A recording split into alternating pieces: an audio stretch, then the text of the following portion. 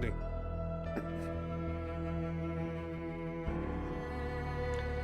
Whoa.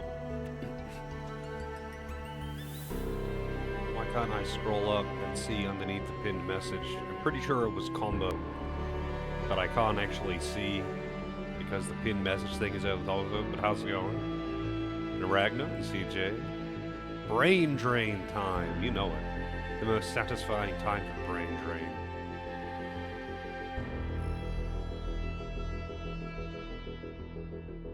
Echo? What do you mean?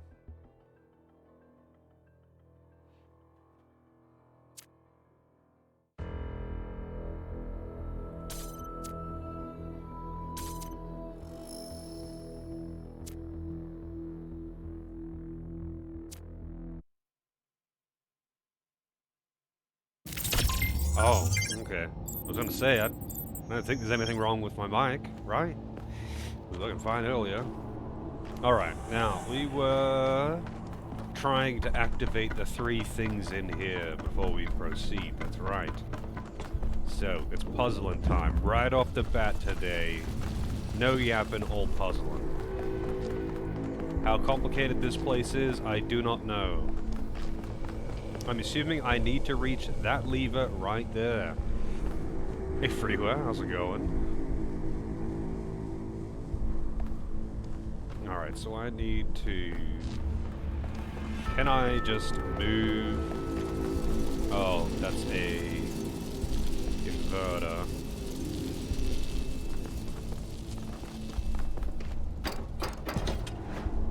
The larger puzzles get pretty difficult. In the first game, anyway.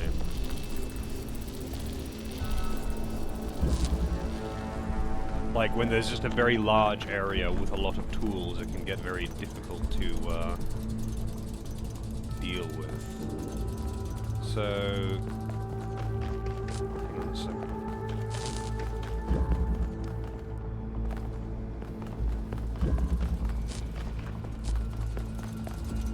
I need to get a blue light into that hole. I've got 2 inverters and 1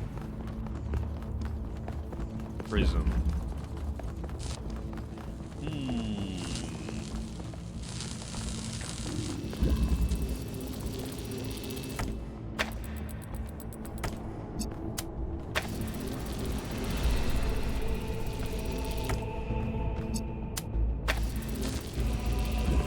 Really this simple? Can't be. There's no way it would be this simple. It's gonna get intercepted, yeah. Oh wait, no, what? It really was that simple. Are you serious? Or whatever.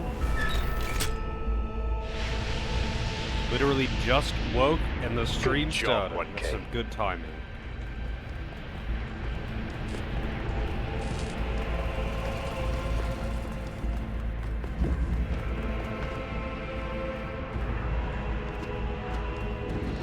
That's one of them down.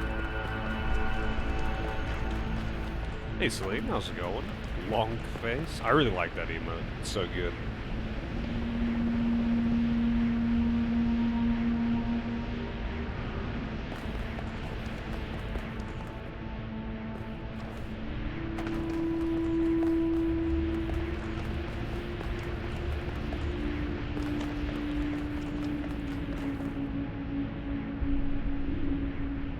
Not usually on your PC when I get on, but you're normally like already on your phone. I thought you were commonly on your PC when I was streaming, because your son was playing like Path of Exile or something. Hey Pern, how's it going? Alright, where do I need to get to? Okay, that was unexpected.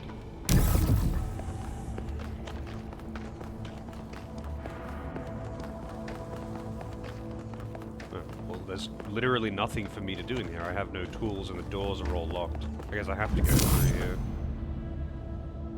So I'm trying to get to here.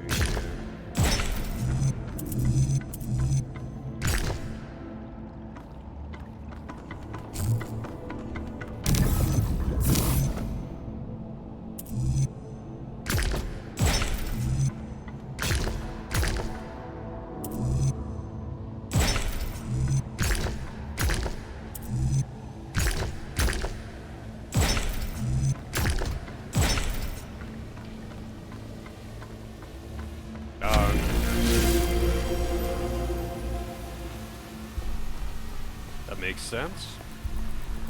How are you enjoying the new FF14 stuff? I still haven't done the new main story, but I've done all the other stuff. I've done the I finished the Alliance raid last night. I've done the Extreme Trial. I've done the Unreal. I've started the Beast Tribe.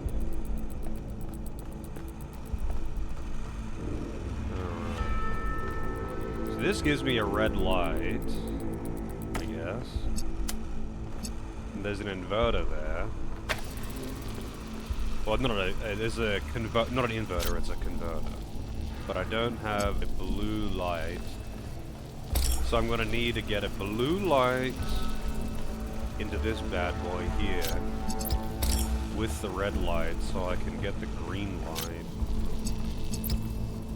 into that. So how am I going to get a blue light? Do I like FF16? Yeah, FF16 was quite fun. Would I say it's the best Final Fantasy? No. But it was pretty fun. Oh, I didn't see that red hole there.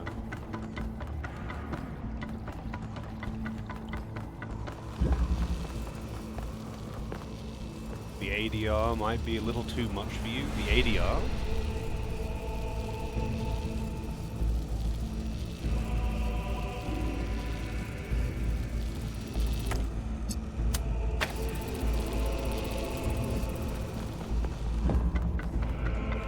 Oh, the Alliance raid. I noticed that, like, so none of the mechanics that they used were new. But they put new animations on everything. Which I think is a bit unusual, I suppose.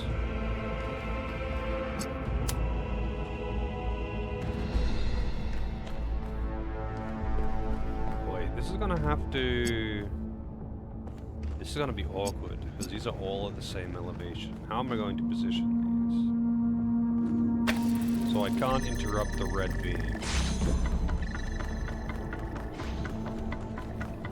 Like, I got hit by a few things, and I think I died once. And I was like, oh, that's what that does. It's just this. But it's like, give it a new animation, so it looks harder than it is, you know? And it's like, oh, okay. I mean, that's fine. It's just unusual, I guess. Oh, I see the green thing is slightly higher elevation than the blue thing, so it's not really actually an issue. I made the mistake of doing it for the first time on Black Mage of all classes that I'm severely out of practice with, though. So that was not great.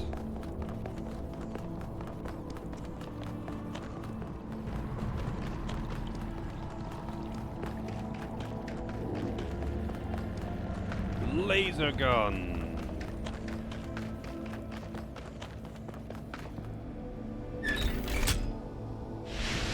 Damn, just instant fires up. Well done. The other ones like have a bit of ceremony to, you know, unfolding and winding up and getting ready to fire off the shoop de whoop. And yeah, these ones, they don't do that. Huh, this is interesting. Aww. I thought I was finding a secret. I was not. Oh, come on. Oh, wait. No, it's still active. Okay. It did reset the puzzle, and it kicked me out, but the beam is still active. I'm in danger! I'm in danger! Well, I didn't realize, Santo was streaming. 14 is the best FF.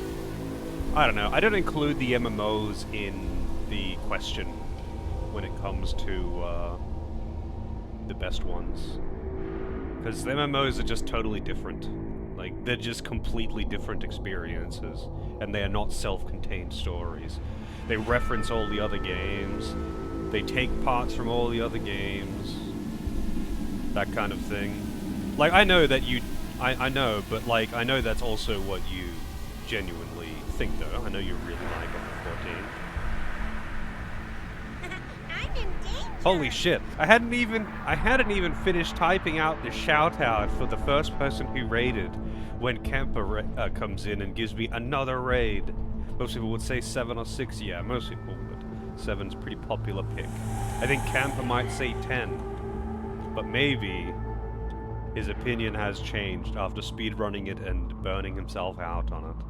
Making me work for the shout-outs. How's the metaphor? Definitely not 10, yeah. Maybe not.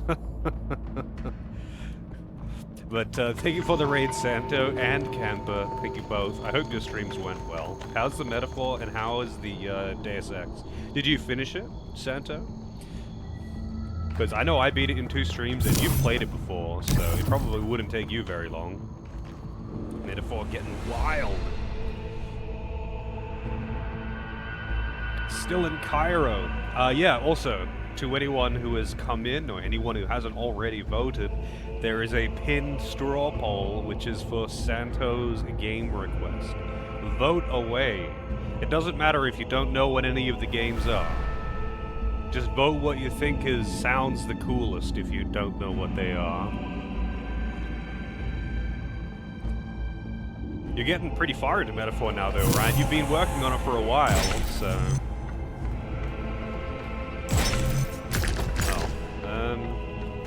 I see what has to be done here.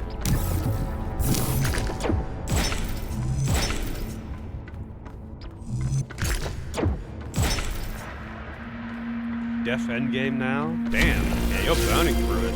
How many hours in are you?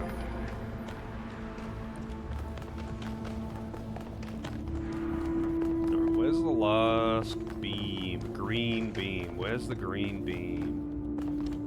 Green beam cannon is up there. How do I get up there?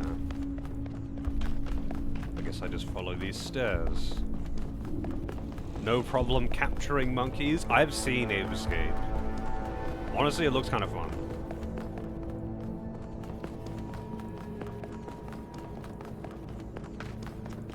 The green beam. Yep, that's the one. Alright, we got a driller. 2 red, 1 red beam.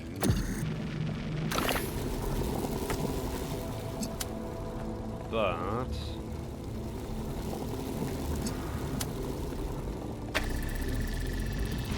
that opens that door. It does not open this door, though. How am I going to get that?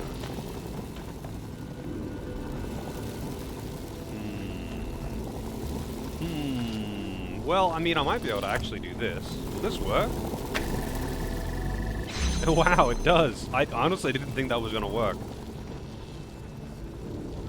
Been grinding a good bit because hard is hard? Yeah. Stranger of Paradise, my favorite Final Fantasy? No. My favorite mainline Final Fantasy is Final Fantasy IX. I think it's the best written in the mainline. I like Final Fantasy XII a lot. I think its story is great, but it's also very different because it's a Matsuno game.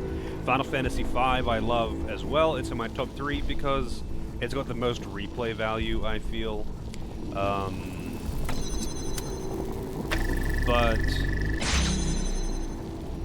my actual favorite Final Fantasy game is probably Final Fantasy Tactics, which again isn't even really a Final Fantasy game. It's basically an ogre battle game.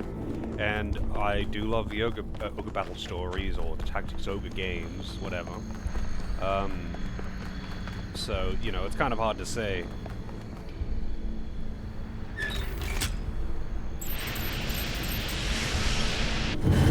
The gate's open. 1K if you want to. Go ahead. I'm curious though, scanning this. What is your favorite Final Fantasy game? Well, let's say top 2 if you can't pick a definitive one. Mainline.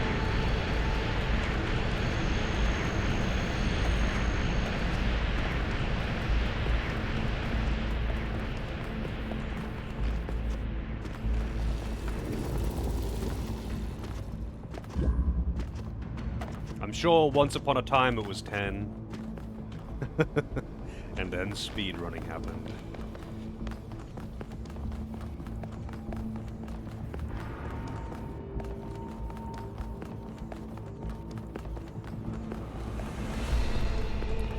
Probably 7, 6, 9. Yeah, pretty popular, pretty common picks there.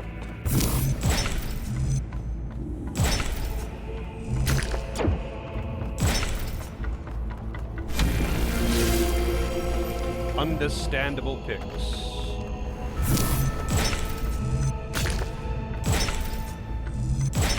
Man, they're not making these bridges very difficult, are they? Not that I'm complaining, I don't like the bridge things.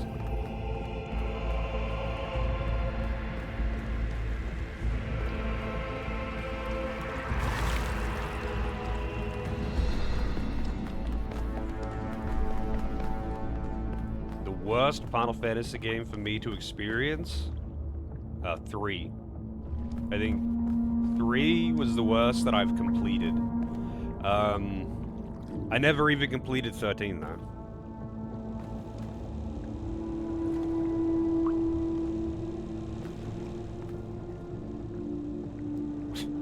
I don't like FF6? What do you mean? I like FF6. I think it's great. It's not my favorite, but I do think FF6 is great.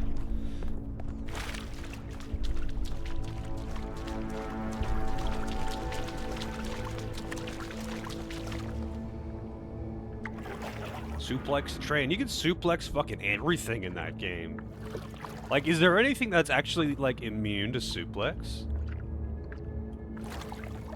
Because, like, you can do it to pretty much everything, can't you? Just didn't mention it. Well, it's not in my top 3, but, like, my top 3 are pretty specific. Yeah, people like what games they like, pretty much. It's kind of, like, none of the Final Fantasy... Actually, sorry. I was going to say, none of the Final Fantasy games are bad. They're all actually quite good. But I take that back. 3 is pretty shit. But the rest of them, they're all good games. So picking a top 3 is like, you know, saying these ones are 9 out of 10 and the other ones are 8 out of 10 kind of thing. Like, there's no bad ones except for 3. 2 is shit? No, I don't think 2 is shit. I think all of the NES ones, though, are obviously just do not hold up compared to the rest. Because they're NES games, they're NES RPGs. They don't age well. Hey Vince, how's it going?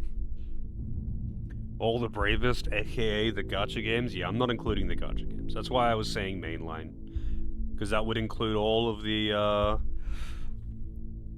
you know, the Crystal Chronicles games, and Chocobo Mystery Dungeon, and all of their gacha games, and World of Final Fantasy, and all that shit. Like, if you put those in, it just gets messy. Although I don't think many people are going to pick the gacha games over the mainline games for their favorite Final Fantasy. I just, for simplicity, asked only mainline. But yeah, some people are going to love one or the other. Some people are going to love 3 because it's the one that they grew up with. Some people are going to love 2 because it's the one they grew up with, even though the most criticized ones are usually 2, 8, and 12, and or 13. 3, you actually liked 3 on the DS? 4 on the DS is fantastic. I know lots of people who like 15. Actually, I know quite a few people who like 2 as well.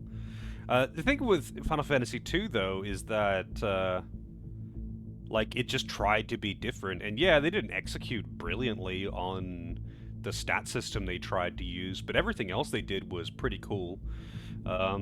You have a lot of freedom in that game too, which I appreciate, and you kind of essentially get to choose your own build, but not in the way that, say, like Final Fantasy VI, whereas like everyone gets everything, or Final Fantasy 8 and 7, where you can just literally change anyone to do anything at any point with no investment.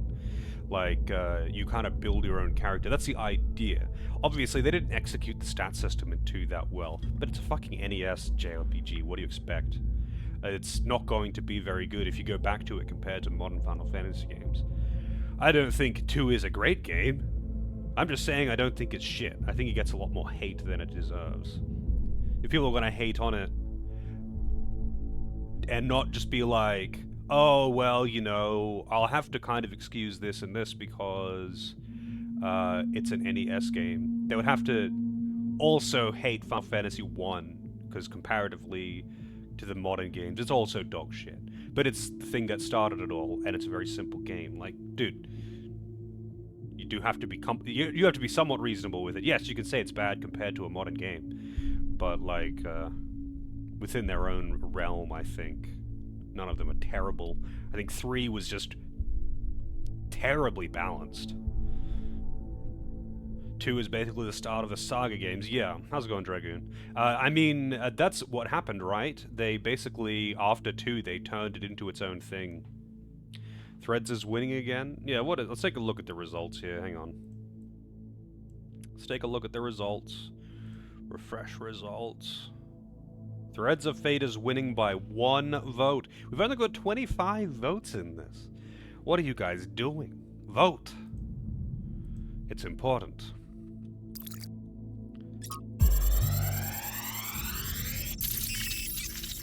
Oh no, we're getting viruses again.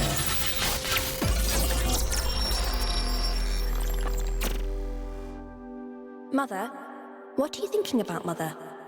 The Talos principle. You see, it has 2 applications. One is to the self. It means facing the truth even if it frightens us. Understanding that living beings are machines and we can't afford to lie to ourselves. But that's just the beginning.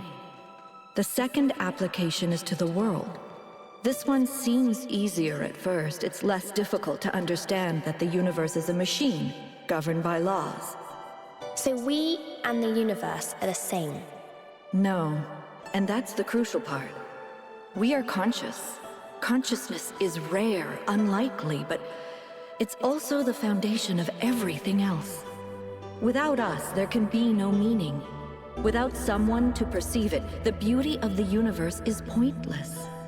But that shouldn't make us arrogant. No, in fact, it means we carry a tremendous responsibility. We are the light of the cosmos. And if we go out, there will be nothing but a cold, dark machine.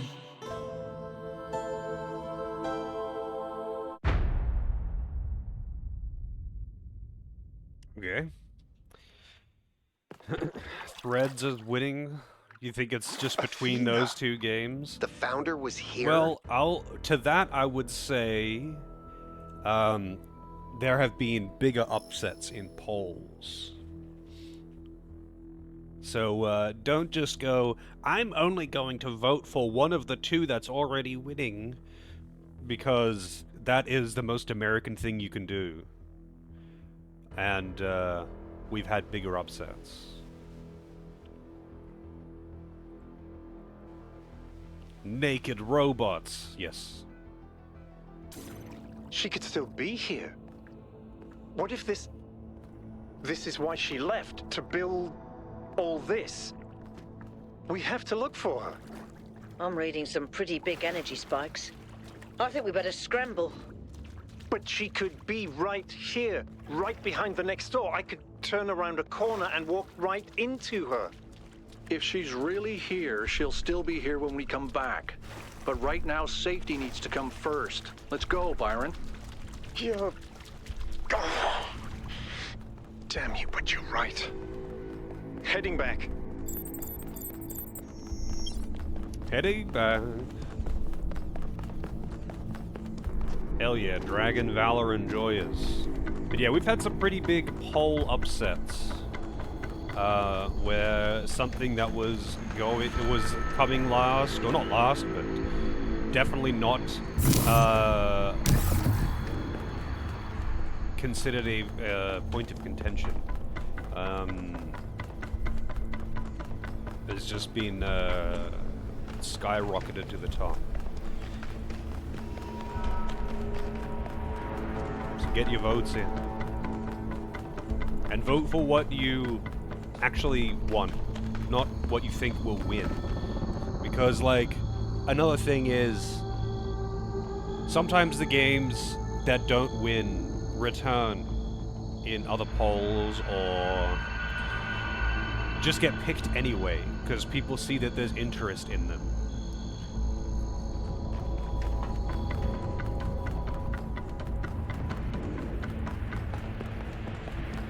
Was that really the founder? I think so. It was her.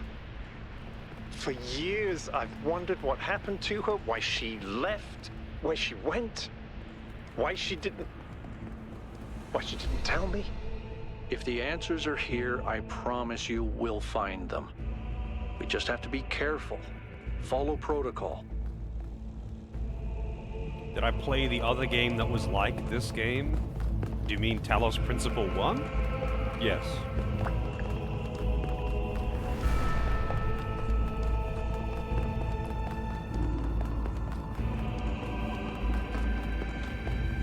I still can't believe the founder built this place. Has she been here the whole time? We don't know that she actually built it. All we know for sure is that she was here at some point. Of course she built this. Who else would have the kind of vision necessary to accomplish something like this? The question is why? And why like this? Why recreate all these aspects of the simulation? What is she trying to tell us? It does seem like it might be a test. I can't imagine any other explanation. But why is it so broken? Or does it just appear to be broken so that we have to learn how to fix it? I hate this. Well, I know one thing for sure.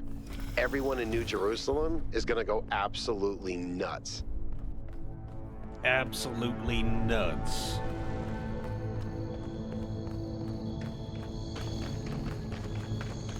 Wait, did I already access this one? I must have. Oh, wow, I didn't.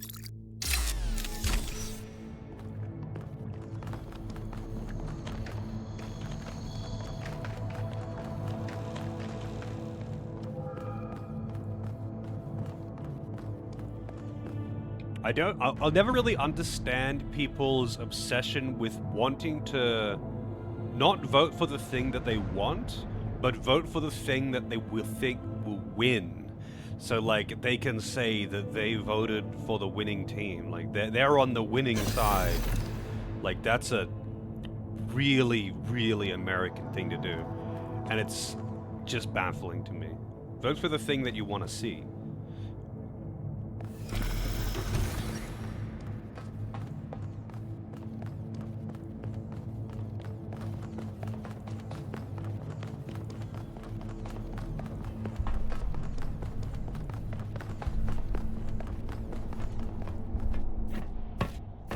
All right, take us back to base camp, Yakut. Yes, sir. Base camp. More puzzles. Yeah, I mean... I'm getting some new readings. Looks like 2 of the northern sites are lighting up. Oh, shit. I think that may have been me. I suspect the puzzles are somehow tied to the transport system. Like we're supposed to solve them in a particular order.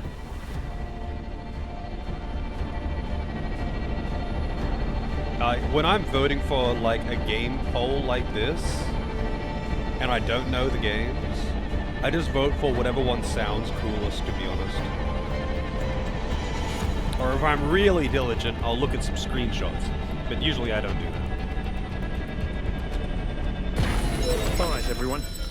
Our main objective is getting back into the megastructure. 1K, I want you on puzzles. You seem to have a knack for them. But the rest of us can't neglect our secondary objectives of studying this island and understanding this technology. Alright, I have to get back down to the car. Which is down here, right? Yes. So can I access a different area now?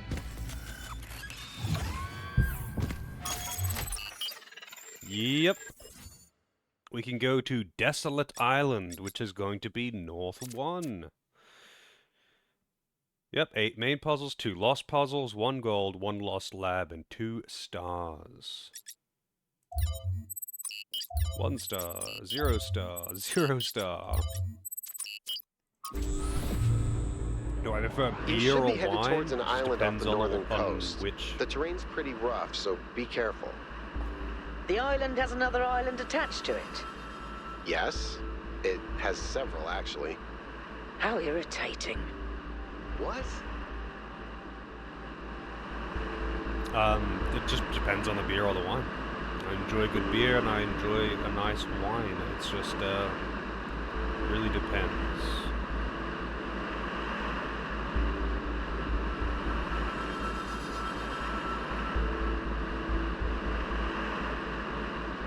I'm pretty picky with both of them, so... We're going to Winter Wonderland.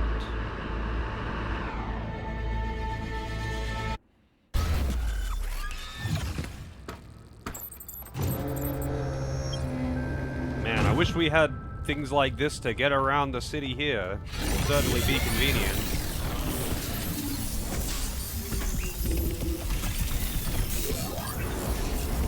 Oh shit, we're going up really high. God damn. This is we're not in the Winter Wonderland, we're floating above the Winter Wonderland on a giant floating megastructure. What the fuck? And there's shit down the ground too. What the hell? That's pretty cool. Nice view. It's breathtaking even. Too bad I'm the robot and robots don't breathe. Well, here's the gate.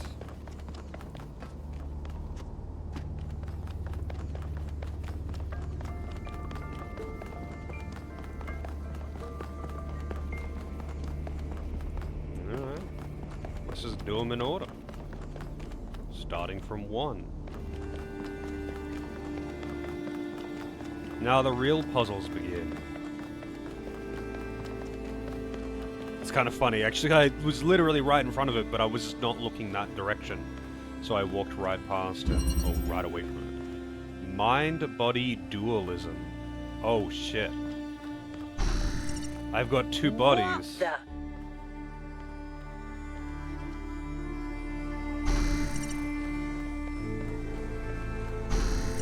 This is an interesting gimmick.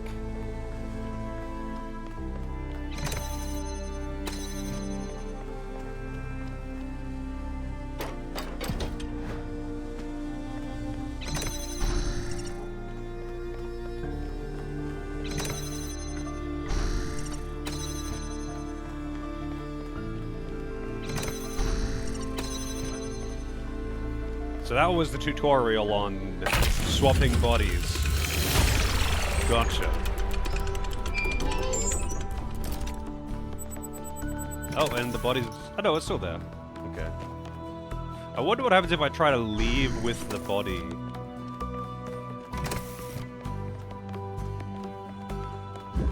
I mean, I guess, like...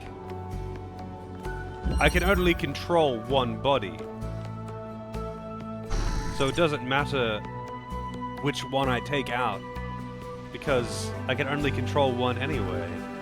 Yes, my own clone! Now neither of us will be a virgin.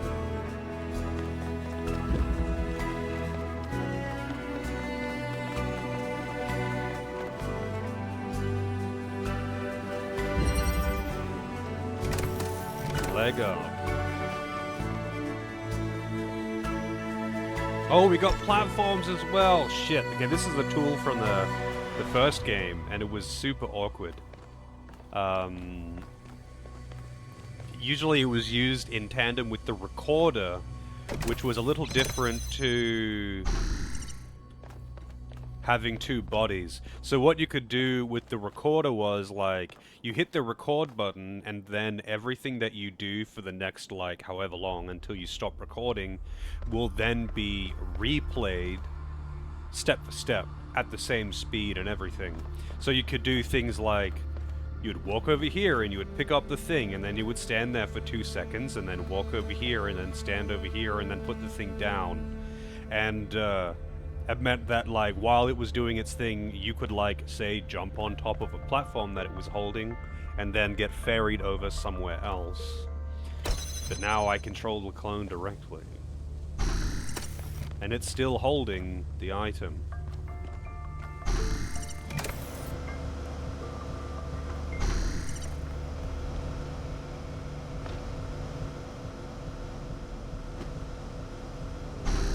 So now I'm a totem pole.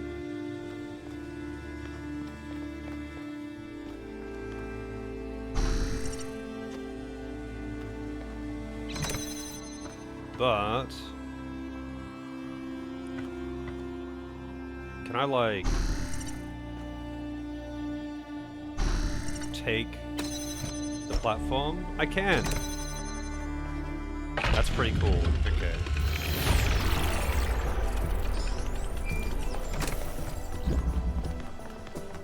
Any further insights on the particle clouds, Melville? To be honest with you, Byron, I feel like a caveman trying to study Bose-Einstein condensate. I'm seeing unknown particles whose every property violates the laws of physics, apparently capable of being controlled and recombined into just about anything. It's ridiculous. Maybe someone in New Jerusalem can figure it out. Sure, just give them another 1,000 years. I wonder... Wait, where's the other body? There you are. Could I, like, put this on the platform? I don't think I can. Oh, I can! I can! But only if I'm, like, at the appropriate level. Wait, I wonder if I can put it on the ground, put it on the platform if it's on the ground. No, okay, I can't. I don't know why I just wanted this one to be carrying it. Alright, so... I guess I just... Hang on a second. So I guess I just link this to both of them. Oh, whoops.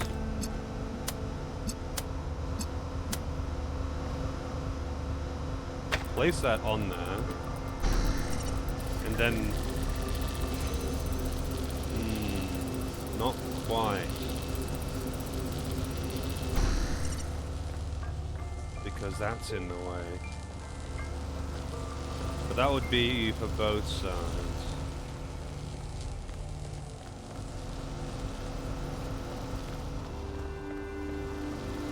I think I have the right idea, but...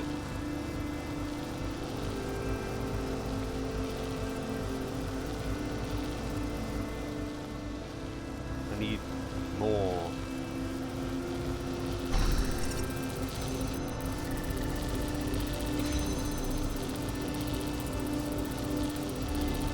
Well, that opened the first door. Oh, I see. I don't need to open them both at the same time. I thought I had to activate them both at the same time, but I just had to do one at a time. Good. Let's get some measurements from this particle. Oh, shit. Okay. I've been watching you solve these puzzles, and this body replication tech is incredible. It just casually blows up the very foundations of our society.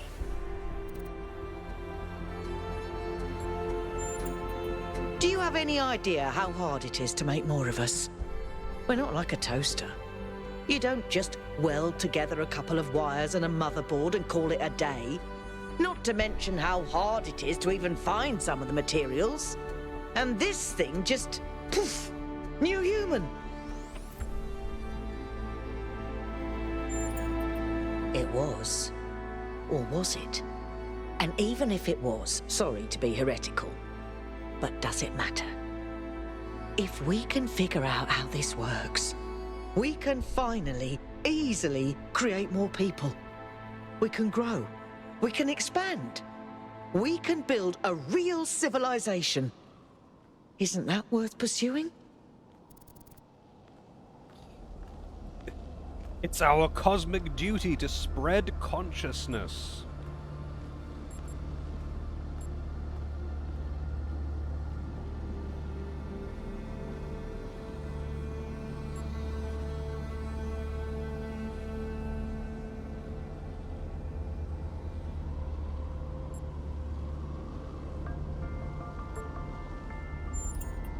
Look, yes. Large amounts of people can cause problems. But even the problems they cause are interesting. Because without people, the world is boring. I'm not even saying there isn't some planetary limit, but I've done the maths. It's in the high billions, not a measly 1,000. Anyway, we all need to think about what this means. Glad you and I are more or less on the same page.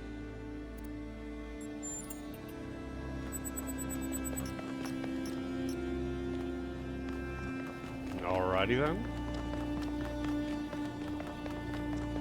This body replication technology is proof of just how vital this expedition is.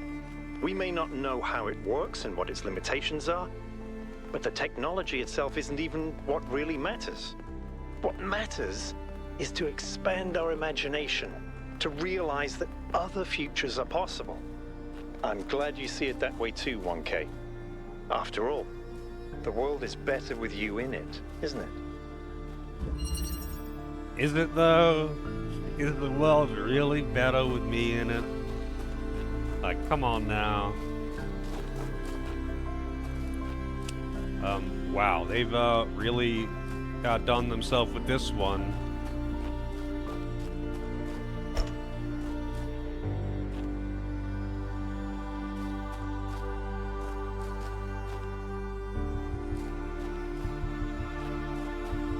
What even can I do here? Oh, wait. We're just getting as high as we possibly can. So it's like an average Friday. Wait, that still isn't high enough, though. Oh, but I think...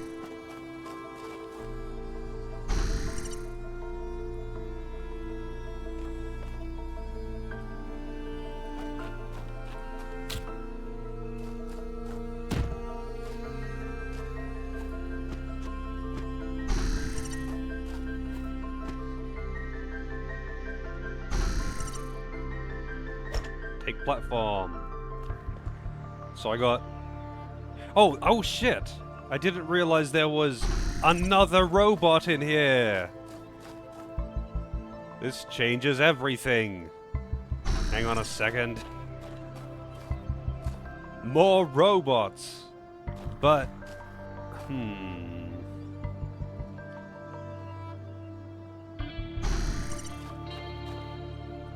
How many selves are there?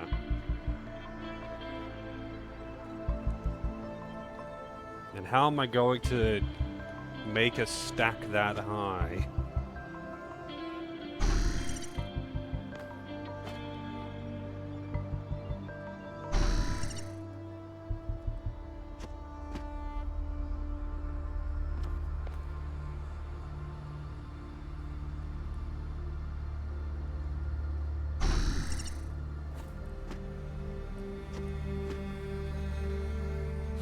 This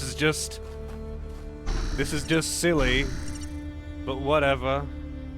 Oh wait, I'm gonna have to move the box. I'm gonna have to do this again, but with the box over here. This is just stupid, but whatever, dude.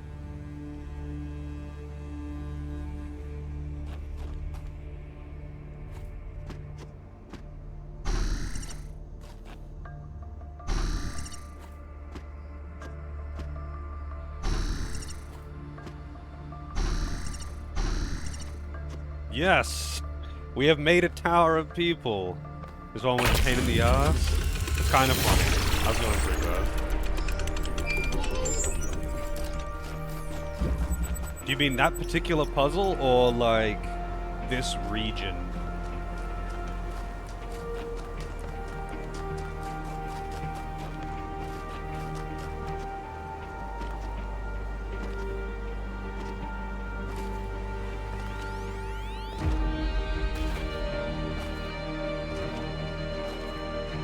I can see the whole multiple clones thing being a bit mind-fucky, but I think the thing that has, so far, the thing that has fucked with me the most is the inverter and the converter. Those are by far the most awkward for me to deal with so far. Alright, what have we got?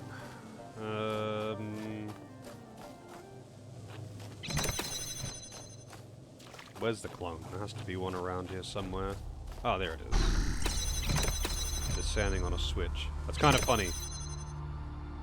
It's right there in front of it, but...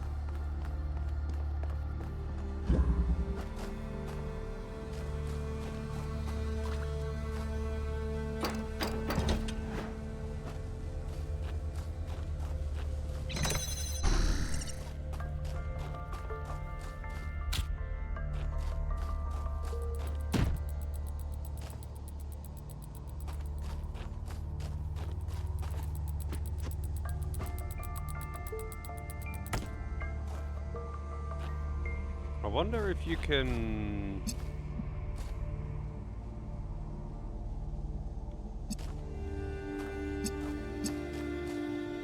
Oh good, you can take control through walls at least. How am I going to...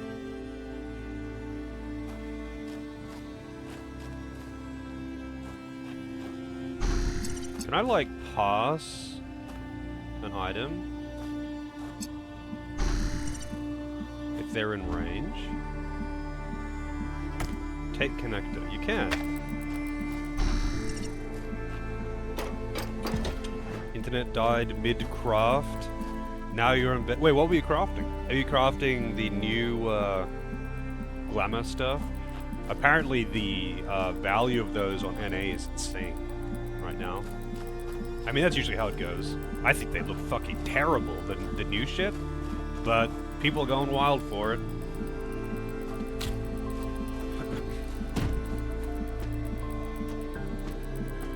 Alright, what now? I need to get both of my guys...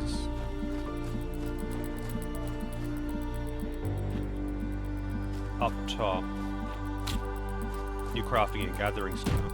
Wait, there's new crafting and gathering stuff already? I thought they wouldn't be adding that until the next, like, raid patch or something.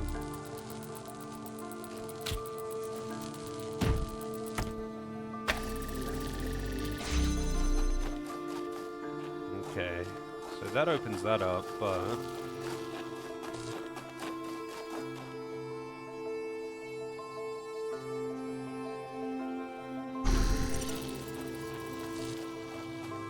Still gonna need, like, I could get one of them back up there, but how do I get the other one back up there? Oh shit! I didn't mean to do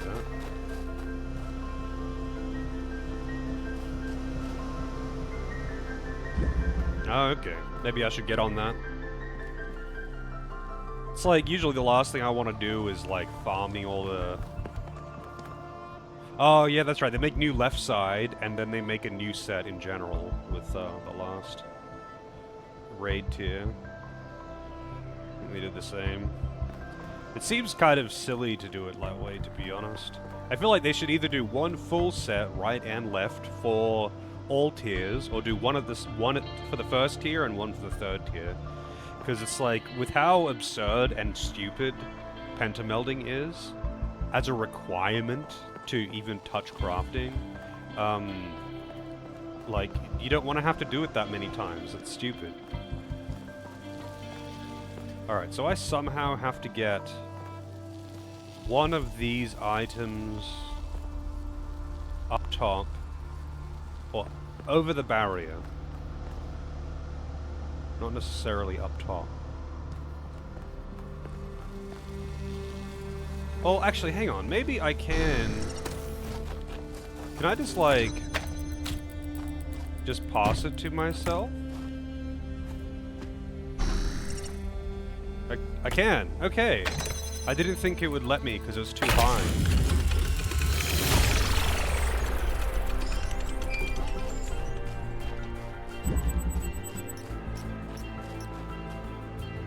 $25 mil worth of cheap material in the deadest part of the content round. That's a lot.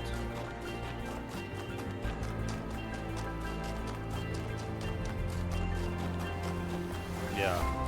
I think it's just crazy though, because like, in order to not lose money on that, you need to be crafting so much to, like, for the profits to cover it, right? Which is just ridiculous.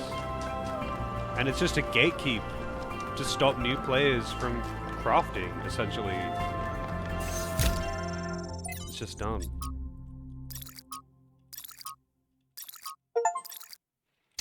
Read 30 text. Yeah, I totally read 30 text. I definitely read all of those. Hey, what is this? Discover a trace of what happened to the island. If we believe that life is inherently valuable, if we think that other species are worth preserving, and we recognize that most of the universe is barren, then it follows that we have a duty not only to defend life, but to spread it. If life is the most valuable thing in the universe, then perhaps, in a sense, the cosmos itself is depending on us to do this. Like birds carrying seeds to uninhabited islands. Maybe that's our role in the galactic ecology. Very, very philosophical. Two-body problem. These are all two-body problems. All of them. Okay, where is the other body? Oh, there it is.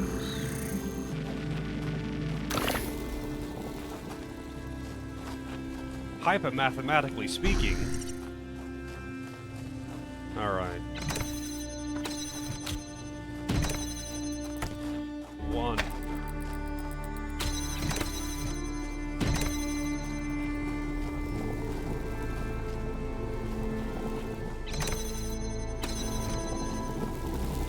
Alright, so I need to get a...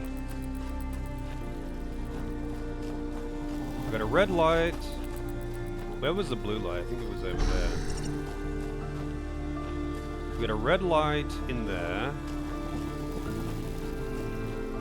We got a blue light in there. We have a blue hole here. We have a red hole here. We're gonna have to do the red light first. But, okay, to do that, I'm going to need to take this and give it to the other one. I'm gonna need sand here. Where's the other body? Wish there was a button to just swap to the other body.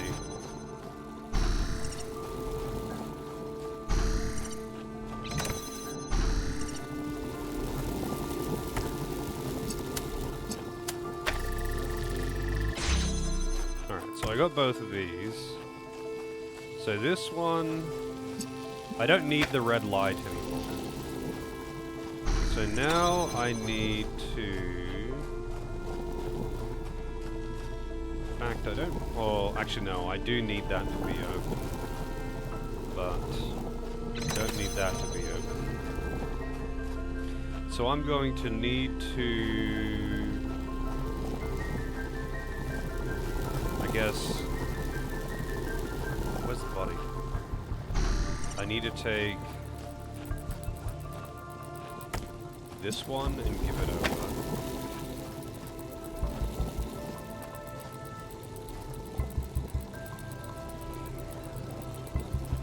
This one can stay for now. I think I might put that there. So I take this one. It's gonna need to be linked to that. It's gonna also need to be linked to this. But I'm gonna have to figure out how I could possibly get in line of sight for... I guess what I need is to be in line of sight of the hole. So actually, the hole needs to be further this way.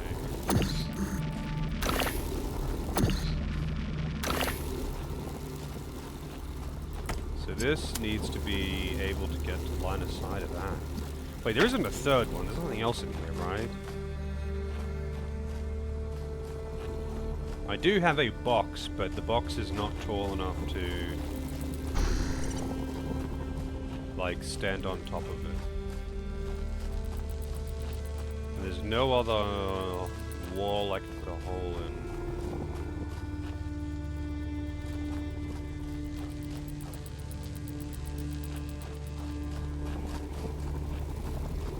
Yeah, maps are going for crazy amounts. I don't really know what the deal with the new crafted stuff is, though. Like, feel free to elaborate on these weapon coffers, though. I know that there is new craftable, like, there's a new craftable set for the, like, that's made with map material, as always.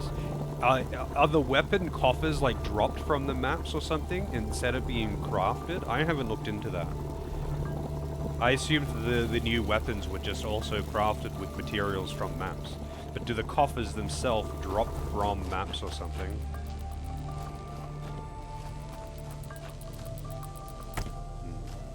There's no way that I'm going to be able to have this in line of sight of the hole and the blue light. So obviously I have to approach this differently. But how? Actually, I suppose... No, this is fine. I'm overcomplicating this. I just need to put this through here. And I need to put this over here. This needs to be linked to these.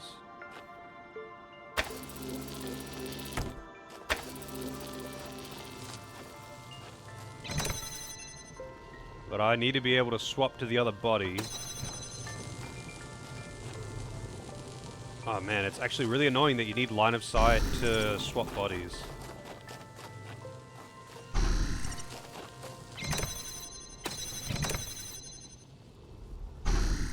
Oh shit. I didn't actually link those. Hang on a second.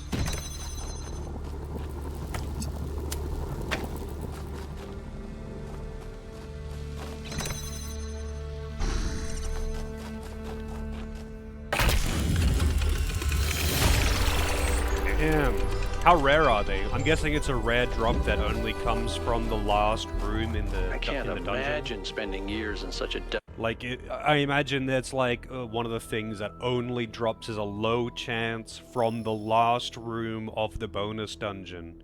If you get lucky enough to even get there, there's like a 2% chance place. or something. For what? Science? Enlightenment? I'd much rather be back home in New Jerusalem. I think it's beautiful in its own way. Hey, But Fox. How's it going? I don't understand how our ancestors could survive here. They were so fragile. Imagine getting stuck out here in the cold. I wonder if there are wolves.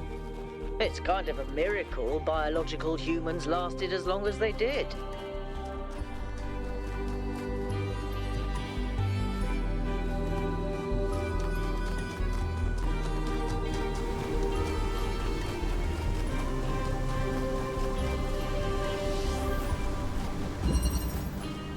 Redshift. That does not give me...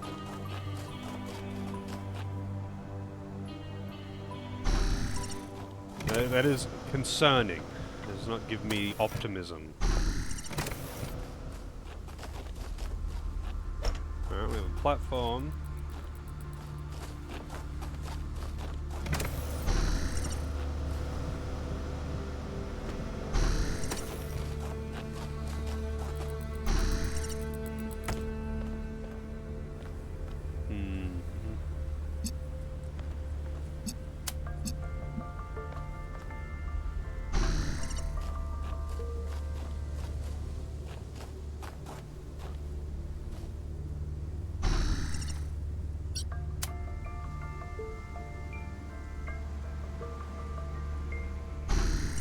Hey, Clown, how's it going? I wonder if I could... Ah, shit, I didn't mean to do that.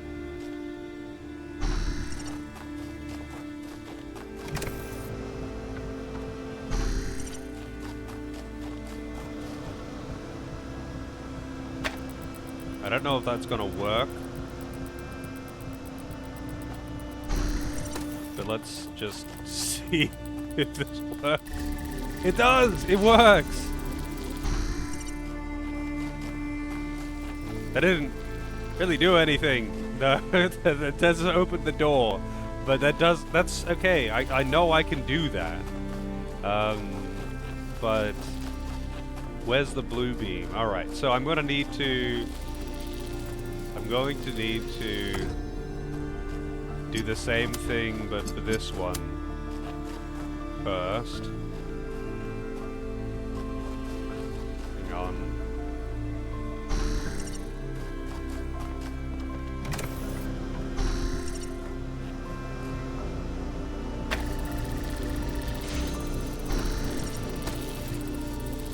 Okay.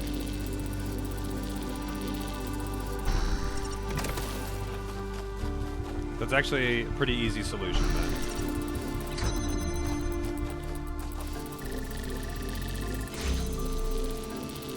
Pretty nifty. Pretty nifty. I like it. I'm glad to see all those overloads haven't damaged your logic circuits. Nice. We're almost done with all 8 of the puzzles in this area already. We're just kind of blasting through these ones compared to some of the ones in the past, that's for sure. What is that? That's either the lab or it's one of the lost puzzles. I do wish there was like a fast travel to just like jump between the puzzles or something. Just because the maps are really big.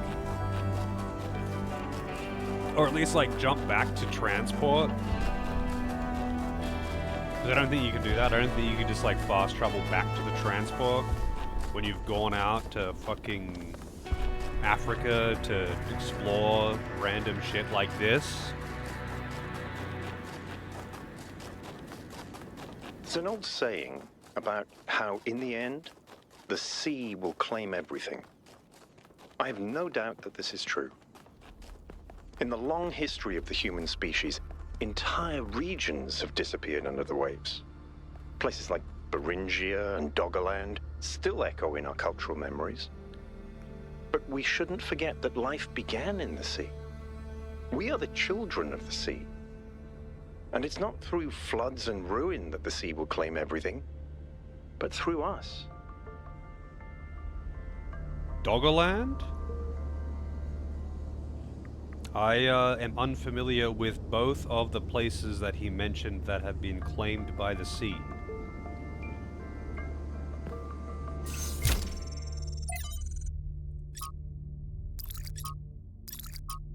It's Trevor again! Good old Trevor. Now I have to talk science fiction for a bit because I love science fiction, but it drives me nuts. There's this cliche that shows up over and over, and every time someone uses it, everyone pretends it's really profound. It goes something like this. A scientist invents something good, but, oh no, it's actually really bad. You could have something that makes your life better, but no, you can't. How dare you even want it? That's hubris. That's playing God. And it's never anything that reflects the real world, right? It's never, oh no, you invented a vaccine for cervical cancer. Oh no, you invented a new class of antibiotics. Oh no, you cured malaria. How dare you? Those diseased mosquitoes are way more important than human lives. How did science fiction become so reactionary? You know, if we all thought this way, you guys wouldn't even exist. At least Alex agrees with me. She has good taste. Huh. What is this? Did I just find a hidden puzzle?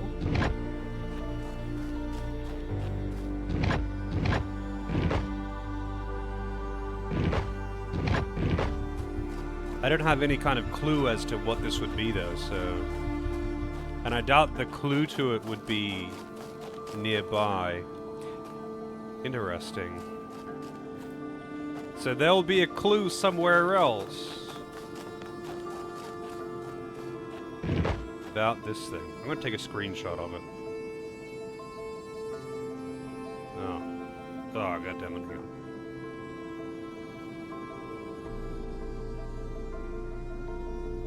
This might be loud.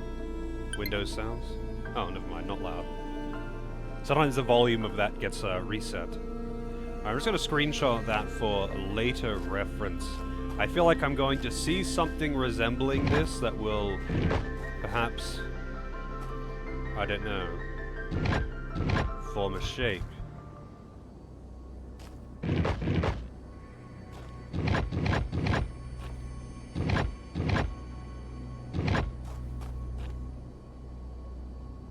Yeah, for now I have no idea what that is. Kinda cool though, I think I found a hidden puzzle.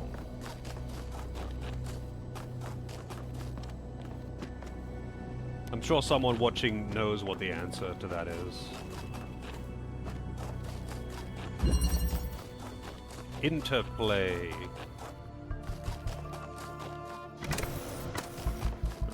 Fan. Where's the other robot?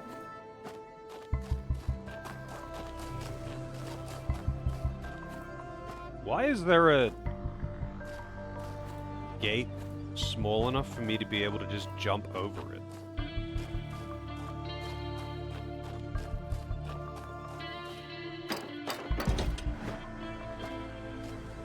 Oh, there's the other robot.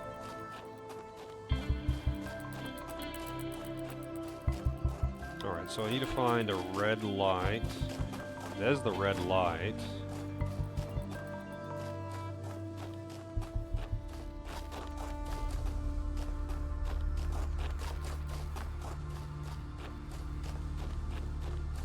Where's the blue light? The blue light's probably in there or something.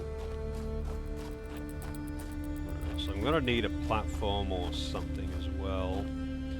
But I need to figure out how to get that box over here. And also how to get a... Wait a second. So the blue light is here. I need to get this, but there's going to be more than one. There's going to be more than one of those prisms. It has to be. Surely.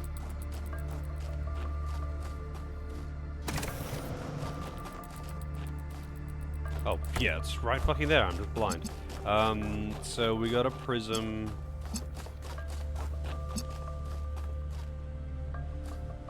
But how can I get the box over here?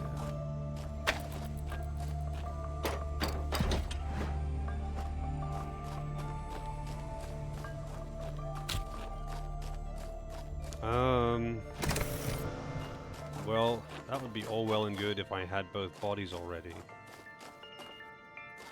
I don't.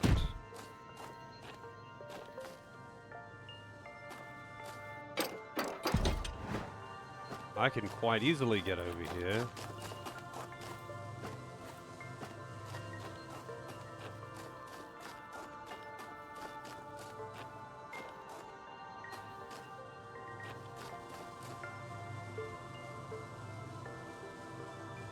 Who's messaging me?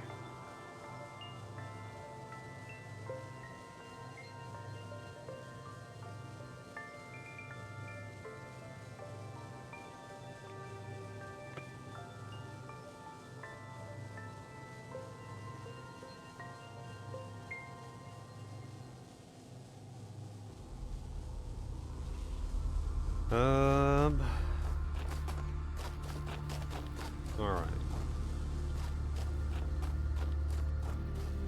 I guess I could just do this, put it down.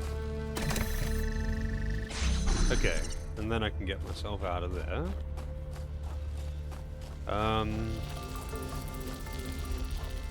Now I need to get the box over. So I need to take both humans over here. Well, I just need to take one over here, really, but... Actually, no, I will need both. So you can take this and stand here for a moment. So you can take the box over here. Very good. Now, what I'm going to do with that, I don't know. I would like one of those platforms. That would be real convenient, actually.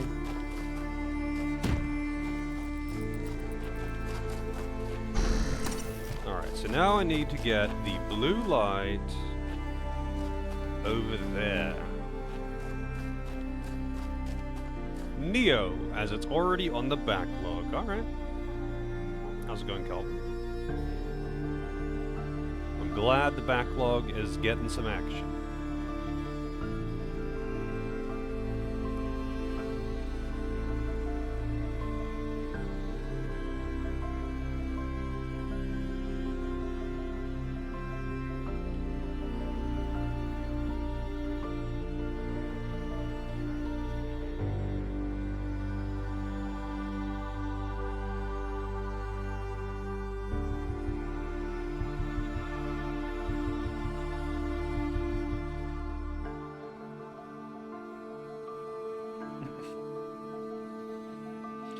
Alright, now what do I need to do?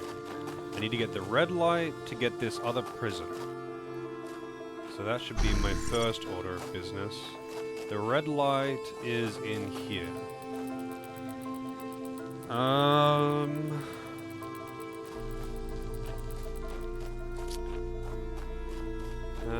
am I going to do that? I think actually what I need to do is get this prism up top. Actually, I think... What is the point of this one? No, actually... This is what I need to do, I think.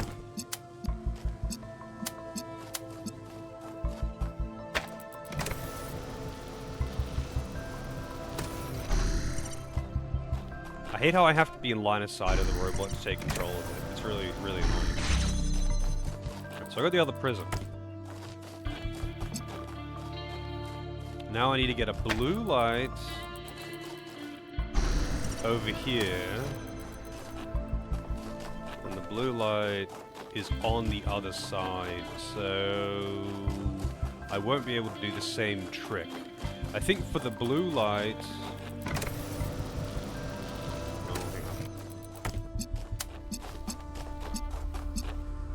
Blue, oh, God damn it.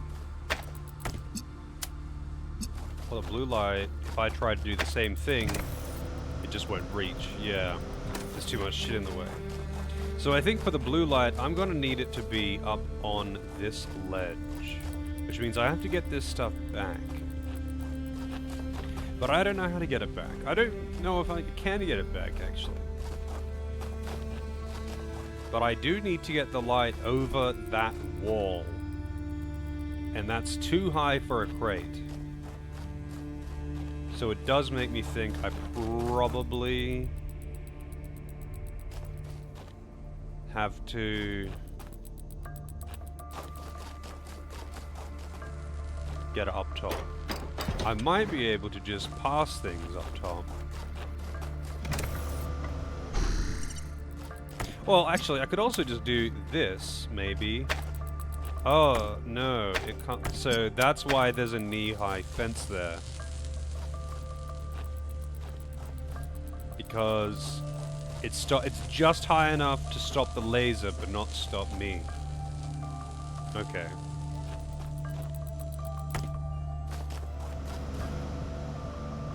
So I think if I do this...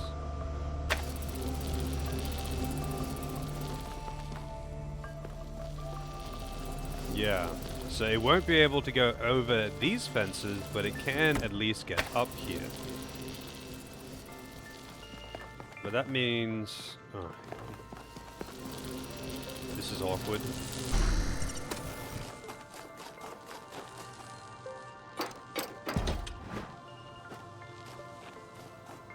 Can I see the other robot enough to be able to swap to him? Yeah.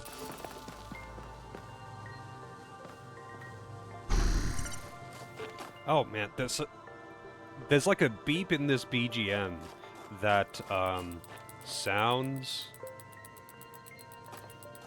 like my phone's message tone. Oh, I see. Hang on. If I put that down and then stand on this... Oh shit. I can't take control of him. No?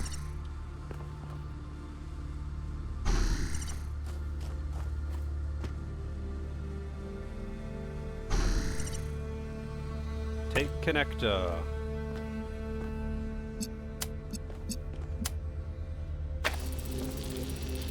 Nice.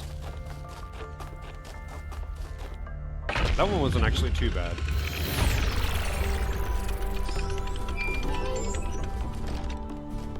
I'm still curious about that thing that was on the other side of this wall outside.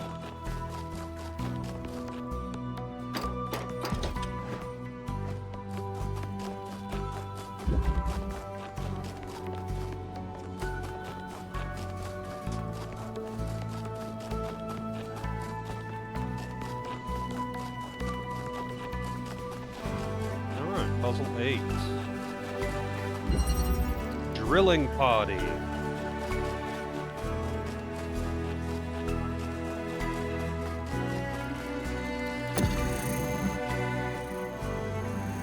Okay, that's quite a lot of drillable walls, which you'd think would be a good thing, but having too many options makes it very difficult to determine what option is best. Alright, let's take a look at what I got. Where is my other body? And this body is probably not going to be able to leave this area. So we've got a prism over there, I think. We've got a body over there with a prism. We got another body over there, which I can take control of from here. Which can open that door, but can't do much else. You've always got line of sight of this guy.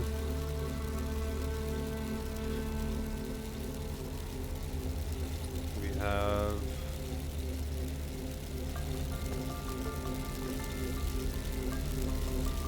Can I take control of that body? No, I can't. Oh, but... I can if I do this. And then I could, like, put this outside, I guess. To what end? I don't really know. Oh, I can access this from here. Which honestly isn't that helpful. Oh, it will be if I do this.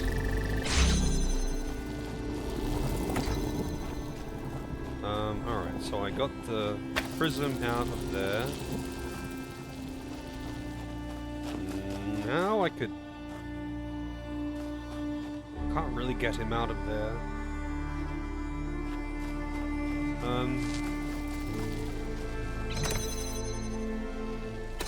I guess I could use the prism... No, I've got 2 prisms.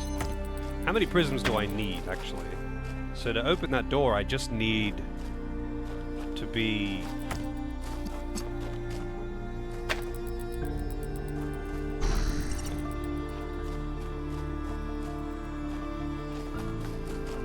I mean, hang on, what do I really need for this? Do I just need to press the buttons?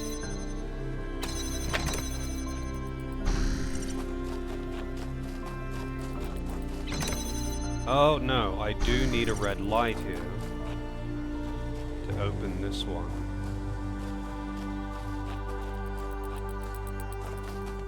But I've only got 1 driller, and the red light, I guess I can make the driller go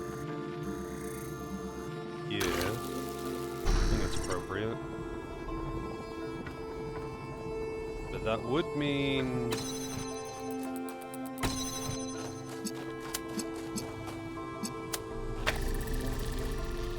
not weighing anything down.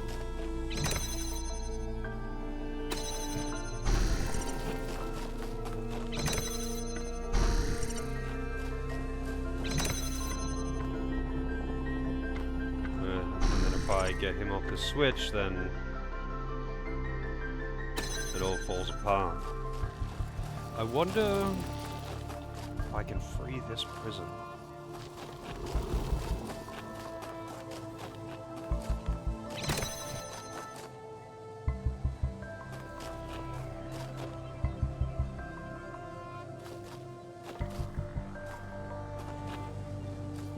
I wish I had another driller.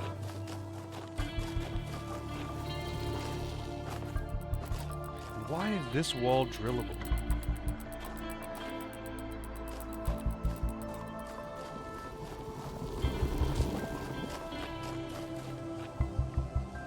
They don't often give you red herrings, but they do sometimes, and that's why it makes me question it every time.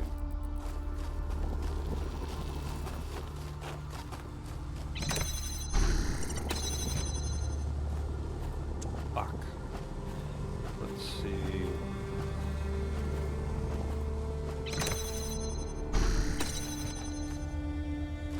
Is there a way for me to somehow... Well, I guess maybe I could put... Where's my robo buddy? Where did I... Oh, he's just barely out of line of sight. Maybe if I put the driller here...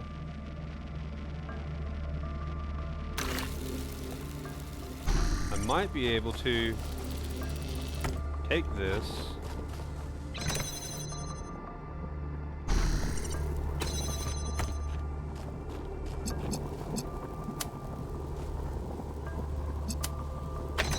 no, I would need to change this. Okay, that's fine. A good thing the beam stays there. It shows me exactly where I need to put the thing.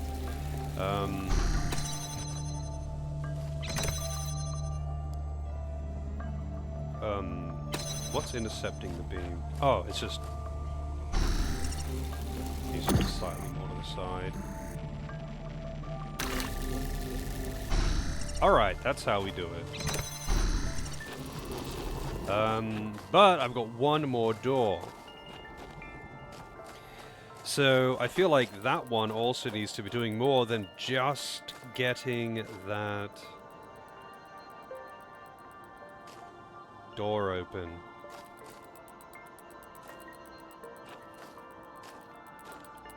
Like, maybe that one could be reaching somehow. No, there's no way it wouldn't be able to because of this fence.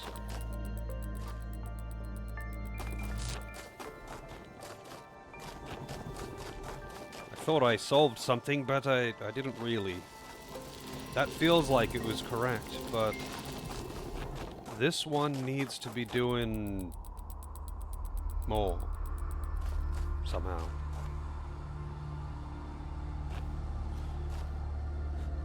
And I'm not going to be able to... Well, I guess now that he's over here, I don't need these gates to be open, actually. So what I could do... So he can get off it there, I guess. And he can come... This is what this is for. So I can pass this through the hole.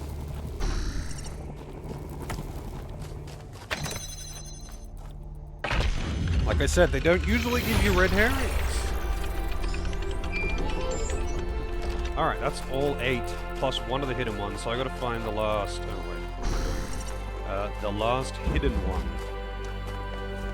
Well, that's the gold door.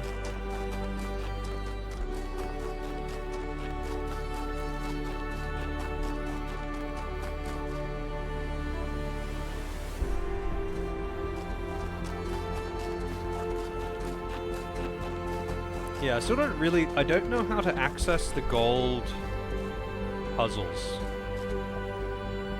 I don't know what the deal with those is. I'm guessing you need to get both stars from a map and do the 2 lost puzzles. No, this is just number 7.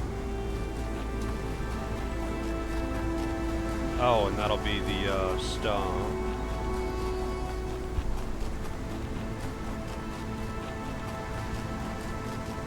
Does anyone know how to access the gold door puzzles? Should you give me the other 3 Deus Ex games, you are welcome to give me whichever games you like. However, if it's not a request, I don't know when I'll get to playing it. That's the only thing. Although I do really appreciate people giving me games that I want to play and all that, it's hard to find time to play games that aren't requested. It's very difficult to find time to play games that are not requested.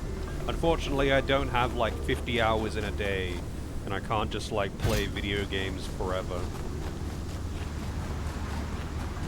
Effectively post-game. Oh, okay. That makes sense too. This must be the lab. Yeah.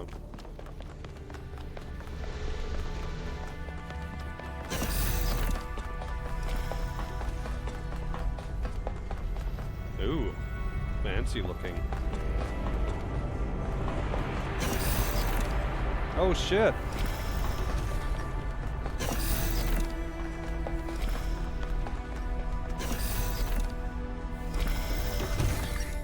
When I retire, I'll have plenty of games to play. Even if I was just playing video games literally all day, every day, if I was doing that, I didn't have anything else to occupy my time, it would still be rough to get through. Like, that's assuming that I'm playing, like, I don't know, let's say 12 hours a day, which is wild. Because even if you just had no responsibilities whatsoever, you still got other things to do, like feeding yourself and cleaning up after yourself and sleeping. So yeah, even if I was just playing 12 hours a day, I would still be struggling to get through all the games that I have. Actually, if I was playing 12 hours a day, I would get through my backlog in a couple of months, probably. Most of the games in there are pretty long. Overload? No overload. Alright, what's this one? This looks like it has something to do with energy generation. Am I reading this right? It's a server room.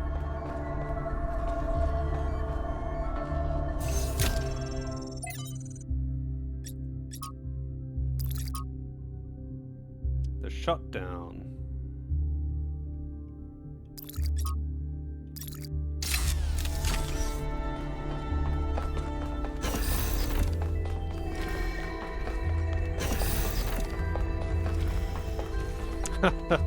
I mean, I really do appreciate, like, if I'm talking about a game that I'm interested in and someone just, like, buys it for me, like, I really appreciate that, of course. I want to play these games. Like, I'm not just randomly hinting or some shit or trying to coax people into spending money.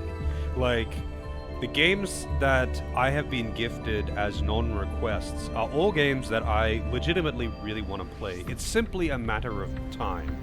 I don't have 30 hours in a day, and if I'm streaming for 6 hours, which is most of my free time, pretty much all my free time goes into streaming, really. I, only have so many hours in the day. I can't just... unless I wanted to stream less, I can't just, like, play more of my own choices, unless I wanted to just randomly pick all the games. But, my stream community at this point is essentially built around game requests. So, like, I feel kind of weird if I just keep chucking in games of my own choice, right? It feels like, I don't know. People request games, and they sometimes end up waiting a long time to see these games.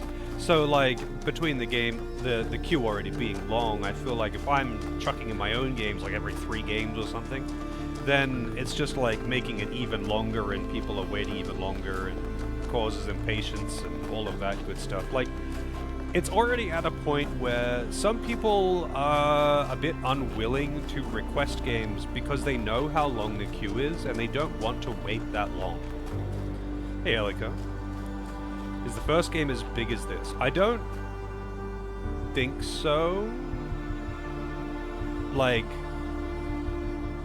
Unless you mean, like, world map-wise, and in which case, no, it is not. Amount of puzzles-wise, I think this game is a bit bigger, but not a lot bigger.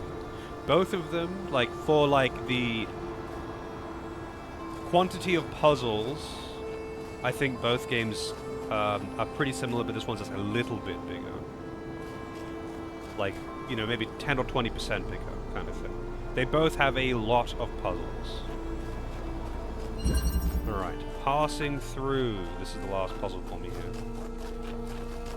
What have we got? We've got a cube. This is the... It's just a regular cube, but it's looked kind of funny. We've got a cube. We got a platform. We've got a clone. We've got a jammer.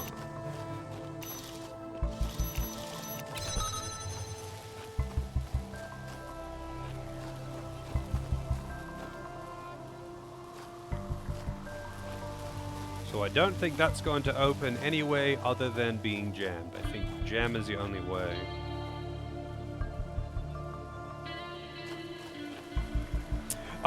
Yeah, if you meant like world map size, then yes, this game is bigger. The first game was smaller maps with the puzzles being closer together on them. So there was a little bit of exploration, but this just made the maps a little bigger. I wouldn't really factor that as much, though, to be honest.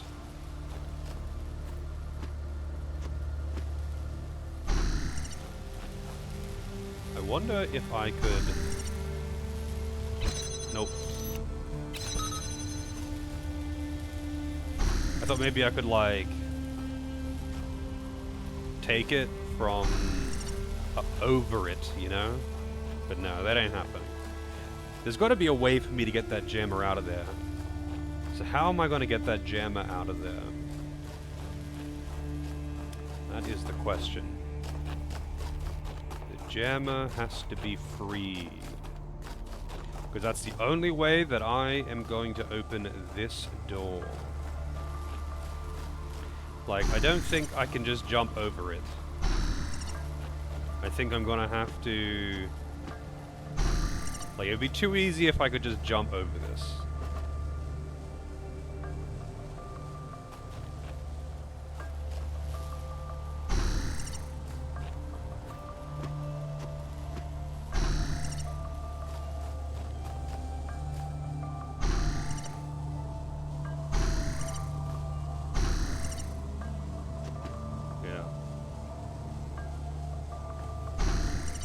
So I've got my totem pole, but what can I do with the totem pole?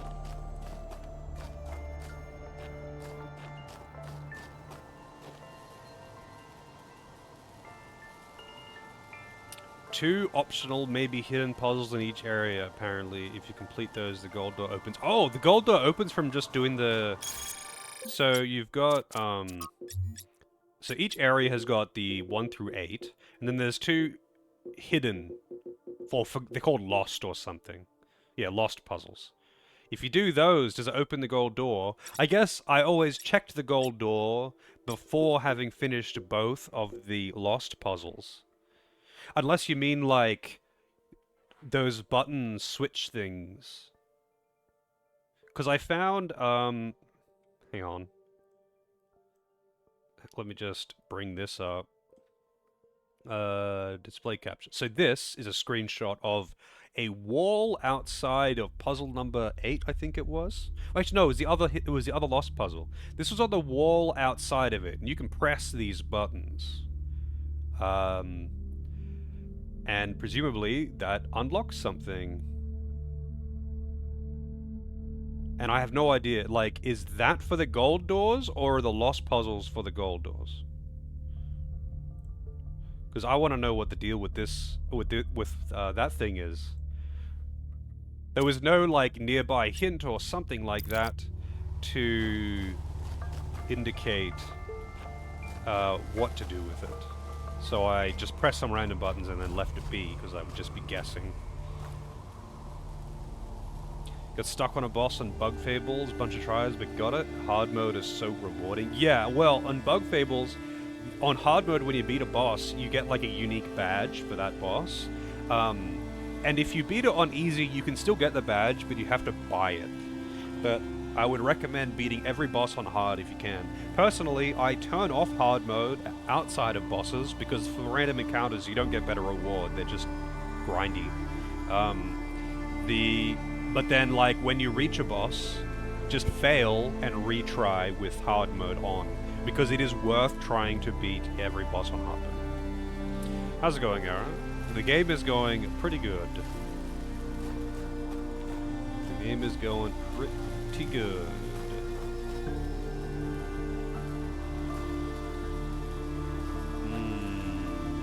I'm trying to figure out how to get the jammer out of that room. Where's my other robot? Oh, he's still up top. Whoops. It's like, where are my glasses? You're holding your glasses. I can't just jam this from... Yeah, you can't do that through those. Unless you could, like... Hang on a second. I wonder if this is high enough to work. Like, if it's this simple, it's going to be kind of funny.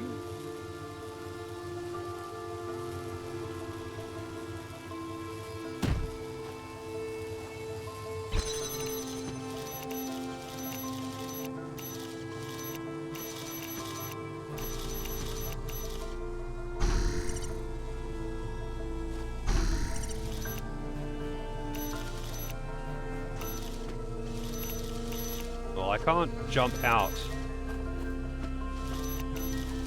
but like, it's kind of funny that I could do that, although that doesn't help me either really, because now I've got both of my robots in here, so that can't work, but that is a thing that can be done, I guess. I wonder actually, hang on.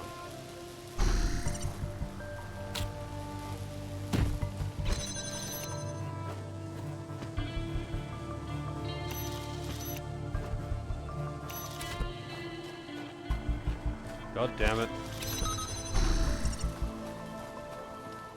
Now here's the line of sight issue.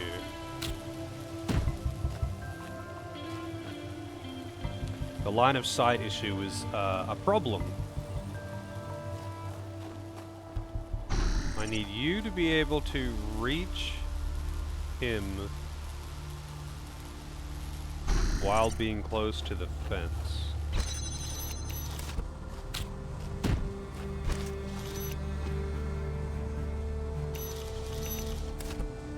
Yeah, it doesn't let me put it. It's not close enough. I think it's doable, but no, I think that's too tight. It's too tight. I think you probably could.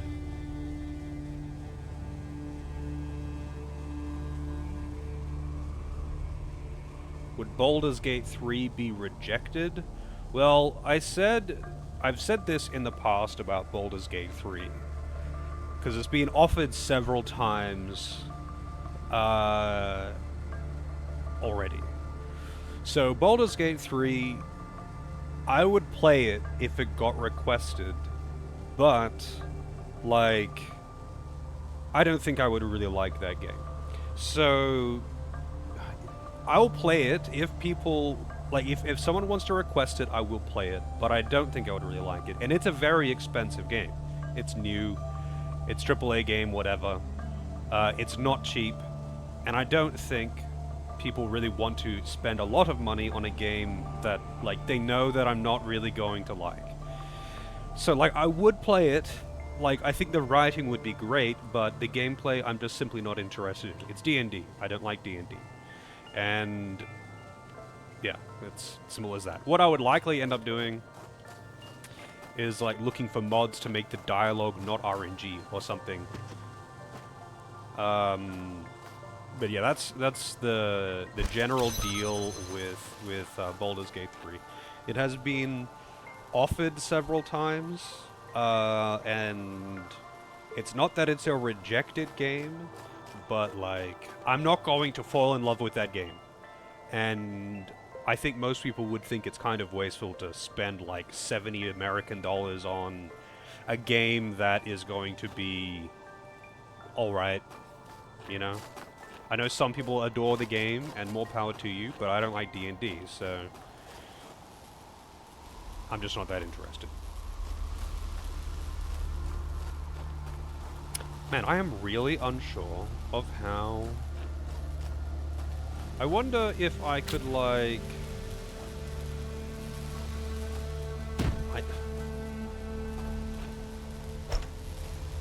I did not mean to do that, but okay. You didn't like Baldur's Gate 3 yourself? Why is that, actually? Did you enjoy Baldur's Gate 1 and 2, or, say, Pathfinder?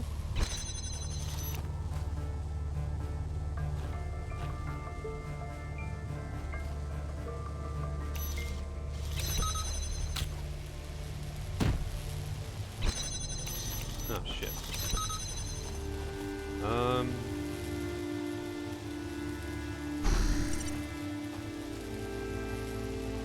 Same with Pathfinder? No, okay. I mean, like, with these D&D based CRPGs, if you're not into specifically D&D, it's probably not for you.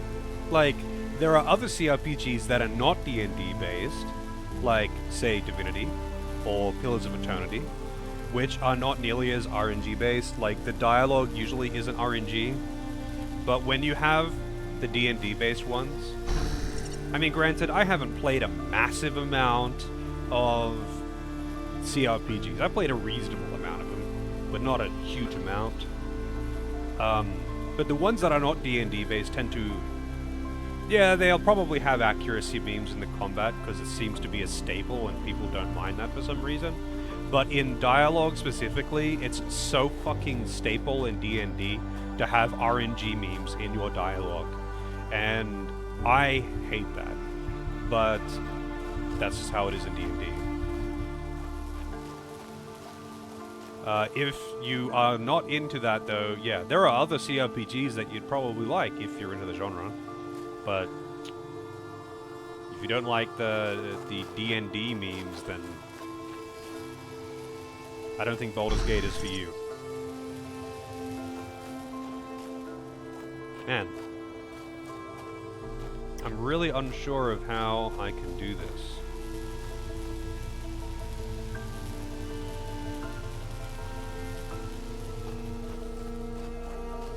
Like, this is just too high over here, right? I can't just, like, drop it over the wall.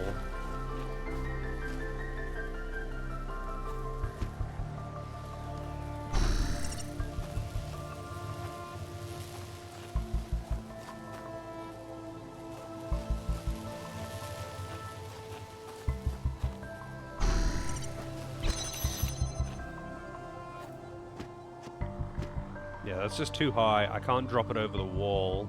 I mean, maybe if I climbed up here, I could. But no, it's still too high. And there's no lower part.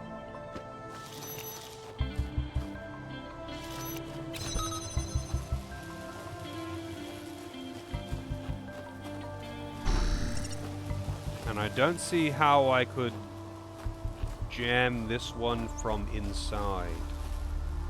I can't jam it through... Like, I can't jam one wall, like, through another wall. I can't jam it through these fences. And I can't jam it... I mean, it's possible that maybe I could jam it while standing on this box, but that seems too easy? Yeah, like, it won't let me do that.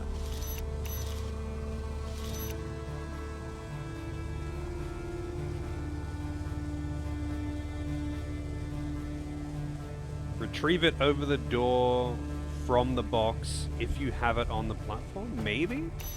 You're right, I might be able to do that. So, let's bring this guy over here.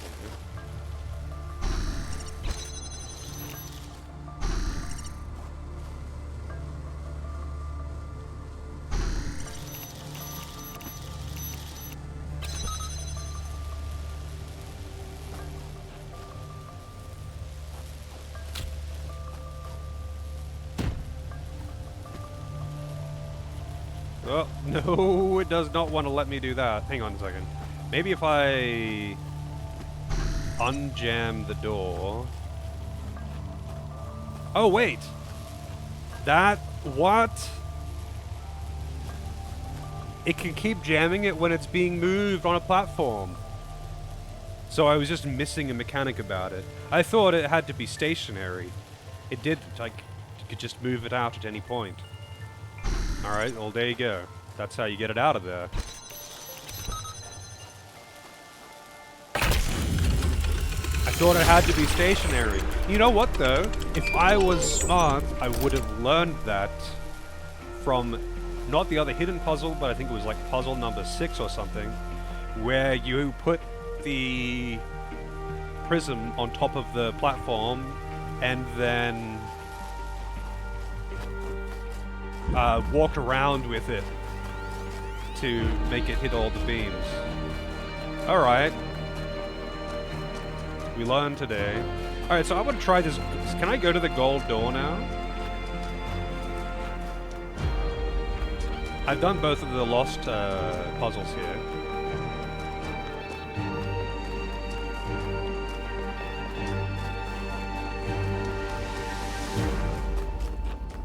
Where's the gold door? Man, that was such an easy solution that it's like almost embarrassing. Alright, I've done both of the lost puzzles and it's still not open. So, I guess it requires more. So this has got 8 lights on it, which I'm assuming is the 8 puzzles. The 8 mandatory puzzles. But then this side also has 8.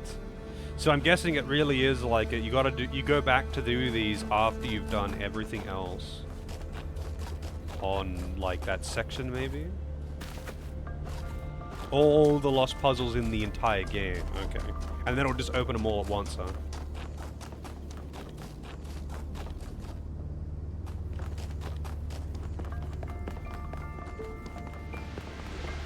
Simple was effective, made me overthink. Well, yes, that's so often the case with me and puzzle games. I overthink things, but that was more of a not understanding. Like, it's not that I was trying to make it complicated, it's that I didn't realize that they could be moved while being used. But I think that's probably going to apply to most things in this. Most things that can be placed down on the platform that you're carrying can probably still remain in action. So I thought that the jammer had to be stationary to be active. I didn't notice that when you put it down on the platform that it was still actually jamming the door. And then you could just fucking walk out of there. Yeah, I didn't realize that was a thing. I thought it had to be stationary, but it didn't. So I was trying to find a way to get it over the door or something, because, like...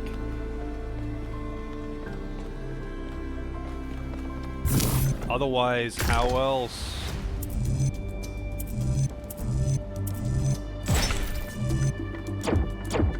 Oh wait, ain't right.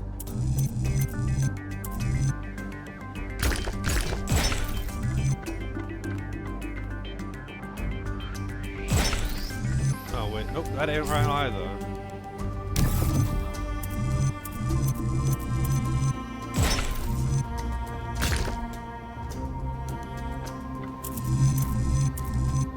Nope, that ain't right.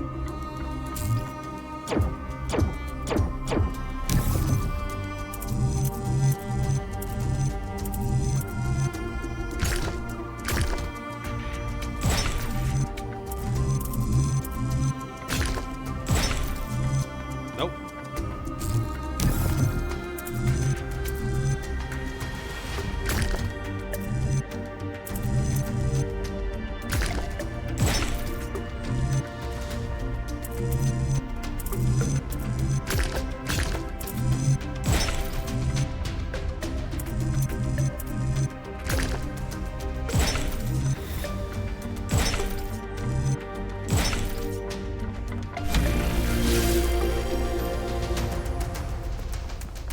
Plenty of overthinking to be had. Plenty of overthinking to be had.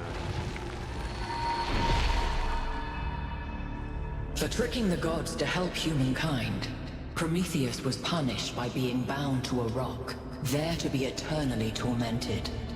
The chains that held him were forged by Hephaestus, blacksmith to the gods. Was Hephaestus right to allow his art to be used in this fashion?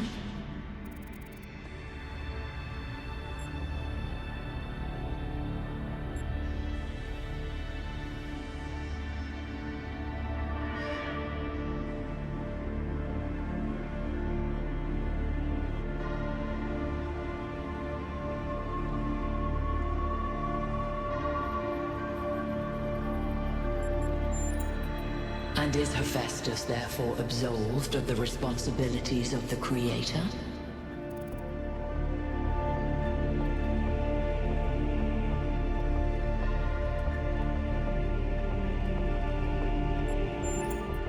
Interesting.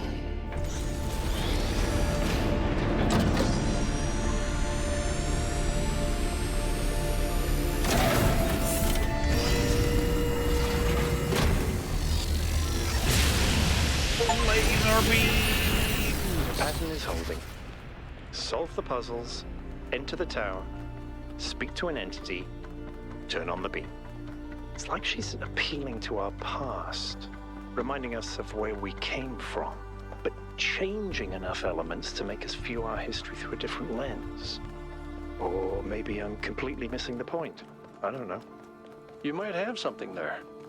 I read about this in a book. It's called defamiliarization. You could? I think I'm actually impressed.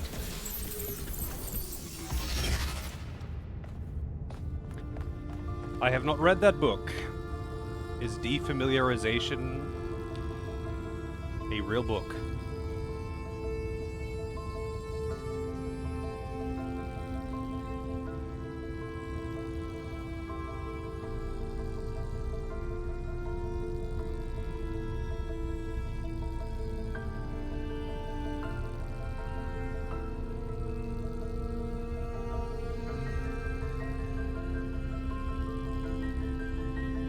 Am I just a fast solver?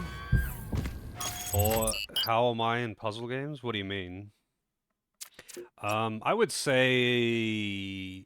Well, actually, I don't really have a frame of reference for how quickly I solve puzzles, to be honest. I don't really watch that many people play puzzle games. There's only really one streamer that I watch that consistently plays puzzle games. And he rarely streams, but it's pretty much all he plays. And he generally solves them faster than I do, I guess. But, like, I just haven't watched that many people play puzzle games. Archie sometimes plays puzzle games.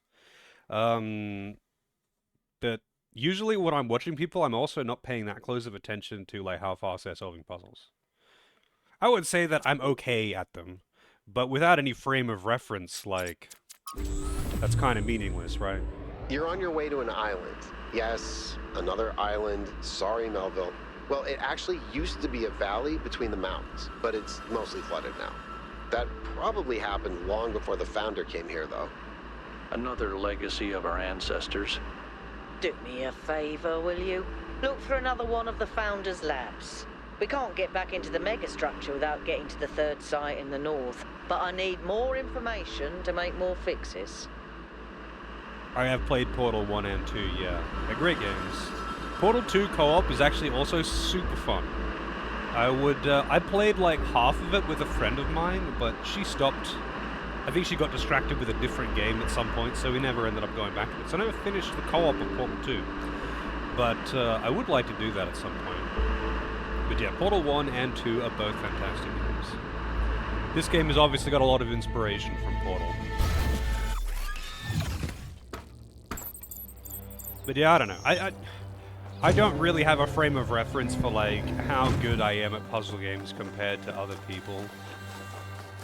I may solve them faster than you, Freebird, but I also do it sober.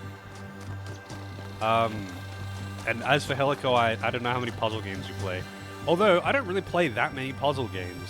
I've just liked a couple of puzzle games a lot. And like Talos Principle was really, really good. I got so hooked on that. And then I've looked at other ones and I've just never got around to playing them. Like there's a few. So there's another streamer that I watch, Voltus. He is a German streamer. He doesn't stream very often at all, but he plays a lot of puzzle games. I've rated him up a bunch of times in the past. Many of you may know who he is. Anyway, Voltus plays a lot of puzzle games, and he's way better at them than I am. And heaps of the games that he's played, I've gone, damn, I should play that game. It looks really good. But I just haven't got around to it.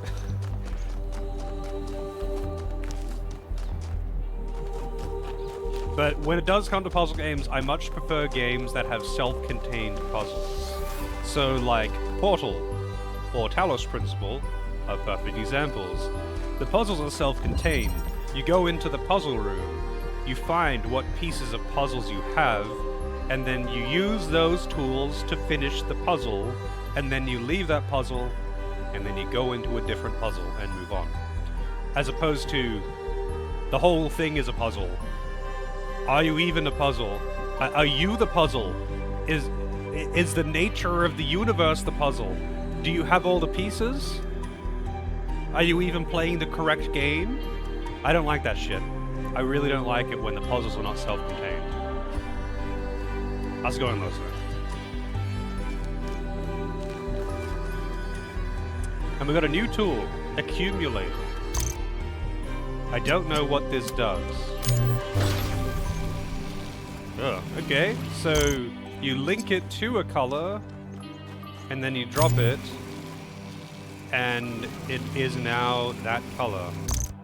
Discharge, I'm assuming, just gets rid of the thing. Interesting.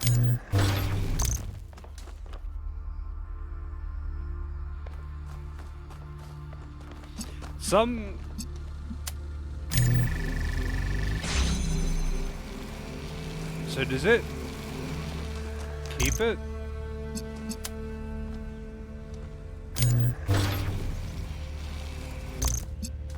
Oh wait, hang on. I think I need to...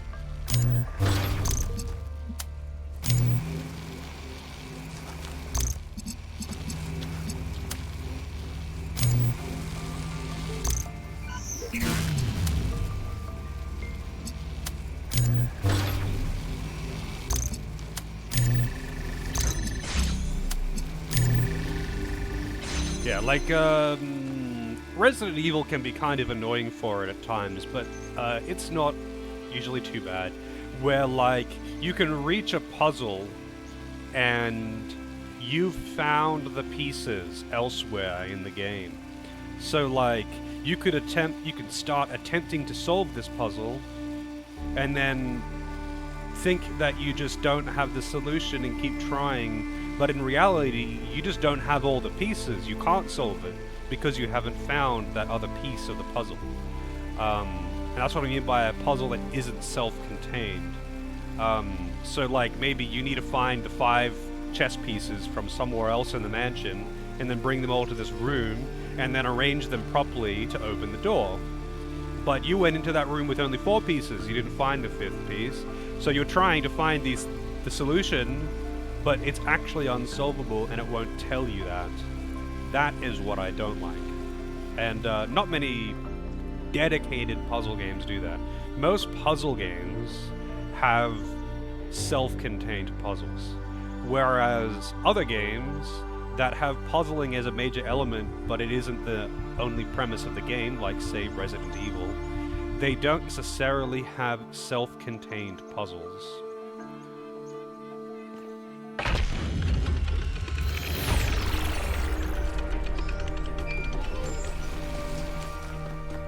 In the beginning, before we built New Jerusalem, we used to explore just like this. Small groups setting out for the horizon, looking for resources, trying to make sense of the world we'd been thrust into, trying to find a way forward. It was a hard time, but I can't deny that it was also exciting. I think it's part of our nature to be wanderers. Our ancestors crossed entire oceans on flimsy wooden boats, just to see what else there was. Is it weird to feel nostalgic for a time I never experienced? I just think I could have contributed so much more back then. It's not weird, but it wasn't all sunshine. People died. Yemo, Calvin, Isaac. I know, they were family to me. Sorry. Didn't mean to reopen old wounds. It's a legitimate point, but I don't think it invalidates the sense of wonder we felt. That's what kept us going. Cryptic.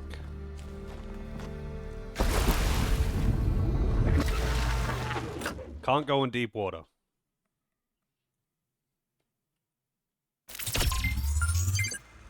So it's kind of funny. In the first game, if you started walking too far out of bounds, like into the deeper water and stuff like that, Elohim would start talking to you louder and louder until you pass out and then wake up back where you should be in bounds. Triptych. Alright. Okay, we have 2 blues, 1 green, and a red and a blue light. Now, I can take both of these to make green. But this, I don't think, can cover both, right? Because all that is going to be in the way.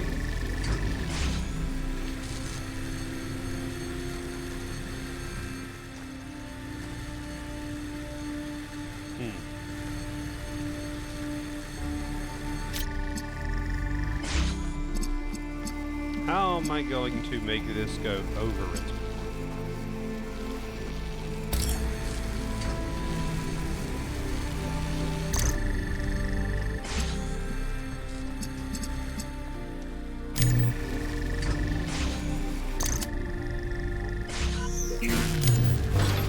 Oh!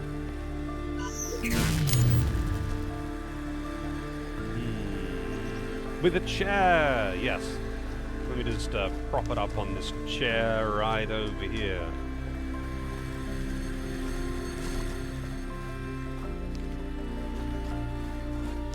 I'm assuming that this tiny little bit of snow here is not elevated enough.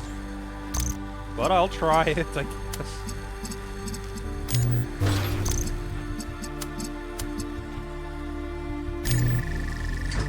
Yeah, it's not.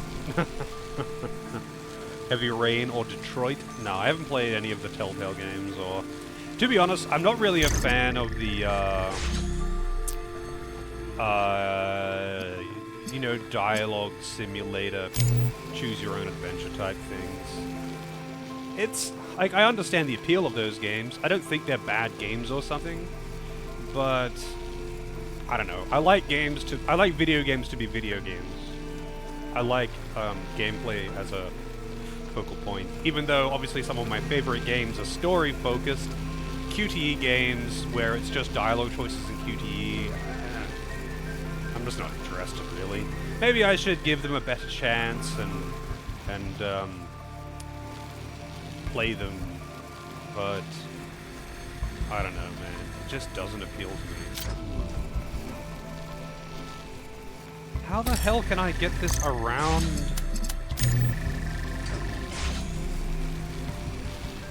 Yeah, I know Heavy Rain's a very popular one. Like, the people who like those games seem to really, really like those games. But, like, part of what I like about video games as opposed to other medias, like movies, is they keep me occupied more than just mentally. They keep my hands occupied. Like, I am still having to play the game. I'm not just passively watching something. Part of what makes it difficult for me to watch movies is the fact that they don't keep me occupied more than just mentally. Like, I get fidgety. Unless it's really interesting.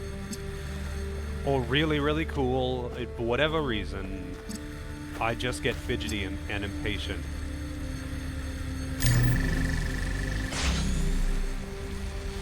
Man, how, like, is there anything that I can prop anything on? Maybe there's another function to this thing that I'm not sure of. Like, I don't think I can... I can't prop it on anything. I don't think I can prop it up on. Well, actually, you know what? I think I'm trying to do this too simply, I think. I need...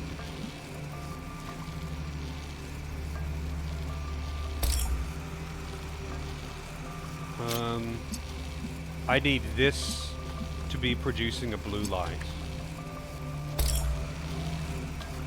I need this to be doing blue. And this to be doing green.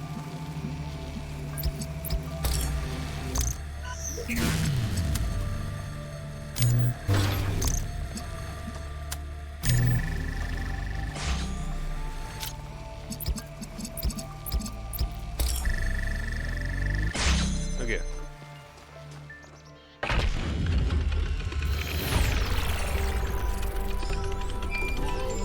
Charles Barkley is here for me. Oh, I'm glad that Charles Barkley is here for me. It makes me feel safer.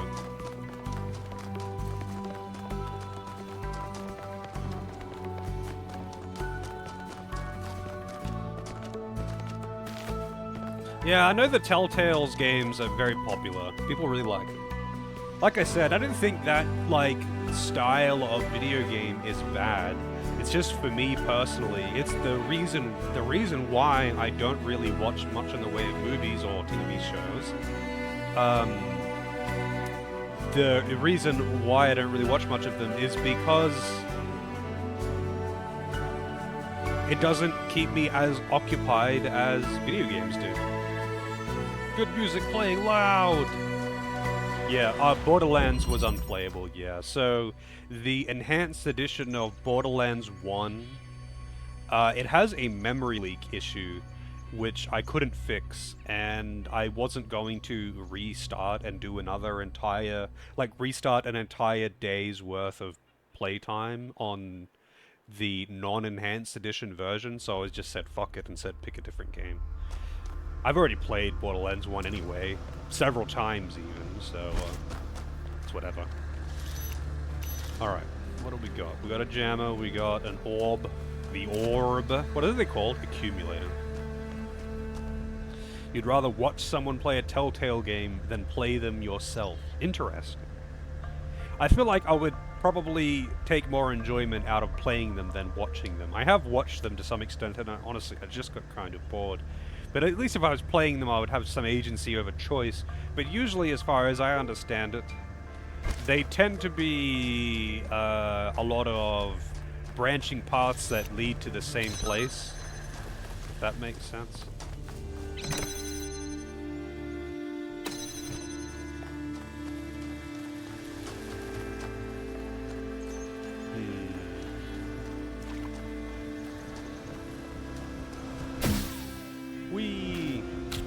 Cube! Whee! The illusion of choice. How's it going, Questley? Yeah. I'm not really a fan of the illusion of choice, but if, like, in any case, I'm not really a fan of the illusion of choice. If they're going to give me the illusion of choice, I'd rather they just give me no choice. Personally. If your options are yes or yes, but more enthusiastically, then just say yes. Don't make me choose. But in a game where it's basically an interactive movie, having the illusion of choice, it kind of feels like it's almost insulting. Like, it's the one thing you're doing, and you're doing it in an intentionally shitty way. Right? I don't know, maybe that's just me, but that's how I feel about it.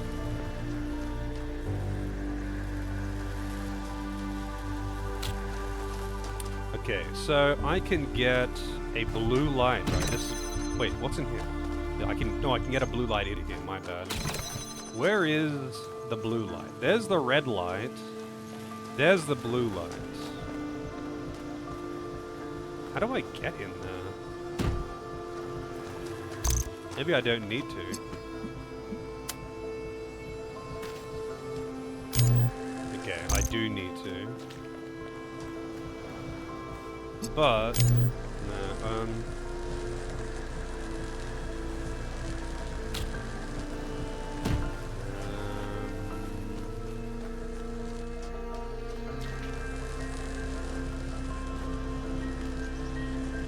I wonder if I could power this down. No.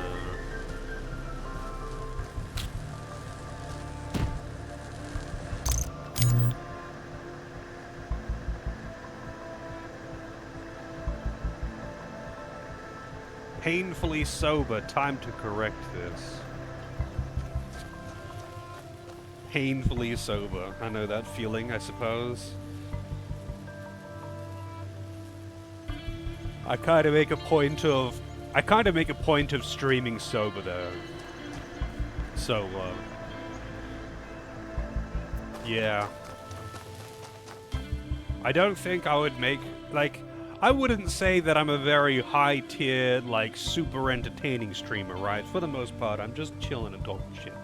I'm not, like, intentionally setting out to make jokes, like, write jokes and be a comedian. I'm just talking shit. Sometimes that's funny. But, like, I feel like if I was to stream while not sober, it would be a way fucking worse stream. There's no way it would be... Because I would just sit there and, like, zone out and struggle with the dumbest shit. I already struggle with the dumbest shit. Can you imagine if I was, like, super high or something? Like, it would just be... I don't know, slow is the only way that I could think to describe it. Does a jammer work on these? It does! I didn't know that. So I think this might work. It did! It did! That's a genius play. So I didn't know that you could jam things that weren't doors. I didn't know you could do that. But now I've got blue. Now what can I do with blue? I can put blue in here. Oh, I have to get my cube back. I love the sound it makes when you get launched like that. Now you know, yeah. Alright, so what did that do? I don't know what that did. It opened that door. Okay, so that means I can jam this. So, will I need... Wait, what does it take to get into the... It takes red to get in there. And red's in there. Okay, well, I guess I can just take this.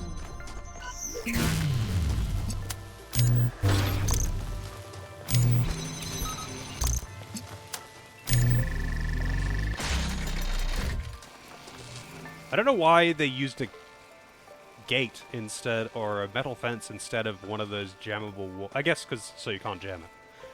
Like normally it's just one of those blue doors, but yeah, this is a jammer, that's why. I answered it myself. Alright, another one down. There's so much history here that we can't see. The founder must have walked these paths hundreds of times, maybe thousands. Miranda must have stood right where we're standing. This all looks alien to us, but it must have been familiar to them. If this was their home, where are they now? They must be inside the megastructure, waiting for us to pass the test. It's the only thing that makes sense. Oh, it isn't to say that I don't enjoy playing games when not sober. I just mean specifically streaming. A few people who have talked with me... So these monuments represent each of the entities. Pandora, the Sphinx, and Prometheus. Makes sense, I guess. For a given value of sense. Like a few people who have talked to me on Discord have like had a conversation with me or something when I'm not sober, but like I just make a point of not streaming.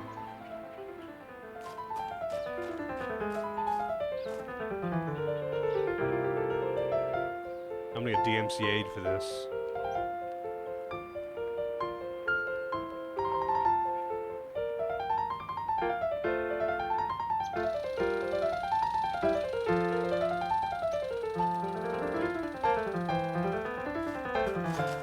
Miranda is not 1. Athena is 1. I'm guessing Miranda is like 2 or something. One of the first 5. Athena is number 1.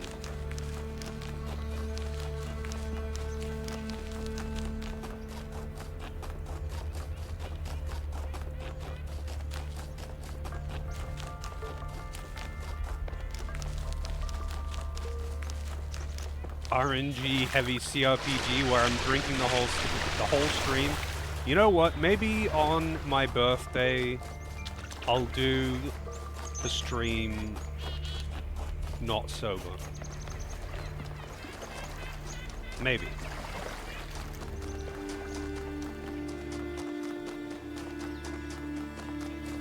But like, don't get your hopes up and like me getting fucking wasted on a stream or something. I just don't do that. Like I don't like getting that intoxicated on anything.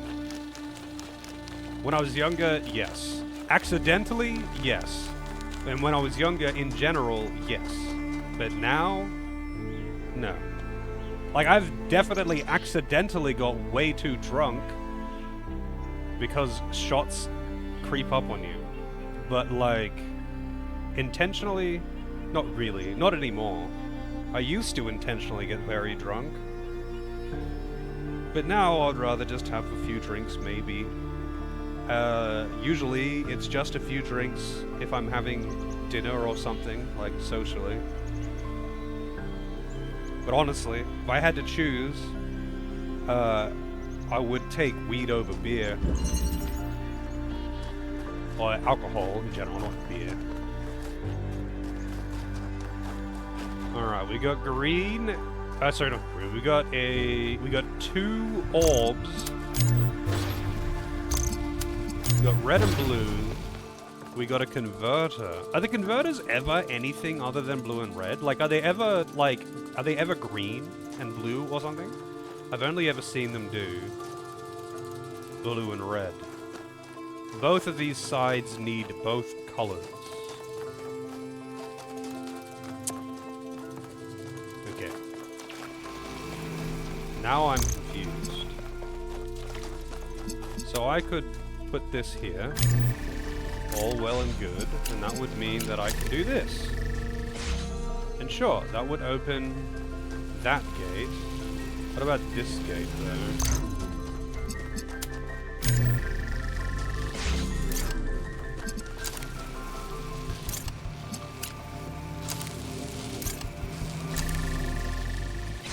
That opens this gate.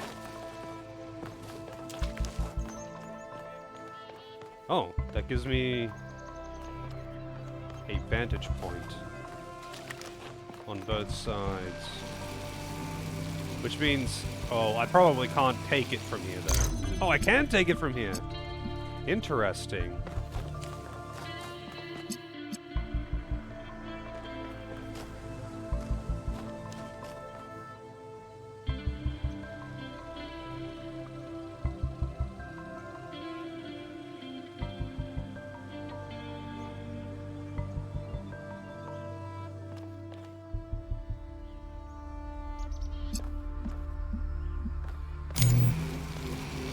Alright, so hang on a second.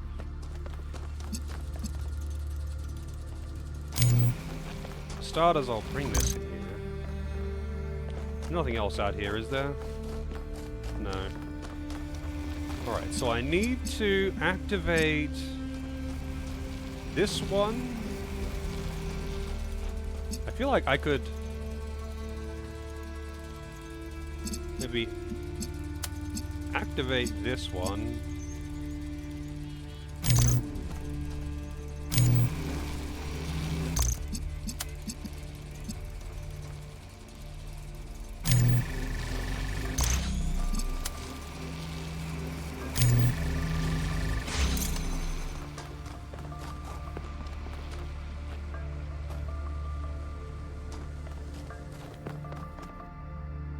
I wouldn't be able to... Hang on a second. It's so weird that it lets me do this, okay? It's really weird that it lets me do this. So I just want to see what I can get away with here.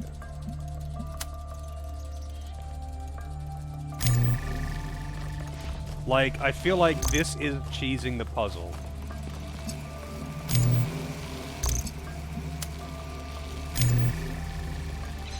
I feel like that's cheese. I don't think that was intended.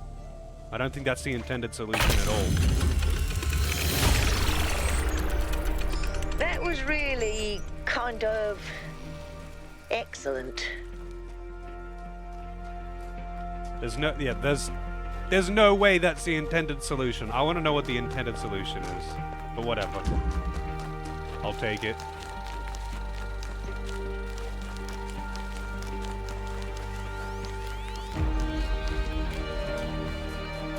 Oh shit, speaking of coffee, it's nearly coffee time. Time fucking flies when I'm playing this game.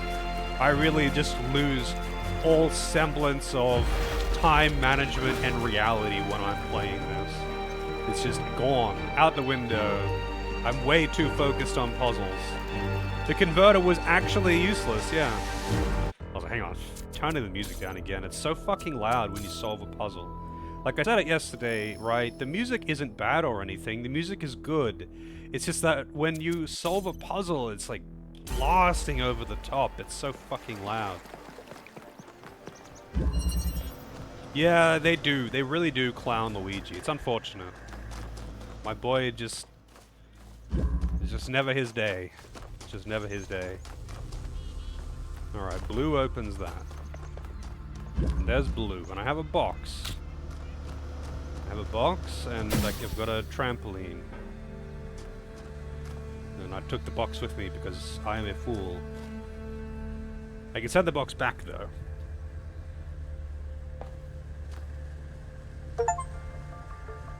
I received a gift from Dragoon Zero. I'm guessing this is the game he requested. I am just opening up, hang on. Ghost of Tsushima, that's right. I was like, what game was it again? Shit. Thank you very much, Dragoon. I'm assuming you can hear me. Hope I enjoy it. I think I will. I've watched a decent amount of Ghost of Tsushima. It looks really good. It actually does look really good. And I've heard it's really fucking good too. So I'm definitely looking forward to that one. When it came out on PC, a bunch of people that I know, like, immediately bought it. And I ended up seeing a fair bit of the gameplay, and it looks pretty damn cool. Thank you very much for that, Dragoon. Is it on sale at the moment? Can you bump it? Of course you can. Of course you can. I'll just put it to the top now. I guess that also means I don't need to delay Doris's game. Because I've got some pretty lengthy games ahead of it, and I imagine he probably doesn't need more than like a week or two to get through the new content in FF14. He asked for his game to be delayed, just cause patch day, but I think he was expecting his game to be like starting basically like today, you know? There you go. It'll be after this one.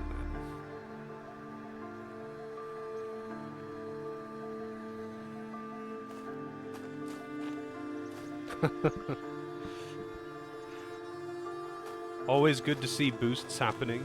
Boosts I enjoy because it like, I don't know, it throws me off. It's like I don't know what the next game, or rather, obviously I do know what the next game is going to be, but it's like, it throws my expectations off, I guess. I don't know what the next 5 games are if suddenly someone boosts something. Line bumps popular spend lately? It is. I know there's lots of people that have got hundreds of thousands of points, and they don't do the queue jumps. I know that it's always an option, because I know that there's a lot of channel points out there No one likes doing it though. Yeah, like Boomer has got like 1 million points. I think he's actually got like 1 million points or something. Like it's crazy. I think he sent a screenshot of that. Hang on. Let me see where it is. Where's Boomer?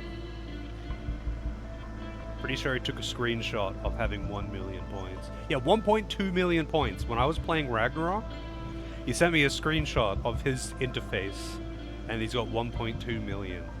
That was then. And that was a while ago. Like, points pile up so fast because, like, you get a lot. Like, you get several thousand. If you're here for the whole stream, you get like several thousand, assuming you've got a watch stream. And, like, yeah, that's why I've got the whole, for the boost thing, you can boost other people's games. You can't, it's not that you can only boost your own games or something. If you want to boost someone else's game, you're welcome to. The only thing I say for boosting other people's games is, especially if it's a game that has to be purchased, if I don't already have it, just ask them first. Because, like, I mean, a perfect example is actually Doris's game. He asked his game to be delayed by a week or so because he's not going to be available to be able to watch. Obviously, he wants to be present. But, like, generally speaking, like 99 times out of 100, if you want to boost someone's game, they're going to be okay with it. Just have to, what was it? There again, it was oh, it was that, right.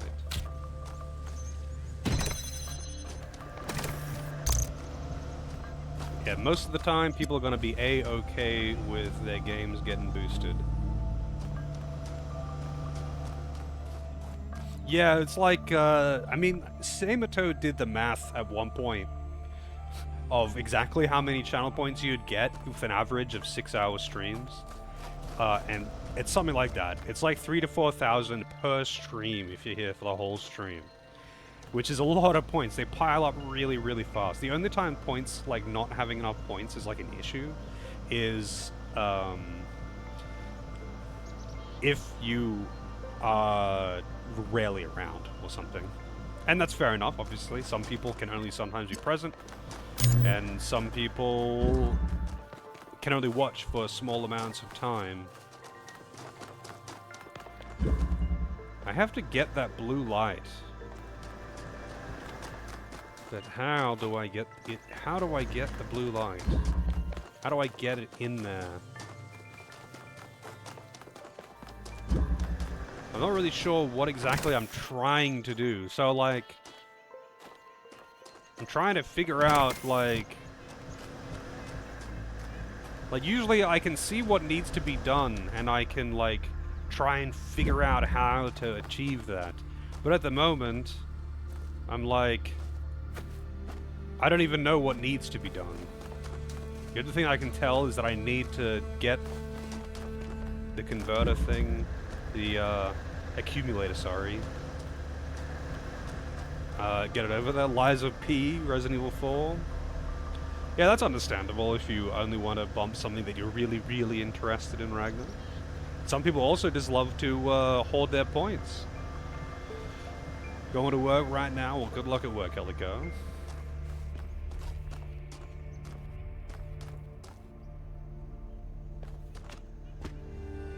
I know some people also like to only request their game and then wait patiently, even though they got the points to bump it, because, wow, I didn't know I could do that.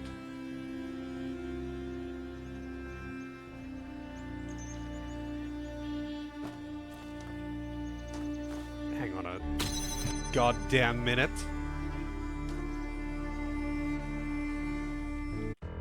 I feel like that's unintentional.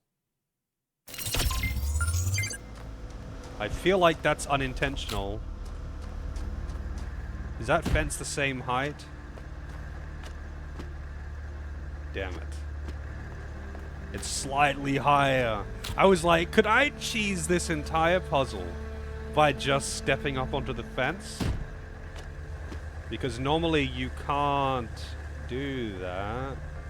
But whatever.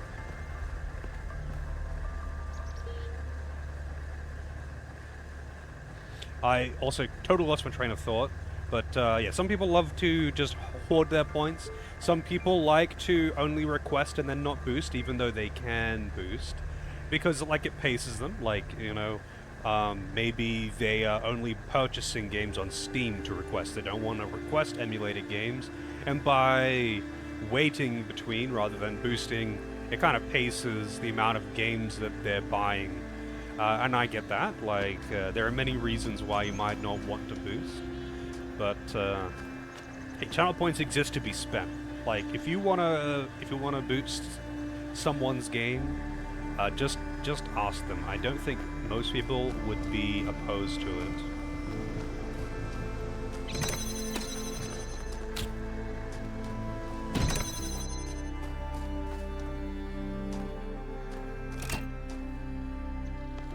Wait, that is. Why isn't that, like, even though it's powered on, why isn't it doing anything? Oh, it needs two. It needs two to be powered on.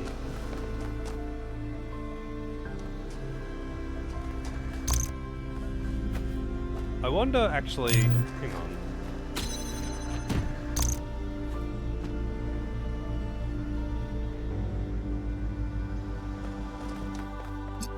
Oh, right, you can do that through the fucking thing. I'm just so stupid sometimes.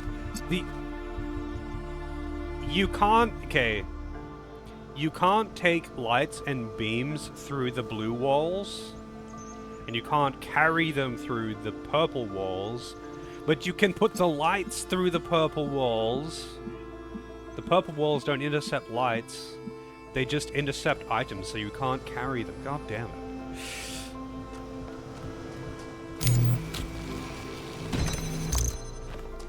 So I don't know why I would want to do this, but I can yeet myself back now. I don't know what the purpose of that is.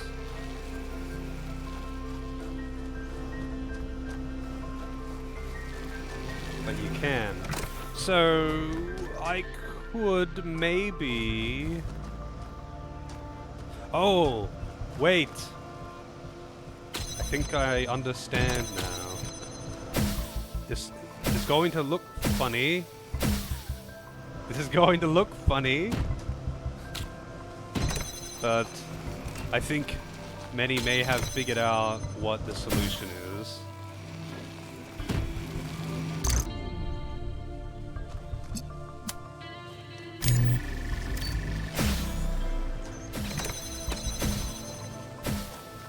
Oh, right.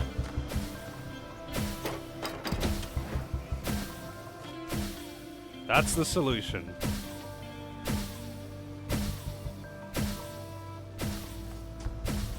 Wait, what was the name of this puzzle? Balance of forces. Look at it go!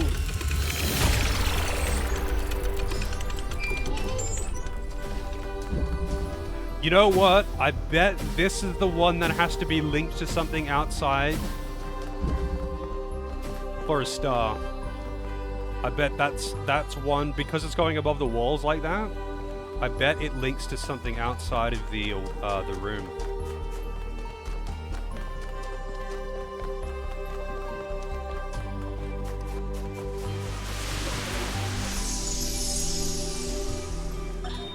Is it possible that on some level, people want to believe that everything's going to get worse? That it's comforting to think that humanity is bad and every solution will just go wrong? Because that way you're never responsible. You never have to take on responsibility for anything outside yourself. Never have to grow up. I never did 4.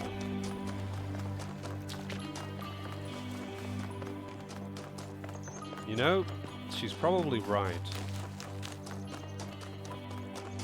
Here's 4. So I'm kind of curious, for those who have played the Talos Principle games, do you have a favorite, like, tool? Like connector, or accumulator, or converter, or platform, or the rewind thing? Like, I'm curious if anyone has, like, a favorite thing to play with. Hey, Boomer, how's it going? Good luck on my stream. I need the luck, man. I'm struggling with these puzzles. It took me... How long did it take me to realize that I could shoot lasers through purple doors before? I was there for like a good 10 plus minutes before I realized I could shoot lights through purple beams. Should be getting a surprise shortly. I'm almost concerned. Almost.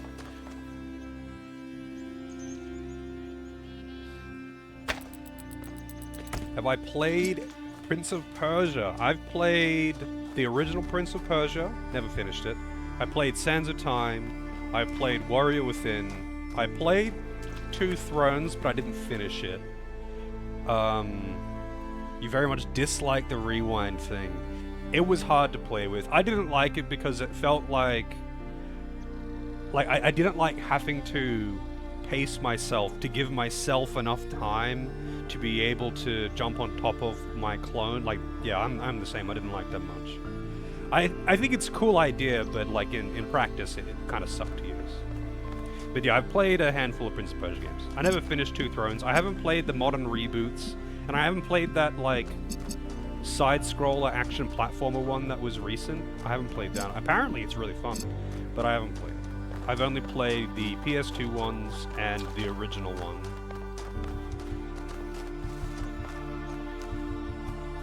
I fucking loved Warrior Within. When I played that, I was like, holy shit, this game is so fucking good. Look at how cool all this parkour is.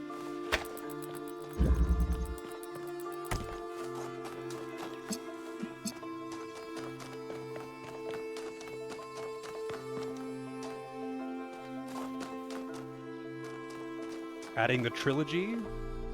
What, the PS2 trilogy? Sands of Time, Warrior Within, and Two Thrones. I never actually finished Two Thrones because I rented it. I rented it one time because I enjoyed the first two on the PS2 so much. But it was like really scratched or something. So it kept crashing. I don't remember exactly what. It was like there was something fucked about the game, and I couldn't finish it. And I was pretty disappointed because I was so into Warrior Within. And it's absolutely guaranteed DMCA music because not all the soundtrack, but like 2 or 3 of the songs are Godsmack, and they're just like their regular radio tracks. So they didn't like make original songs for the game. They just, I guess, paid royalties to Godsmack to have like a couple of their songs in the soundtrack.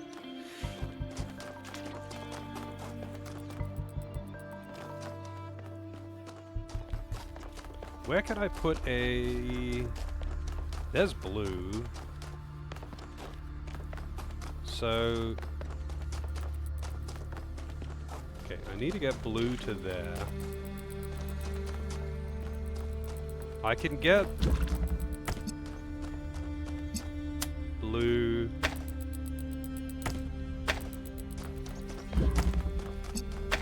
Oh wait, no, that ain't gonna work.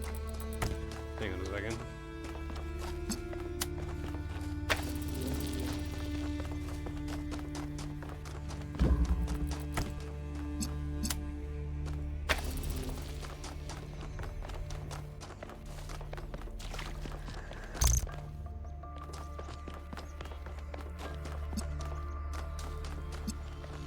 So I can't get this out of here.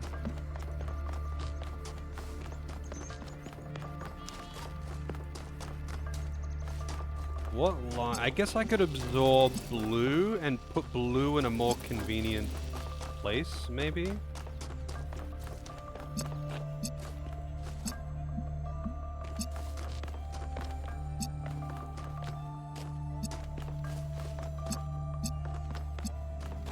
I don't know. I guess I'll just absorb blue. Just put it over here for now. So... I need red. to open that door. Where is red? Where is the red light? Red's in here, which means that I could... Oh, well, actually, I can't really use that one for it, can I? Well, actually, I can get red onto the accumulator.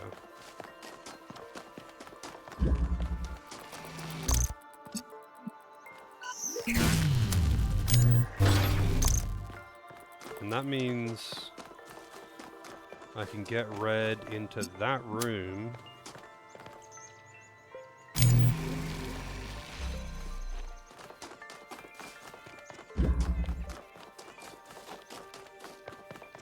I need to get red in there as well. So hang on.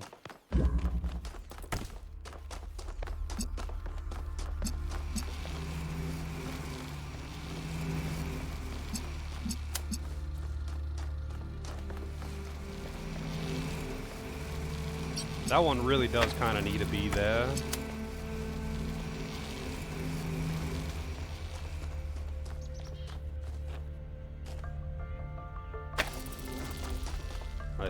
I'm just fucking around for now. Yeah, that's not gonna work, honestly.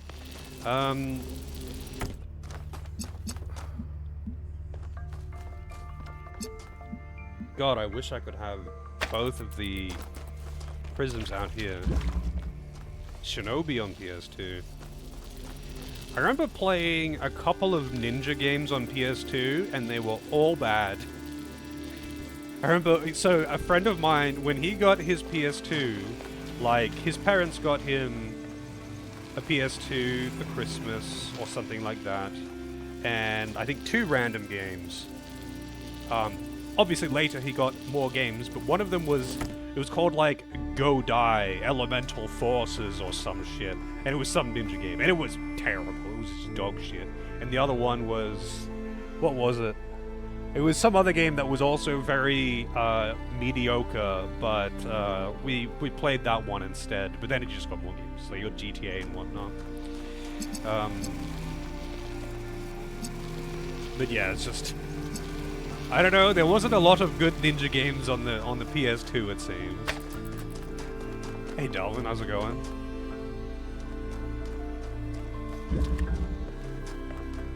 I'm not sure if I saw that one though.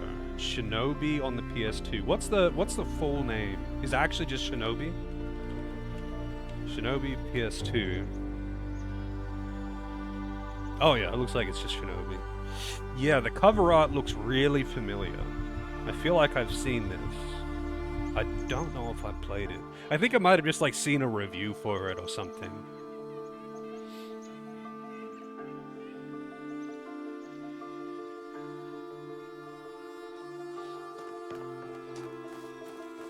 Tenchu? I've played a couple of the Tenchu games, I think. Maybe I just played one. But that was PS1, not PS2. Man, how the hell am I going to get...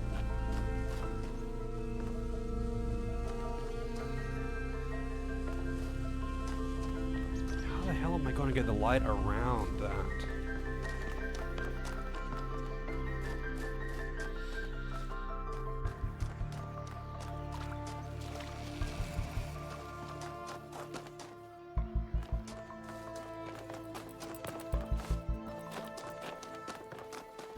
How's my brain doing so far? It's melting, man. It's melting. In the best way.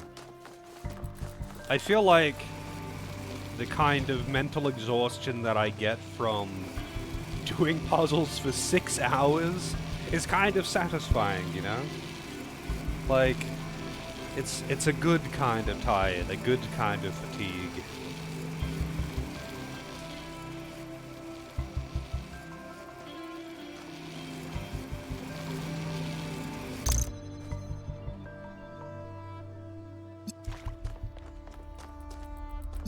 Maybe I should just work on getting that door open, the first door open first, and just see what I can do.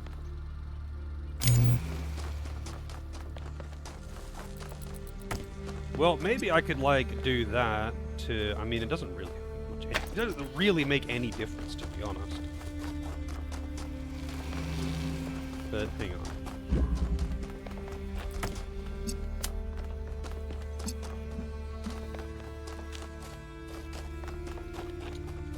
I really can't do it that way. Like, for this to be in line of sight with that, it can't be any further than this point. If it wants to stay in line of sight of it, it has to be here. Which means it has to be connecting to it like that.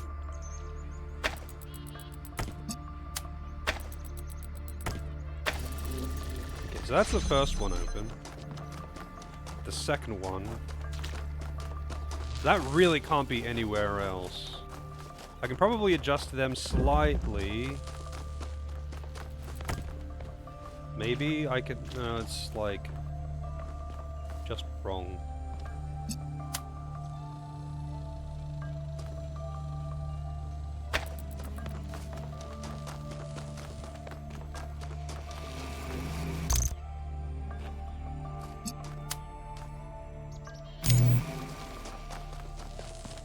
I think that got it.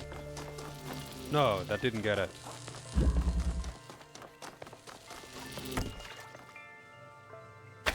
That got it. Okay, that was not as complicated as I thought it was.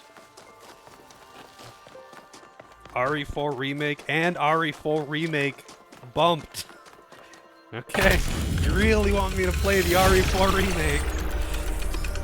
Sorry, I was locked into the game. We got 2 bumps. What is it now? Why did you upload a picture of your hand? Why do you care that my hand is in the picture? Your hand isn't in the picture, it is the picture. I like it. It's very artistic. Let's stay professional, everyone. It's not right to make fun of Melville's comically absurd inability to take decent pictures. She's a hyper-advanced humanoid machine, not a photographer. You'll pay for this, Byron. Something about that conversation was just hilarious. We should all strive to be Melville. Imagine waiting till 2024 to play RE4. Yeah. It's true. It is a game that has been out for a long time. Well, actually, when did the remake come out? The remake was this year, wasn't it? Or was it last year? People really want me to play Resident Evil 4 Remake. That is for sure.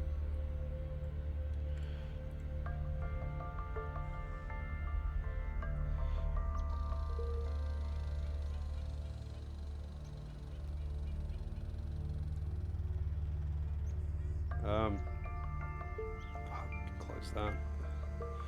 All right, 3 boosted games in the boost queue. I've actually not seen that before.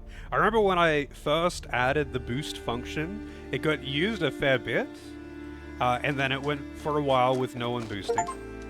And there's the gift from Boomer. All right, he warned me. Let's take a look. 2 new gifts. Okay, well, Boomer gifted Resident Evil 4, and also, Indiana Jones.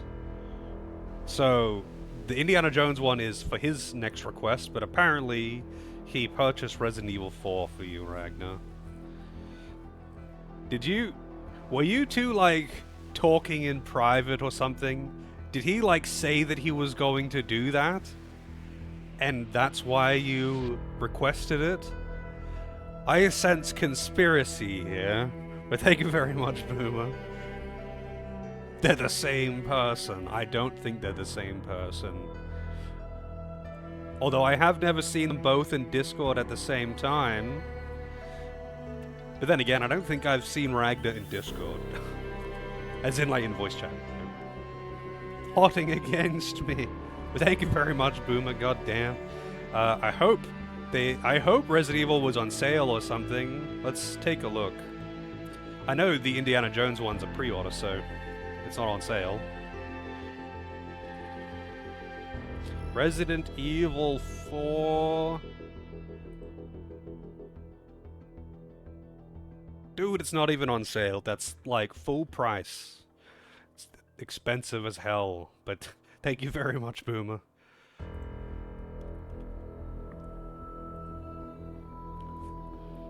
There's a Capcom sale right now? Well, apparently it didn't include Resident Evil 4.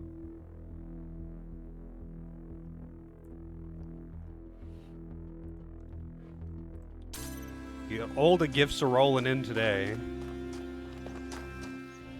It's 40 US.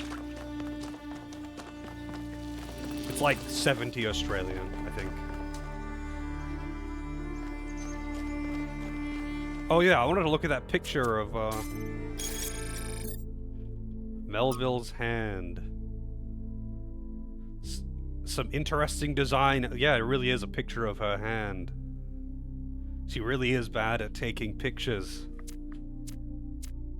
You bought Resident Evil 4 Remake twice at full price. Wait, why'd you buy it twice? Like once for PlayStation and once for PC? Yeah. They literally, as I'm saying it, you type it in chat. That's fair enough, I suppose. People love that Resident Evil 4 Remake. It got a lot of high praise. So I guess I've got high expectations for it. I know it has knife ammo, though. And you know I hate knife ammo. But now I've got 2 Resident Evil games in the queue, actually. 4 Remake, and 7. 2 Resident Evil games in the queue. People really want me to play Resident Evil. I know AJ was trying to get me to play Resident Evil 8, for obvious reasons. But when he bought a key from like a third-party retailer, but it was an NA Canada only key. So when he tried to give it to me, I couldn't actually redeem it.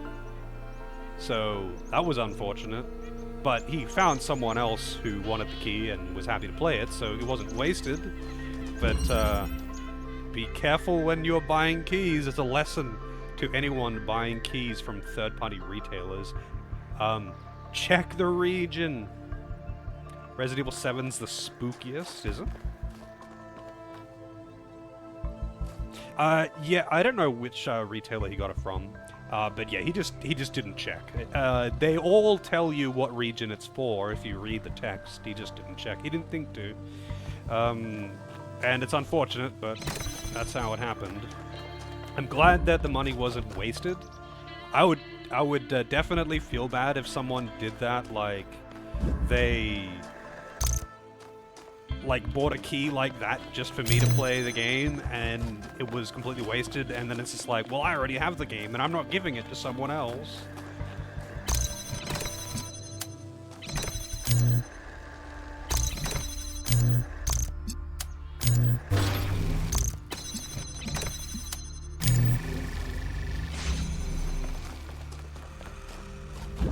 Alright, we've got drillers, we've got converters.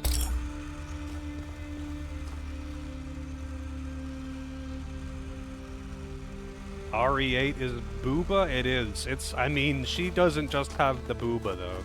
She has got a pretty sizable rear. Got that largesse size. Let's see here. So I need to get...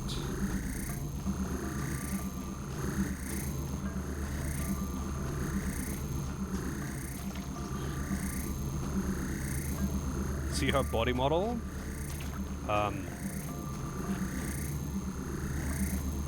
Is there something particular about it that I wouldn't have seen in the countless times that I've seen pictures and screenshots and all that shit of Lady D?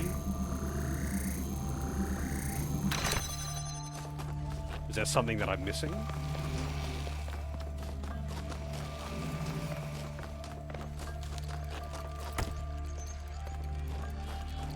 Oh, like the motion cap actress.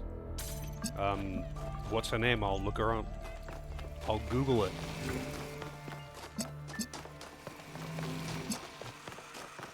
What light was this one again? Green.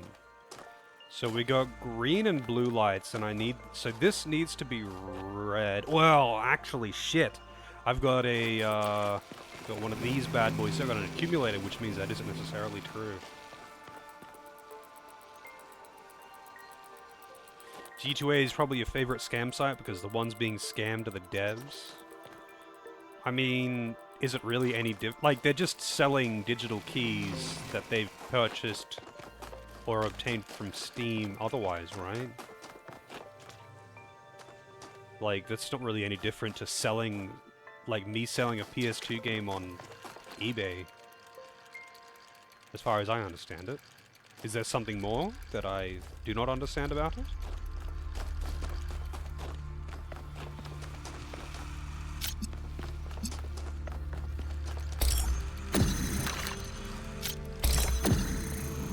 Let's take this one out.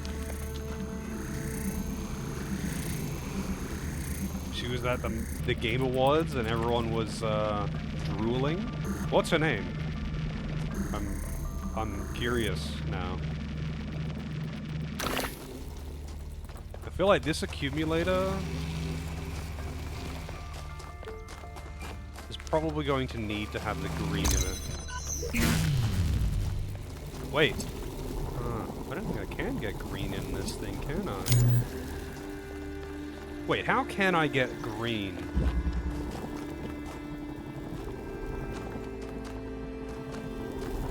Oh, wait, yes, of course I can put it through the hole. I always forget about these basic functions, like being able to do stuff like that.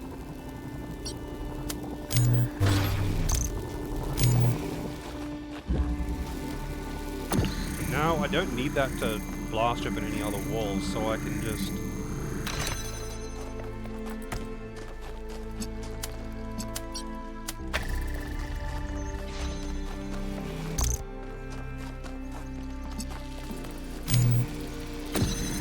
Oh. Wait, what? I thought that blue light opened this door. I guess not.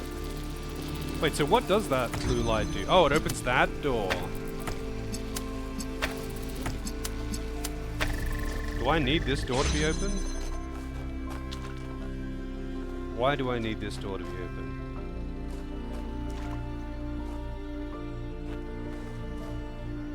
Do I need this door to be open?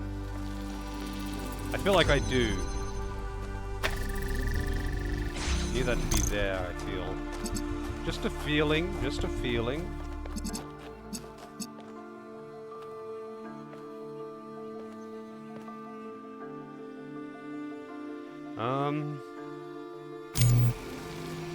It couldn't reach the blue... Oh no, it can reach the blue light from here. Okay.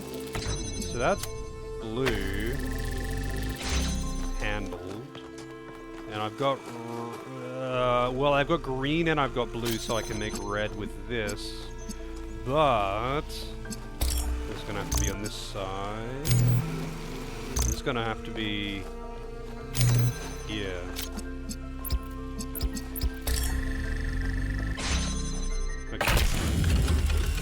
Maggie Robertson. Helen Mankowska for the face.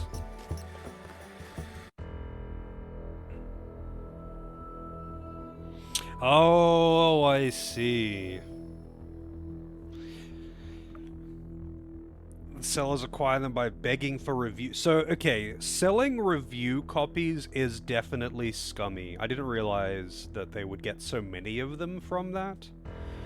I would think, I guess it would require too much investigation time, to, like, look into the keys and be like, was it Maggie Robertson?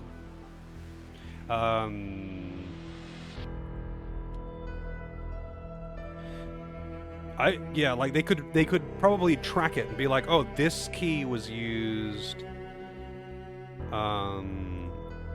and that, you know, this kid was given to this person, so obviously they're scamming. But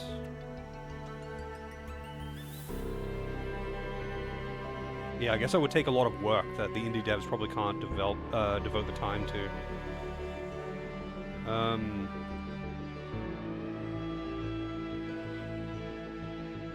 Maggie Robertson, definitely. I mean, is there a picture from like the Game Awards? YouTube Gaming? Oh yeah, that's a very deep V-neck. I see. The Postal devs were like, "I'd rather you just pirate our shit than buy on G2A." Yeah, I remember hearing that actually. And Helen Menkowska, however you pronounce that. Helena, apparently. Oh yeah, she's got the. Well, I mean, yeah, with makeup on, I guess. I feel like the person's face doesn't really matter that much for the motion capture, to be honest. Because, like, even with like a picture of the character next to her, without her having makeup on, I wouldn't pick it, to be honest.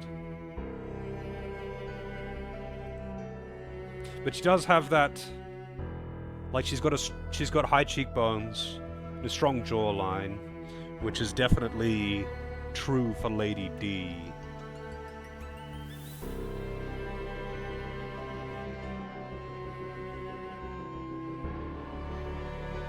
Gollum?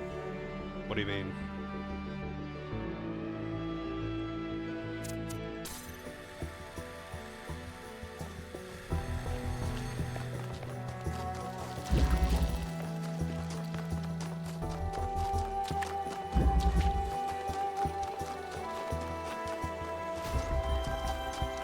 Face doesn't really matter for mocap? Yeah, well, I mean, like, the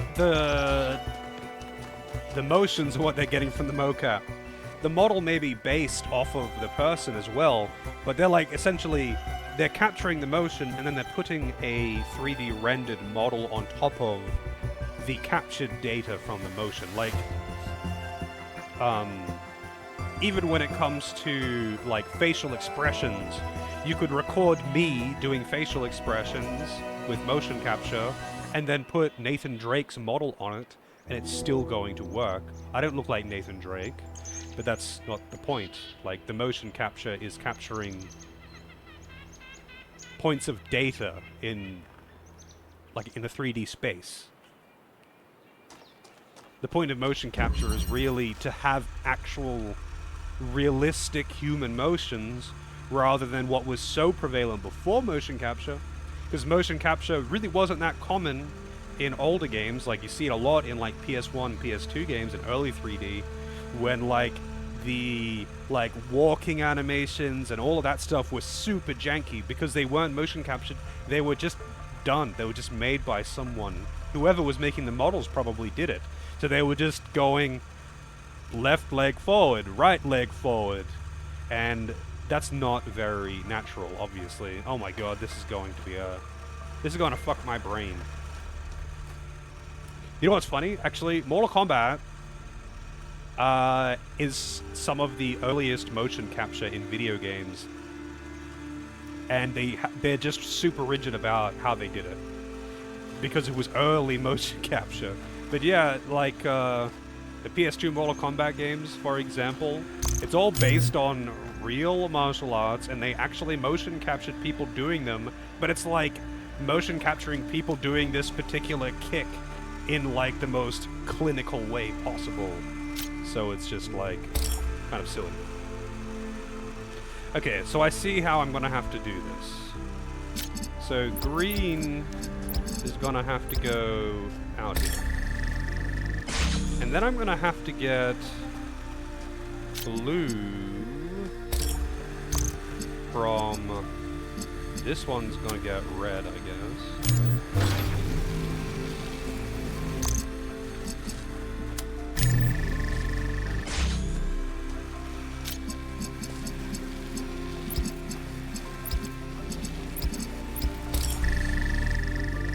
never mind. That was really easy.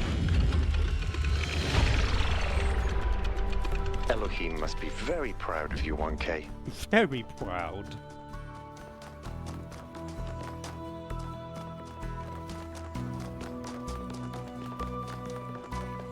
Oh, really? Okay, I thought the first one actually was just like shitty mocap. That's my bad then. I know 4 was full mocap, but I thought 1 was like animations based on shitty mocap. Remember. Last one. It pisses you off how easy that was for me? Did that one trouble you? It's because I just did one that was almost the same as it.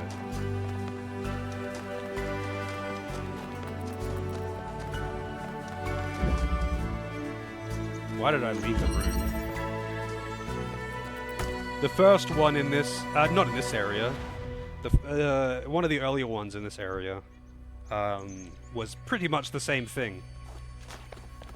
So, I feel like I was just doing the same puzzle again.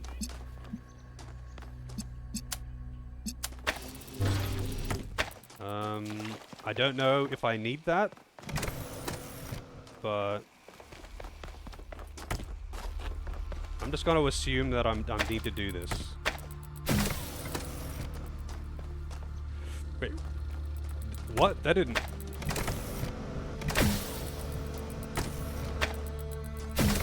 Okay, so I can't just, like, launch it over there, huh? I would have to be carrying it for that to work. Well, there's red. Well, I could get in there.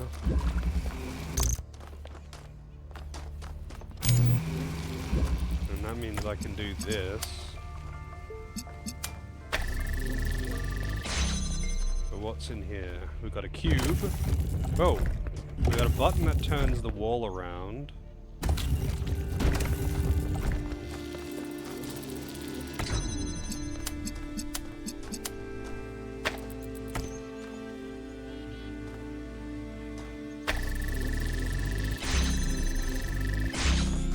I don't know what that did. Oh, I guess that keeps that door open. Oh, shit. Right. I am a fool.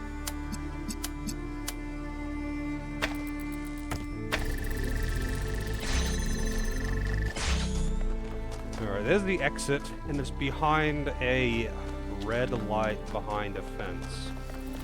So, I can... I wonder, actually, if I do this, it does indeed turn that around.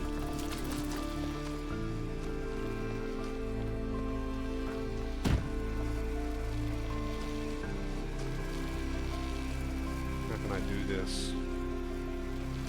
I feel like I need to take that out of there. This needs to get out of there.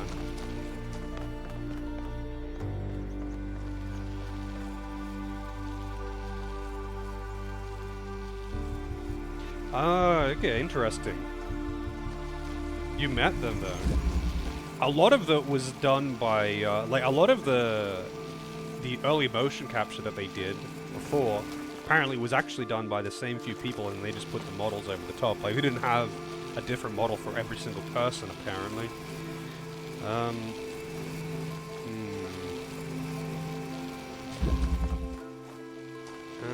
can I get that out of there? I would need to be holding it. Which means... I feel like the first order of business is trying to get that out of there, so... I need the cube, so I guess...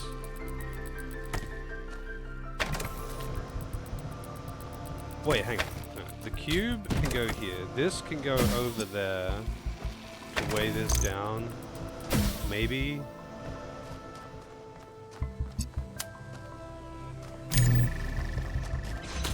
I don't think I need the prism.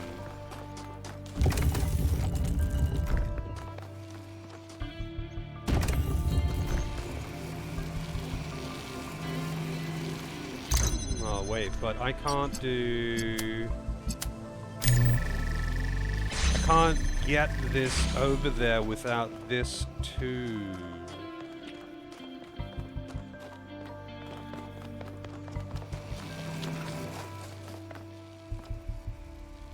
How does the rotating wall play into this?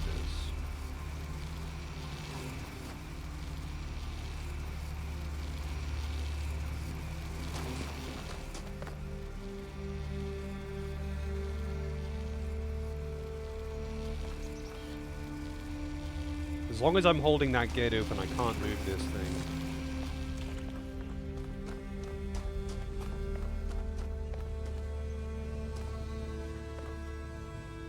Yeah, exactly that. The mocap is the wireframes, and the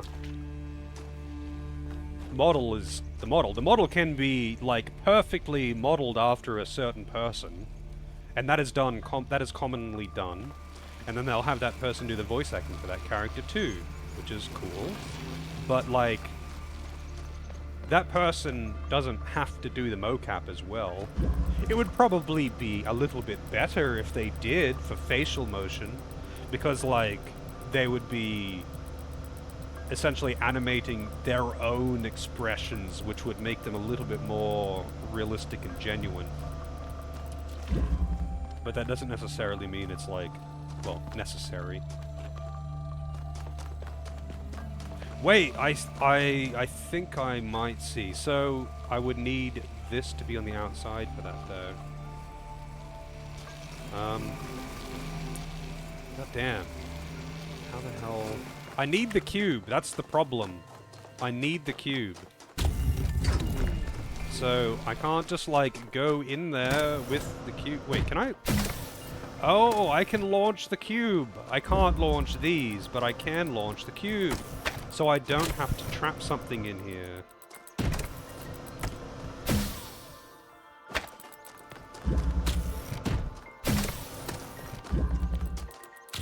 Okay, that changes everything. So now that's how the rotating wall plays into it.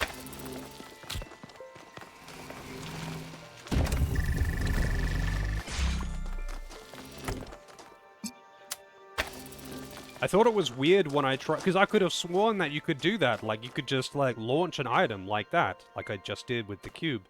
But it turns out you can do it, just not with everything. So I'm not going crazy. Alright, now I just don't need that to be open.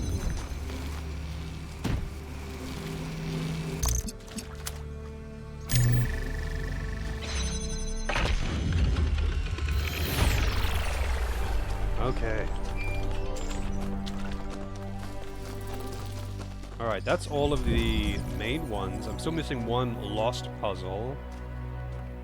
It's a Yakut. But I am going to go get a coffee, because it's well past coffee time, and I should have got it before starting that puzzle, but I didn't, because I am a fool. So I'll be right back.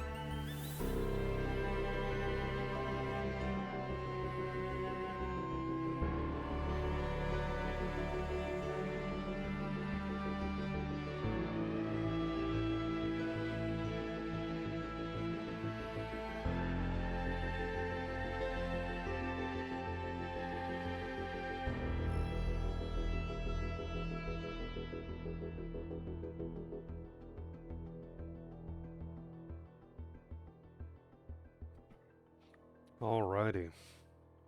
Back to Coffee Wars.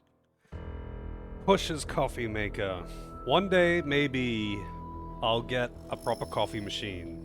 But that day is definitely not today. Man, it is expensive. Coffee machines are expensive. Although I have been quite enjoying those coffee bags that I tried and I talked about on Discord. I quite like those coffee bags. It makes a good cup of coffee.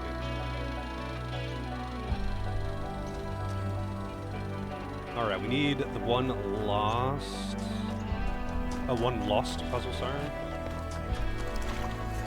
Coffee bags. Yeah, like tea bags. Except coffee. It's literally that. They're like tea bags, but coffee. And it makes a good cup of coffee. Hey, it's Trevor again. I like hearing what Trevor has to say.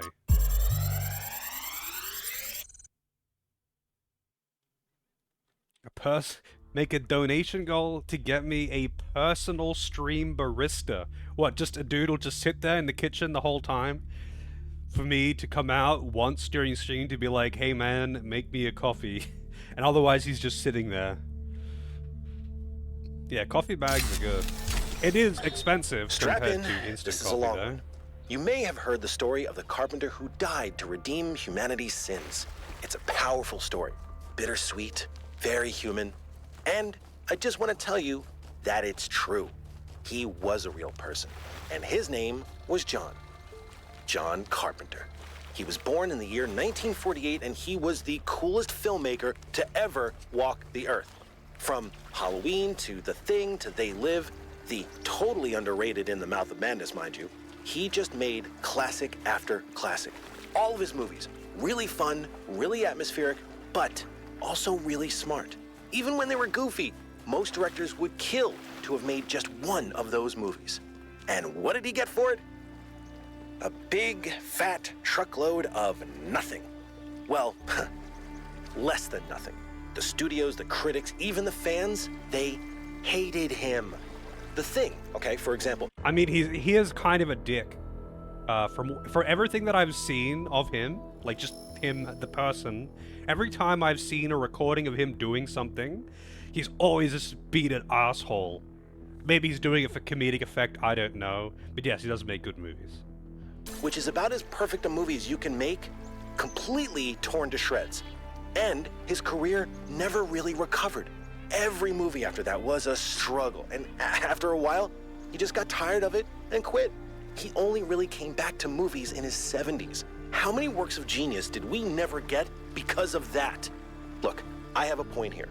People like Carpenter, people like Alex, they're not always appreciated in their own time.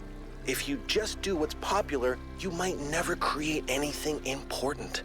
Of course, we admire people who did the right thing, who didn't conform, but we only ever admire them after the fact. What matters is to support people when it's difficult. True enough. Not a bad analogy. And yet it moves. That's a game that I have. And I remember enjoying it, but that's all that came to mind. I wasn't going anywhere with that.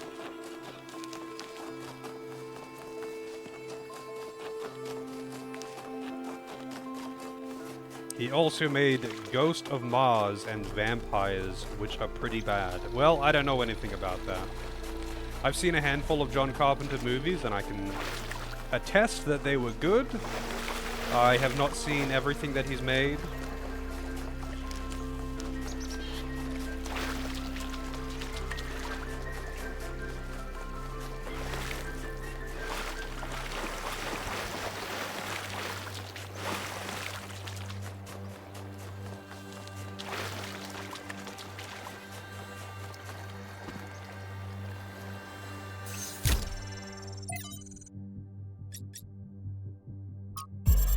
What is this? One of the most foolish illusions that commonly persist is that nature is a victim and humanity is a perpetrator. This can only be the opinion of someone who has not witnessed nature at first hand. who has not seen its immense and awe-inspiring baseness. Nature is mindless chaos and eternal conflict. A system of predation and consumption whose perfect cruelty can only induce a terrified and unwilling admiration. Nature is our most powerful and least honorable enemy. A beast that consumed every last one of our ancestors and will consume us just as quickly if we are not successful in our struggle with it. Found the lab. I don't think I've heard that guy say anything until now.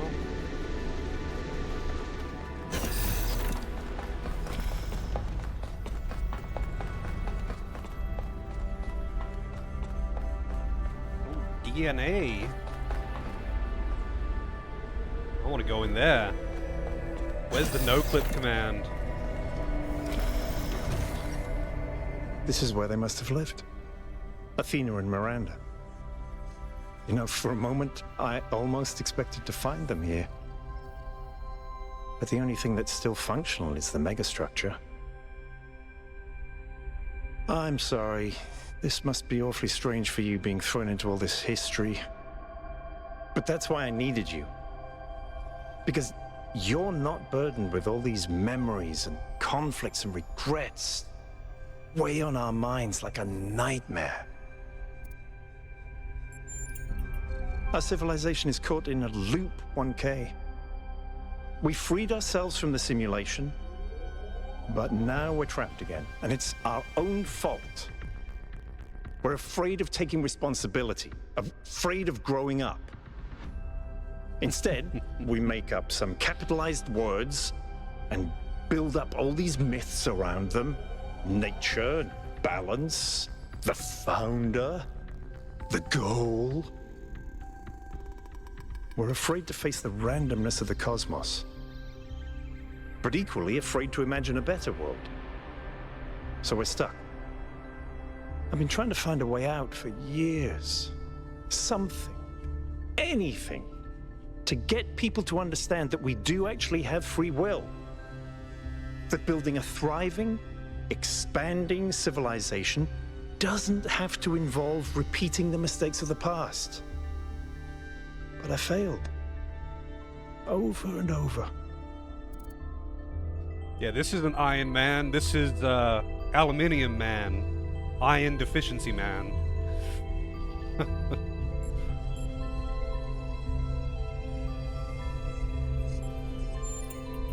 Because for some reason, people find it easier to cling to cynicism and self-hate than to actually have hope. Because believing the worst about ourselves, calling ourselves sinners and fools, somehow still seems wise. Yes, because this is something unexpected, an anomaly. Everything we found on this island challenges who we have become. It shows us that different answers are possible. And maybe that can break people out of the loop. All we need is a spark. Maybe that's why she made all this. The puzzles, the towers. A way of jolting us out of our complacency.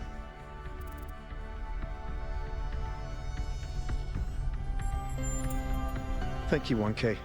I hope so too. We might be wrong, but let's be optimistic. Now, let's see what else we can find here. Iron Deficiency Man. That got me good.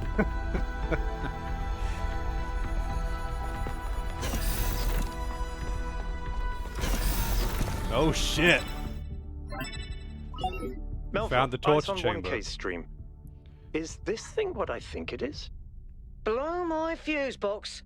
It sure looks that way. Best not touch it until I get there.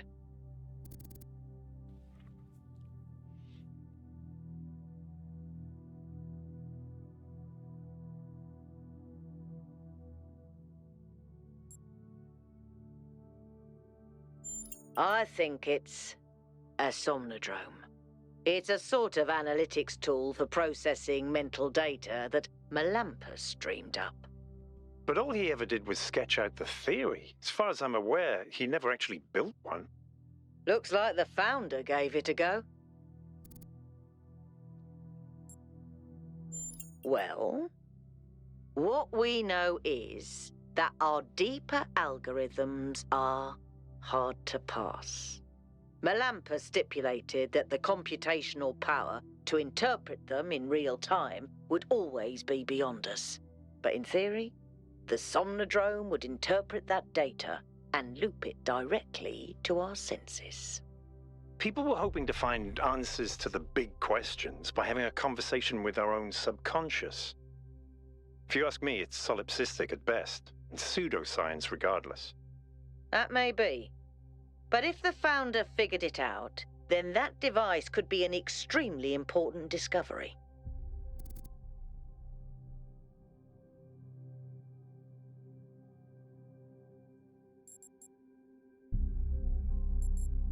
I would advise against it. You may have survived all those data stream overloads, but interface with that thing and you're liable to get bricked. Not to mention risking the data we could get from it.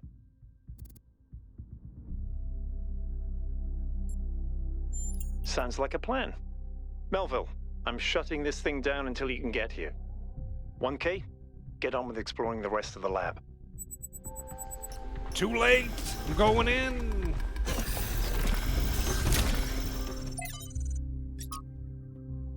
Somnodrome prototype notes.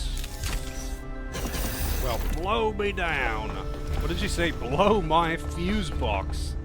I feel like that could just as easily be like a expression of awe or shock as it could be a proposition for these robots.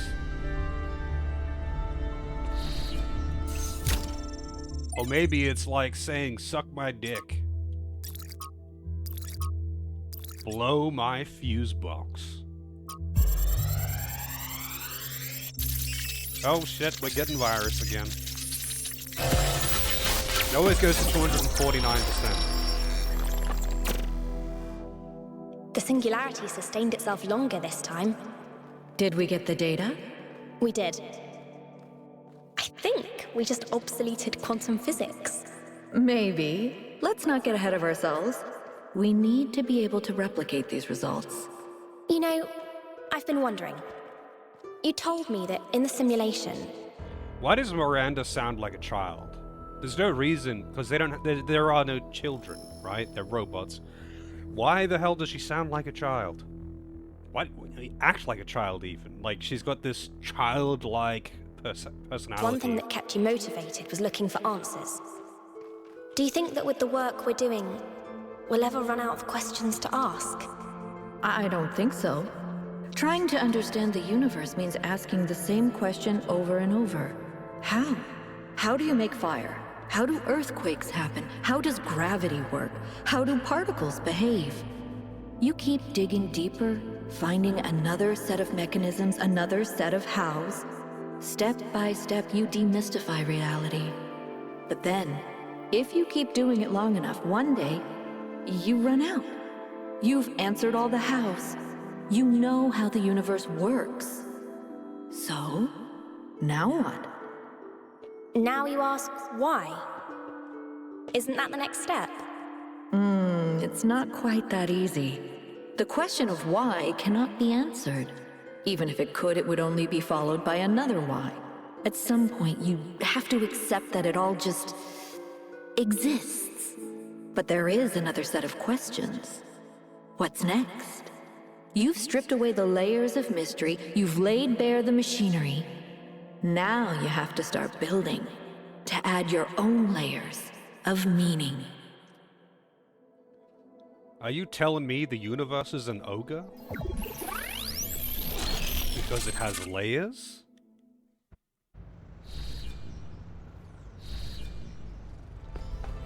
Are you okay? You overloaded again. Yes, I saw. It came through on your stream. Strange to hear her voice again. But that was her. The way I remember her. The real Athena. Not this imaginary founder.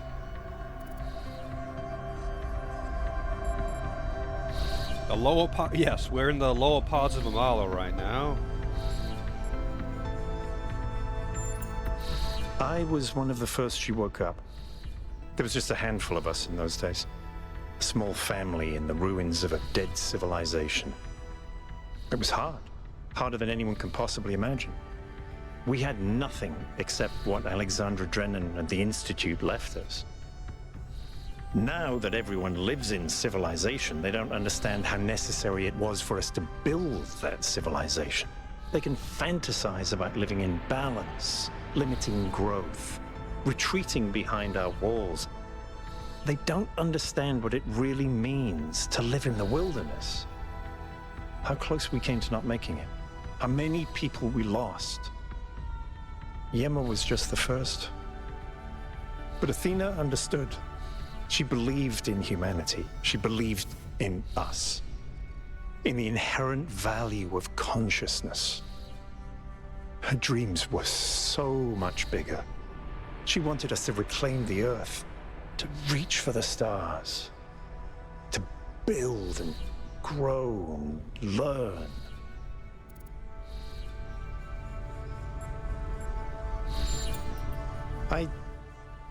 I don't know.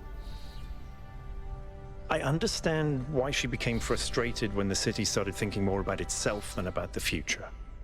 It was frustrating for all of us. But we were still fighting for that future together. What I don't understand is why she didn't tell me. If she came here to do all this, why didn't she bring me along?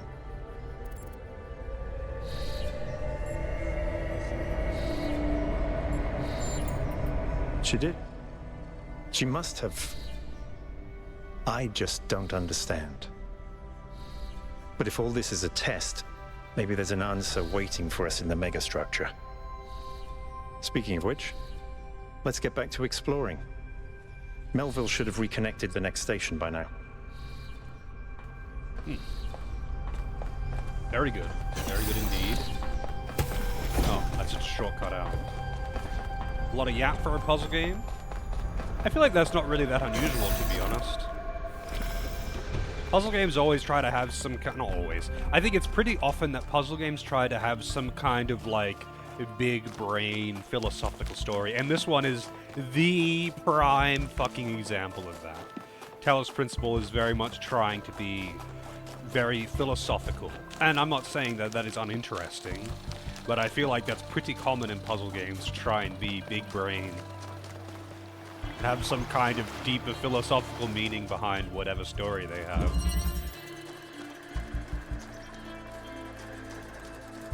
They want to make people feel smart for understanding the premise of the story.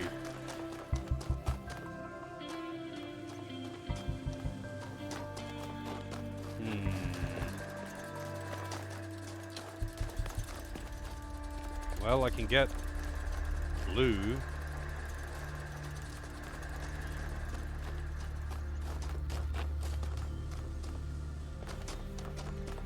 There's only a red switch here. Oh, right, that's a converter, not as stupid as it sounds. And no, I didn't need to. That was extra handling.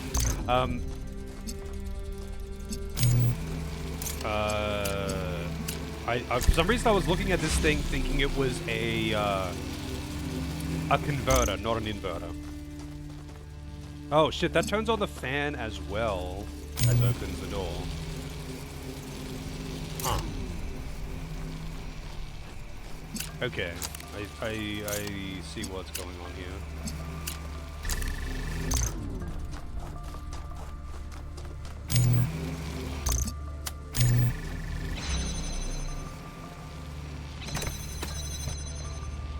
But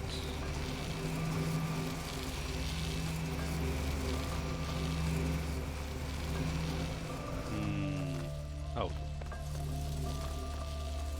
I need to be able to bring one of those.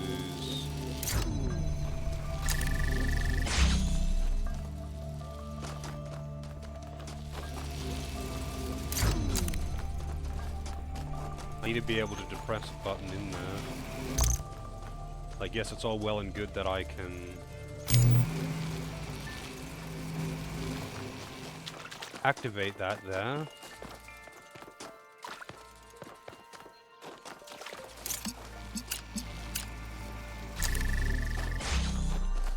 What am I doing?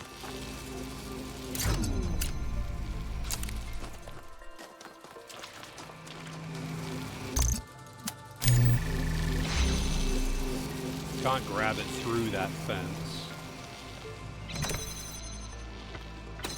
I need to somehow...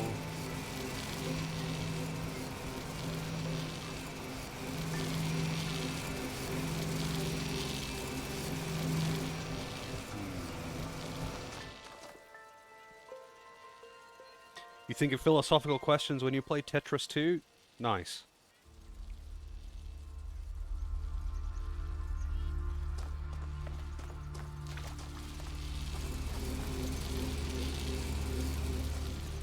The first game has a lot more Tetris, I gotta say. Because, like, every door that you open between worlds, you have to do the Tetris thing. I mean, you kind of do in this too. You make the Tetris bridge. But the Tetris bridge is not as difficult as some of the Tetris, fitting door things were in the first game. Some of those are really difficult. Lateral inhibition. Sometimes the name of a puzzle is a hint at how it is solved as well. Wait, maybe... Oh, hang on.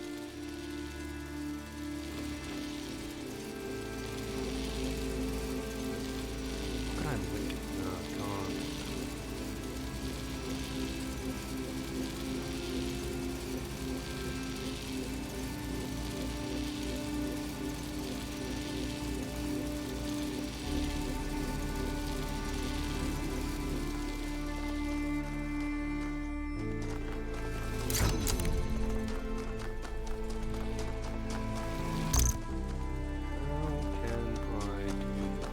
Like, I need to either be able to...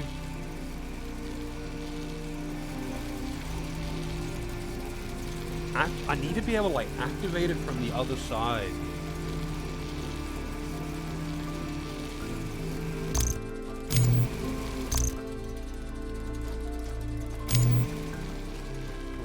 I must be missing something here.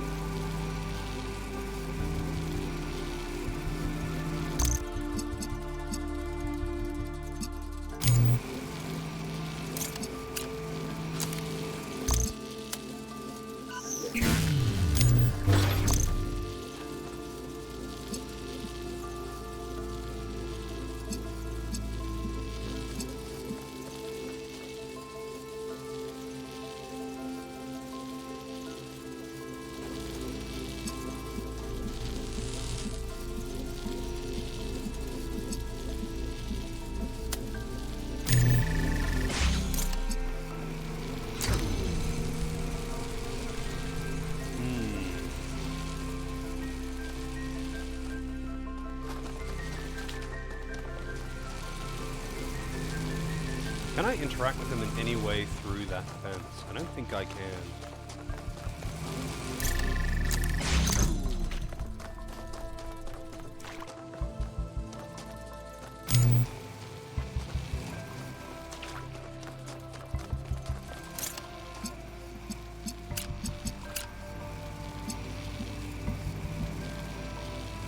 It's like I need to be able to activate it when I'm out or something. Definitely can't get past it. And it's too quick to activate to, like, place it down and just run. Yeah, way too quick for that. Way too quick for that. Zero chance. Maybe I could, like... I was thinking maybe I could...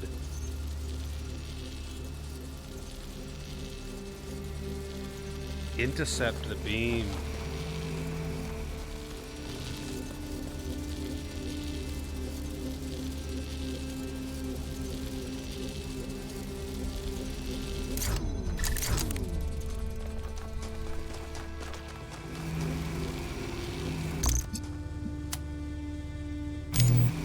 And that would...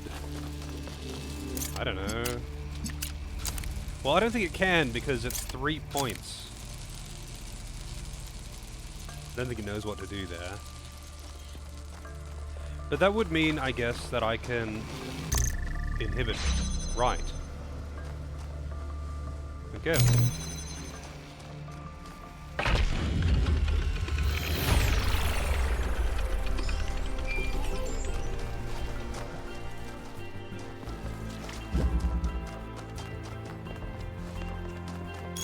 Is that all of the ones here? Yeah, that's everything of this one.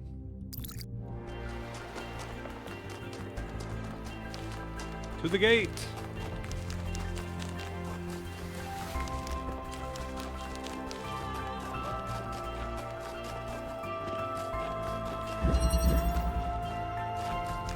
Double rainbow! What does this mean? I wonder how many people even get that reference. But like, you have to be super old. It's just that it's like, it's pretty old memes at this point. Rip double rainbow guy. Wait, did he die? Was it drug related? Oh, I gotta go to the door, not the car.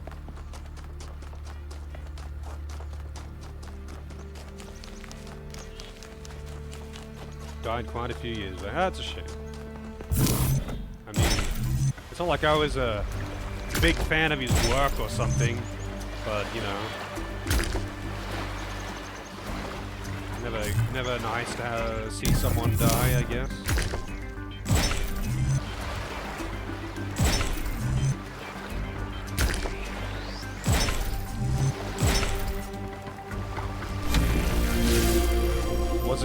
Was it drug related though? He must have been high as fuck. Sometimes it seems the only choices we have are renouncing civilization or mindless expansion. But that's not the only path forward. Embracing deliberate control over nature doesn't have to mean destruction.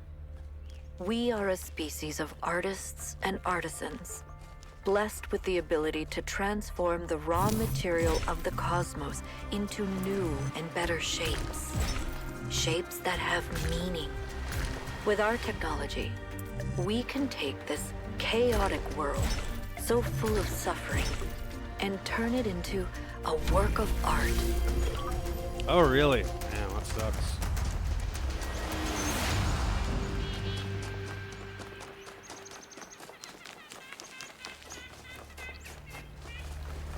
Why are the birds laughing at me?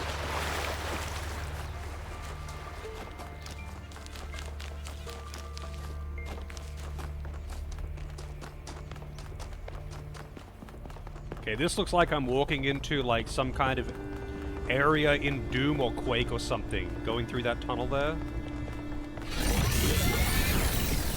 We're entering the Matrix. Oh, that was a short one. Who is it this time? Oh, I see. Halt, creature of clay. You have taken another step towards the flame. Before you continue, ask yourself, have the gifts of Prometheus ever truly benefited your people? Or have they brought nothing but strife?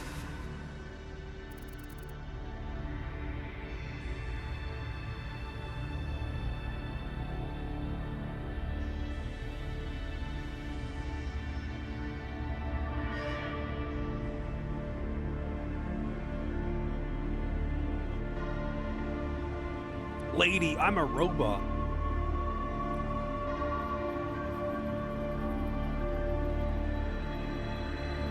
I don't want to use the joke responses like, lady, I'm a robot, because I'm assuming it's like in the first game where the questions and answers are kind of cumulative.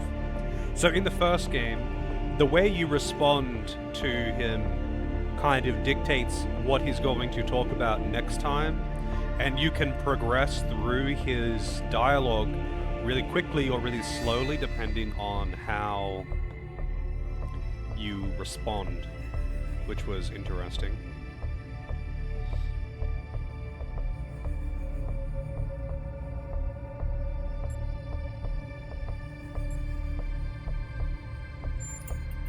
And you repeat your mistakes until they destroy you. Okay. Yeah, she's racist against robots. Alright, wait for laser beam. Laser beam! Alright. I've been thinking, there's 3 towers per cardinal direction and 3 entities. You'd think it would be symmetrically arranged. 1 tower per entity, right? But we haven't seen Prometheus at all.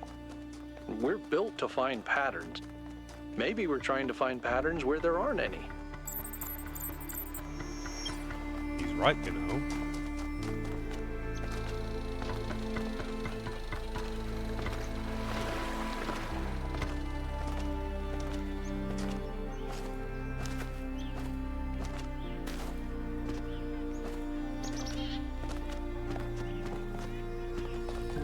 Try and make as many people dizzy as I can before getting in the car. Alright, Area 3.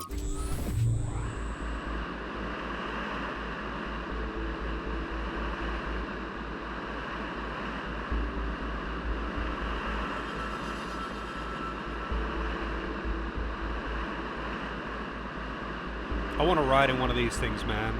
This area looks flooded as well. Our ancestors melted a whole lot of ice. After they died, most coastal settlements were claimed by the sea. South of New Jerusalem, there's a whole city under the water. We went there once with Garrus, when I was an apprentice. It was eerie. That's exactly why the founder created the goal. When you go past the limits, this is what happens. Mother Nature always gets her revenge in the end. This Monorail. isn't revenge. Monorail. Al. It's just failure. People, cities, mountains. As far as the sea is concerned, it's all the same. Their mistake was forgetting that, telling themselves nothing would change.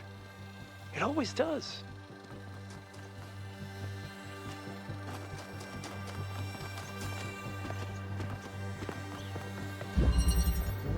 Substitution. Bonk. Oh. Bring an item to swap.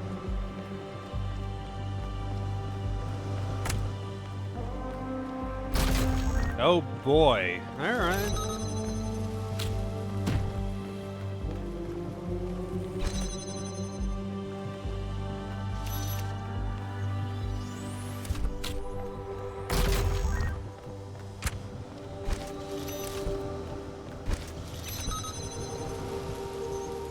New tool, new tutorial.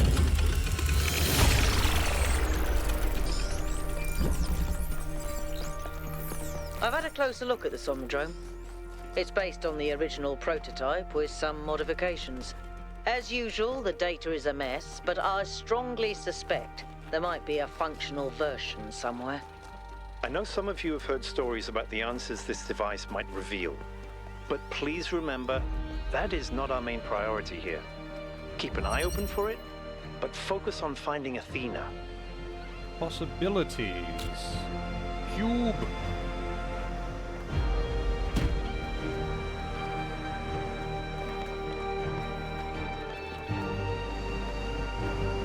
Oh, I can't take the fan.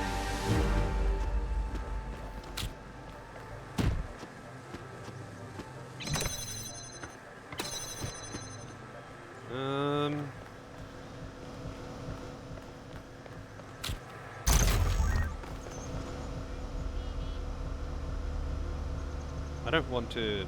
Oh, I guess I can do this.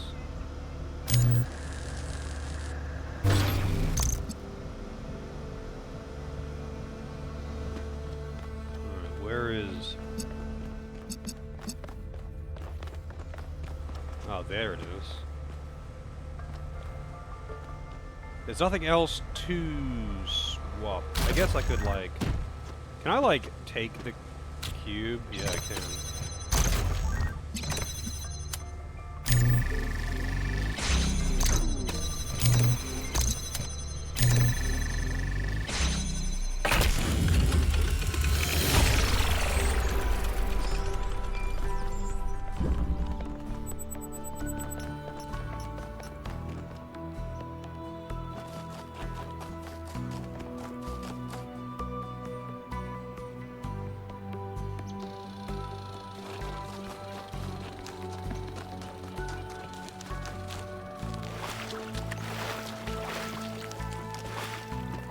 Frozen swamplands.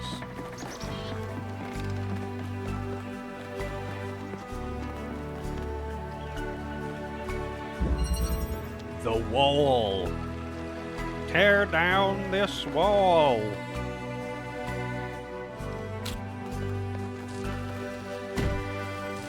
Alright, what do we got? Oh, we got 2 swappers now.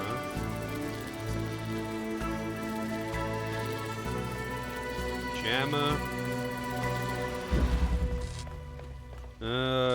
So yeah.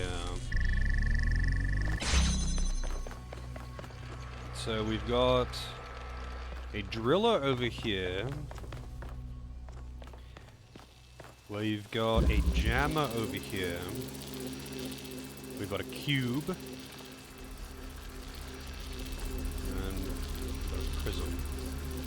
So what do we need to get into the exit room?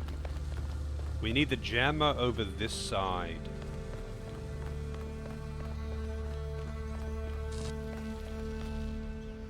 Now, what am I doing? I can only get through there. Oh, I can't jam that from this side, huh?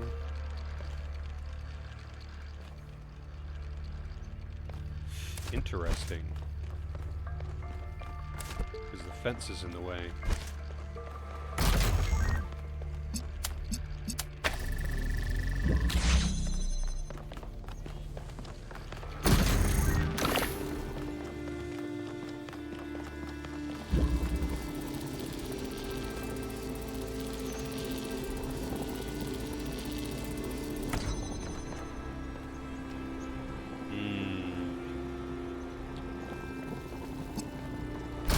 Get the jammer through the other side, but that wouldn't allow me to get back. Oh! Well, I accidentally found the solution. I mean, calculated. I meant to do that.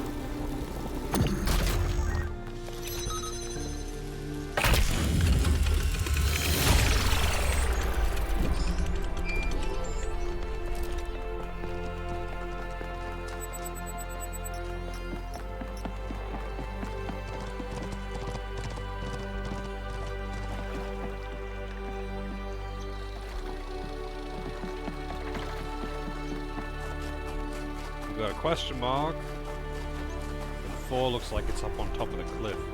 How do we get around there? I guess I can walk up this way.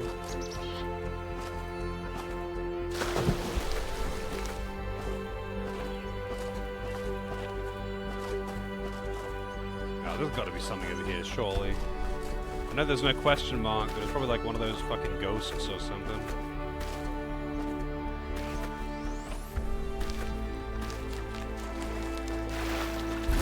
Whoa, that's cheeky.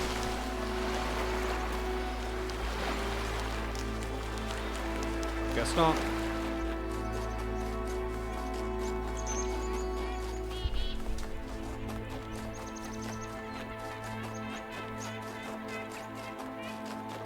The birds are laughing at me again.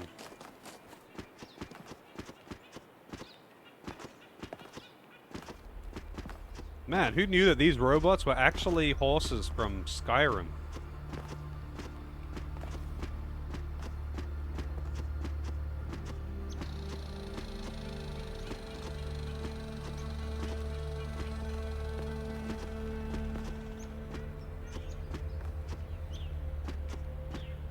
Maybe not quite as good as horses from Skyrim.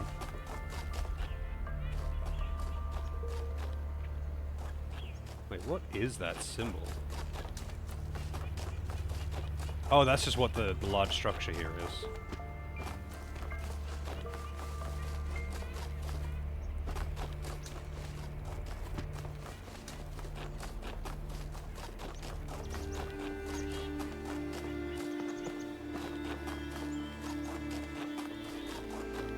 Guessing this is one of the lost puzzles. Obviously, robots are descended from mountain climbing goats. That's right.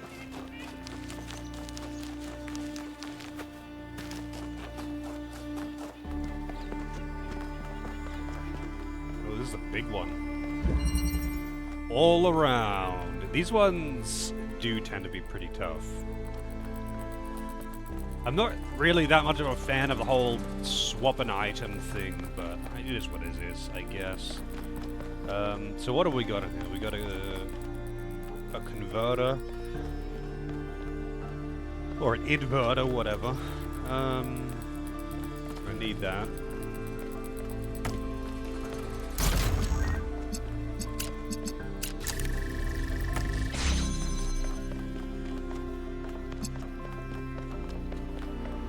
Jammer. A converter.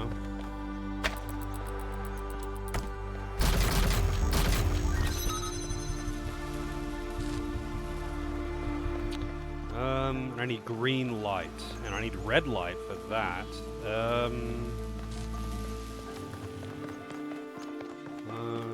wonder... There was no other light source though, right? I need that converter. It's the only source of red light.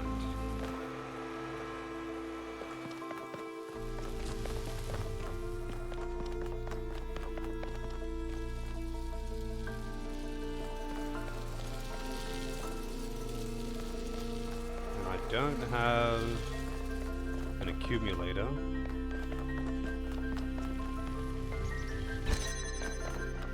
Well, I could jam this one.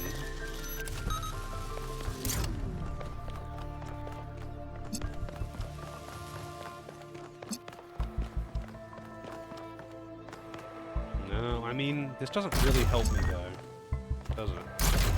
Because that is not open.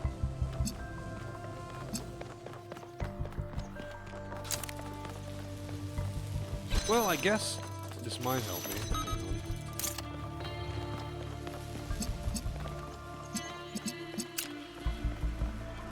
Well, actually now that I'm over here, I don't actually need this. I need this. Which means that this doesn't have to be jammed anymore.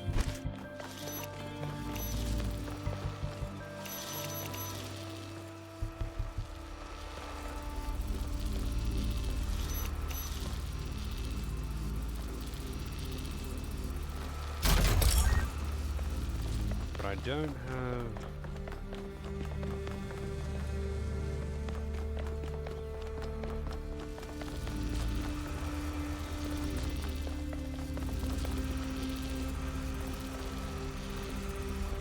Man.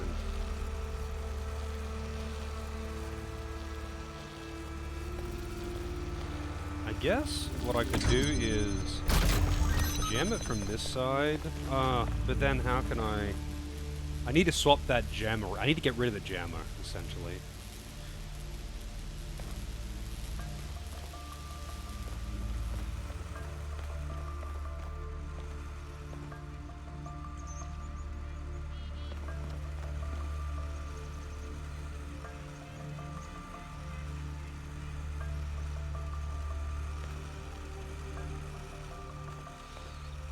And I need to have this to be able to get blue light.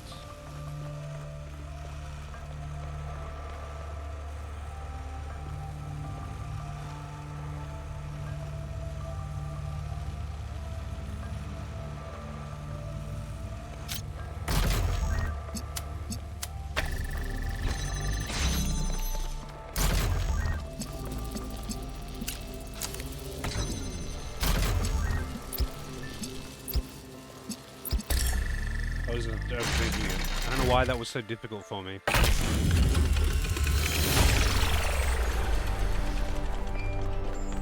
Oh, I bet the fence went down. Or something. Wandering around these landscapes, solving puzzles. In a way, 1K's experience must be very similar to Athena's in the simulation. There's one difference, though. Athena was alone.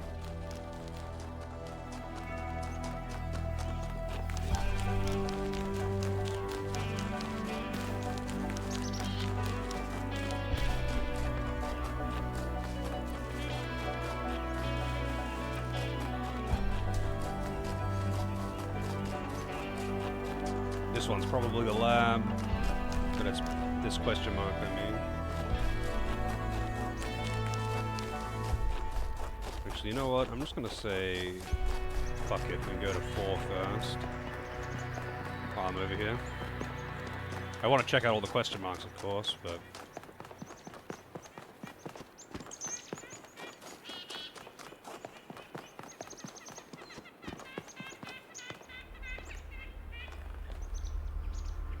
Fucking birds. Prison. With a prism.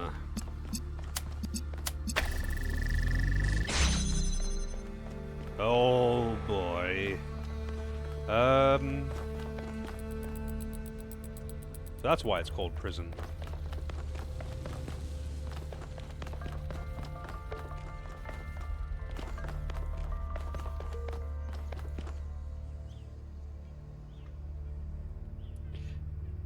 You tried playing Talos Principle for a while, got a good amount in before it made you sick. Oh, you get motion sickness from the first person thing?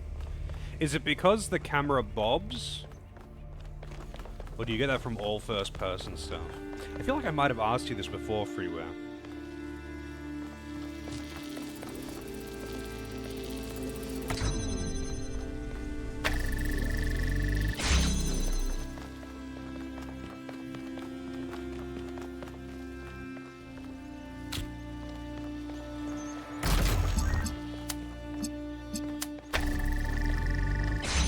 Oh. I do need more prisms. Wait, but... where do I get...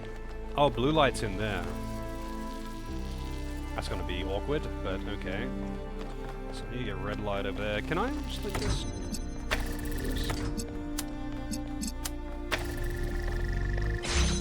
Okay, that was easier than I thought it was gonna be, but okay. Alright, so we've got all the prisms. And I'm gonna need... I feel... 1 cube.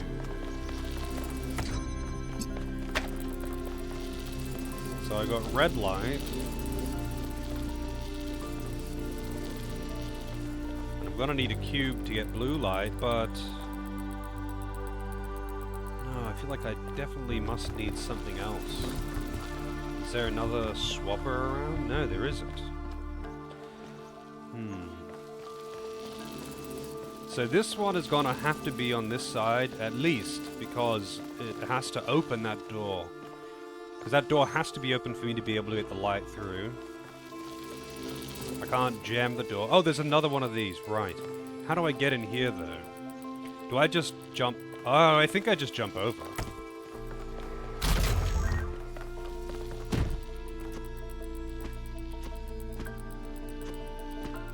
But I can't jump that high.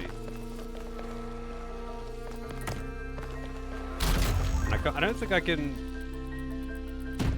climb up onto... yeah, I can't climb up onto a second one.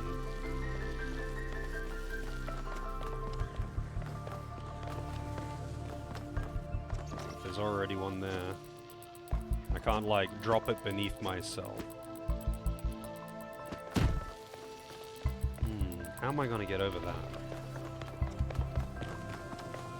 There isn't anything in there, is there? No, there isn't.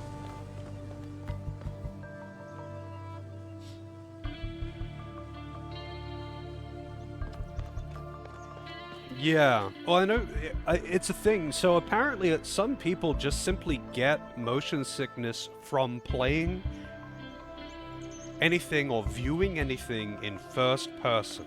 They get motion sickness from it. There's probably a term for this. I don't get it. I never get motion sickness from watching anything. Some people only get it if there isn't a crosshair. So I've got a crosshair, as you can see here, even though it's small. That apparently stops a lot of people from getting motion sickness. So some of you may remember the launch of Mirror's Edge. It was a launch, I think it was a launch title. Either way, it was an early PS3 title. And people loved it.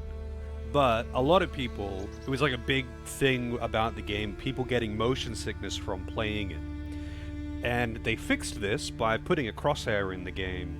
Because it's a first-person game, but you don't like really fight or anything, you're doing parkour, for those who haven't played it. You're mostly doing parkour. There's a little bit of combat, but for the most part, it's first-person running around and doing parkour. And that's cool, but anyway, people were getting motion sickness from it, notoriously so, and they added a crosshair to help remedy that somehow. That remedies it. Not really sure how. And there's other things. Some people get motion sickness from, like, a bobbing camera, if it, like, bobs with your steps or something. Like, understandably, people could get sick by looking at that. Like, spinning cameras might make them dizzy.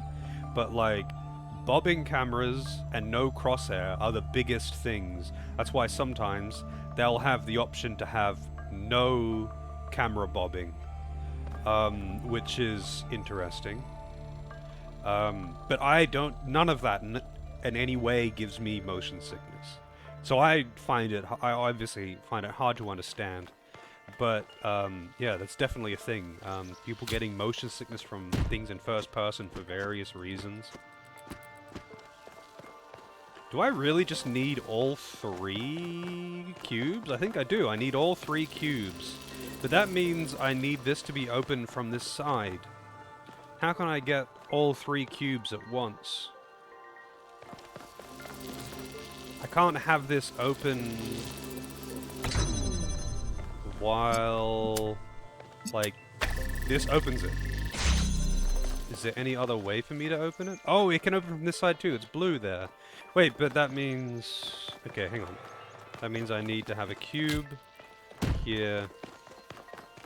I didn't see that blue one there. I don't know how it just blended in.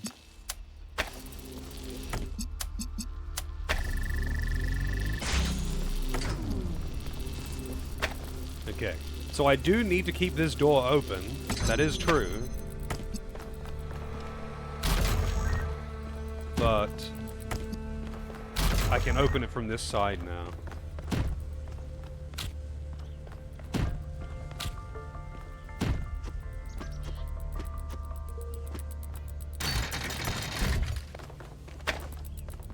So I'm gonna need at least 1 cube.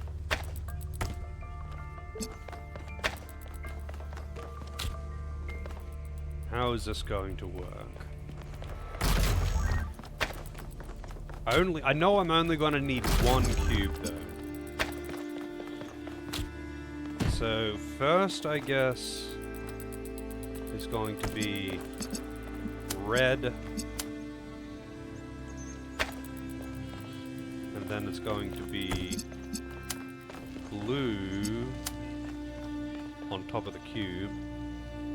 Except the cube's in the wrong space. Oh, the only thing is, I'm gonna have to do this again. Hang on. Wait, now that I'm here... Oh, I could just walk between them now. Technically, I don't need that door to be open. Technically. But... I'll do it anyway.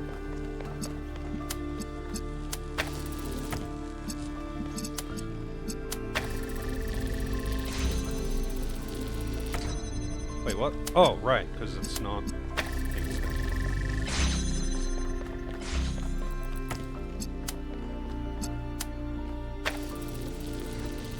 Oh, really? Come on. Motherfucker.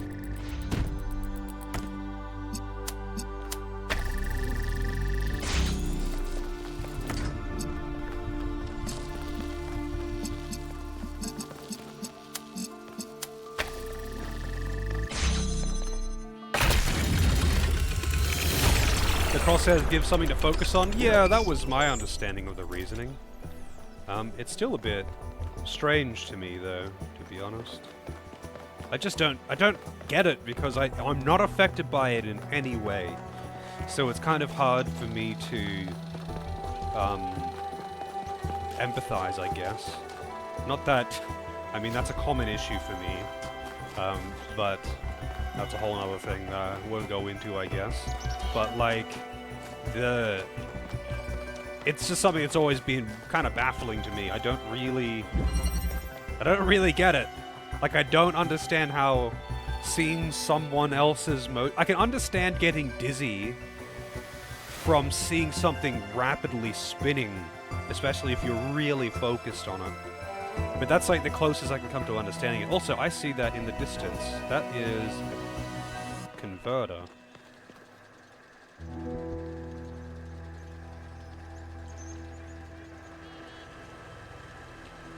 Can I read a book while driving in a car? I tend to get a little bit car sick if I try to read while in motion. That's not the same thing, though, I don't think. That's like how if you close your eyes while standing up, if you close your eyes and tilt your head back, it completely fucks with your balance. Try it, but stand like in front of your bed or something, because it's possible that you will fall over. I know it sounds silly, but a lot of people probably haven't actually tried to do that. Like, stand in front of your bed and close your eyes and then slowly tilt your head back. Don't worry, I'll wait. Riding in a car and reading doesn't bother you? Yeah, for me, I think I get a bit car sick if I try to read, but that's like if I try to read like something that requires a lot of attention. I don't think that's the same thing though, right? Maybe it is the same thing, and I just don't understand it, because I clearly don't understand it.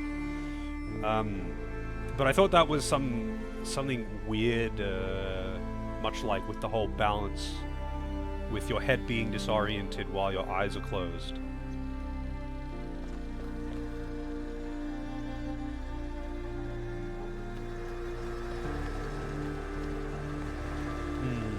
Alright, we got a red light.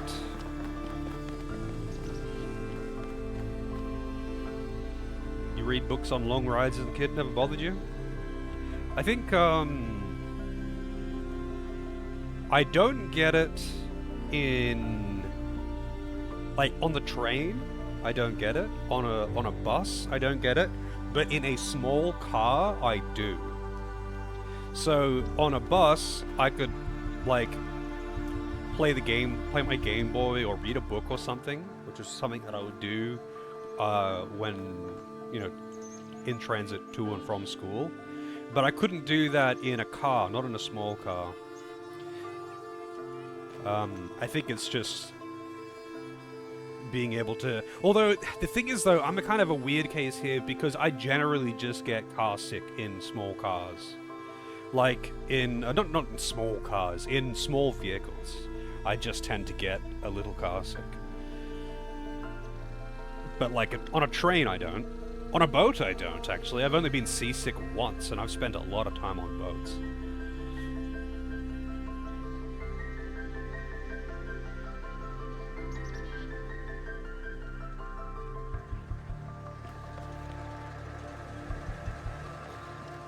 I see. Is it really that simple?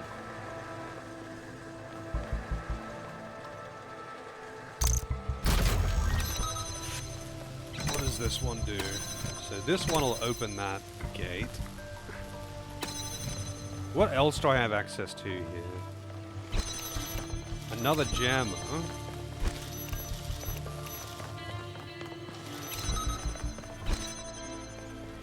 Which means I can take this and get myself a red line. So I don't need that to be jammed anymore. I'm gonna need both gems, though. I wonder if that will retain the red light. It does. Well, all that does is give me access to blue. So, I feel like... Oh, wait, no. That'll just open the gate. It won't do anything else.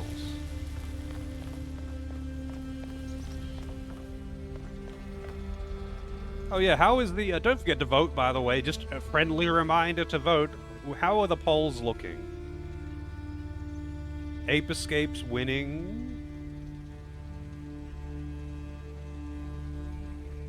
Dragon Valor definitely down the bottom. Honestly, Dragon Valor looked cool. I looked up all the games, and Dragon Valor was the last one that I looked up, and I was like, looks cool.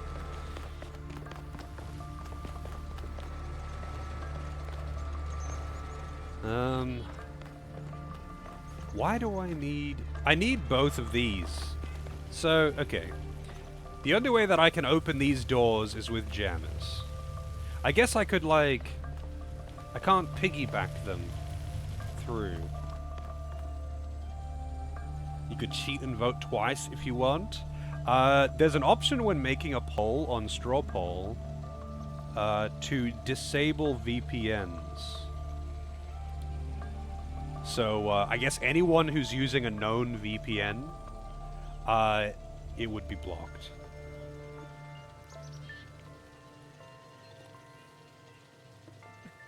You voted for the losing game? Vote for what you want to see. Because sometimes the winner doesn't matter.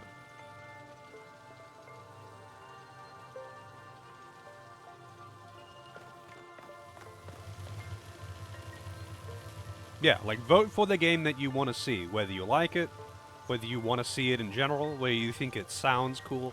Don't vote for what you think is going to win, because you feel like your vote was wasted if the thing that you voted for didn't win.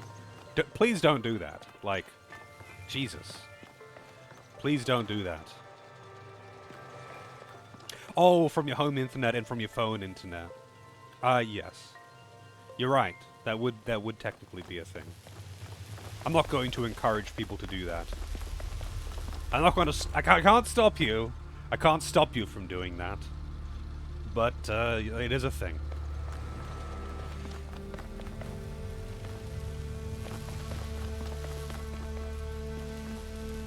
I'm just really unsure of how I can get through this. So I need the... I feel like I need both of these, but the gate has to be open. I need both of these. I need the red light, and I need this to turn it into a blue light. But I need these doors to be open. I need the doors to be open, so...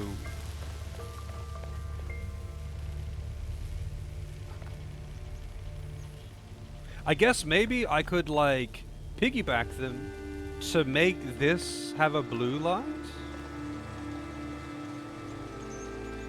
Maybe that's it. I'm meant to get a blue light onto this.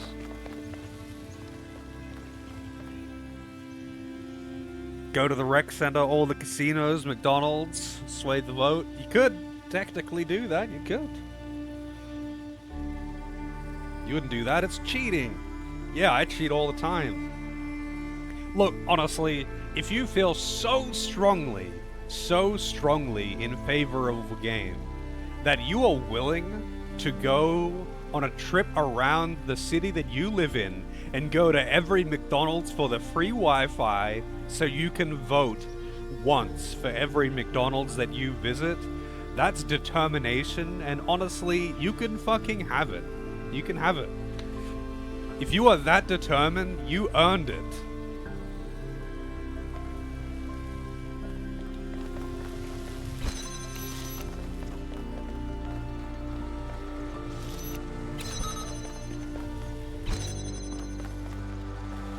Yeah, that's right.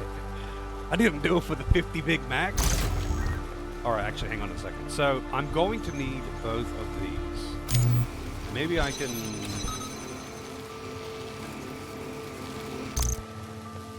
Wait, does that switch open both? It does. It opens both.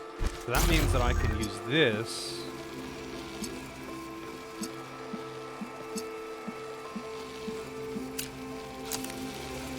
give this a blue light.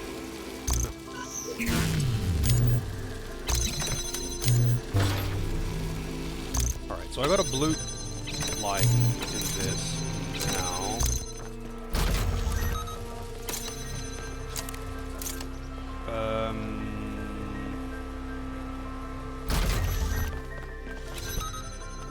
Okay, so now I have to figure out how I'm gonna do this. So I could piggyback these to a point.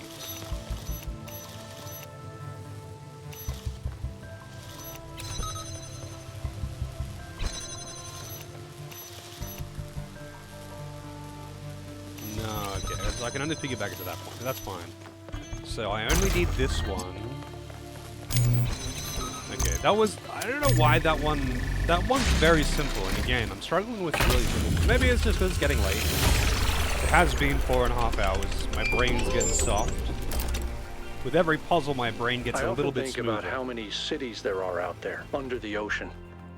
Cities where people lived for thousands of years. Cities with their own history, their own culture. All of it lost under the waves.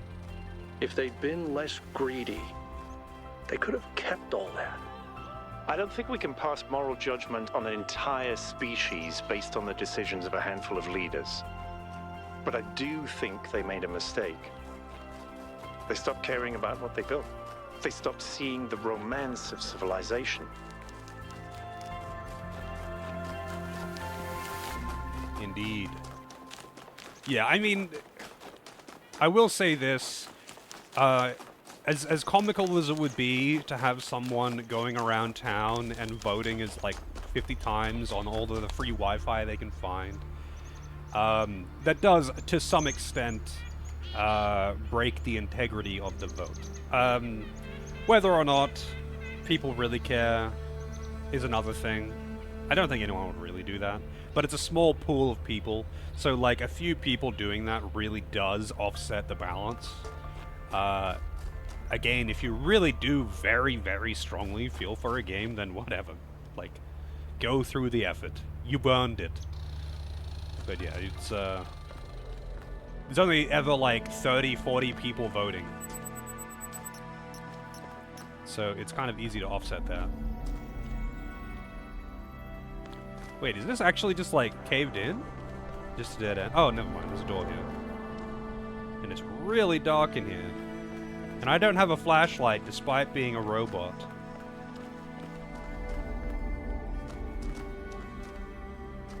Why don't I have a flashlight?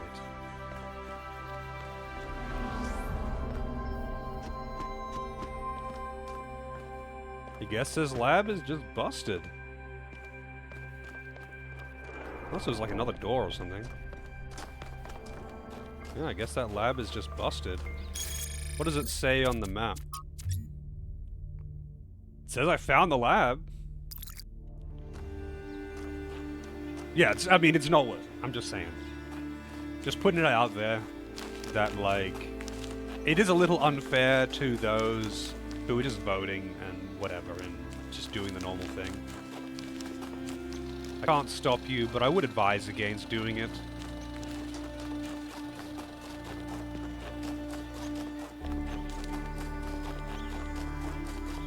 Purely coincidence, I'm off to McDonald's for no particular reason.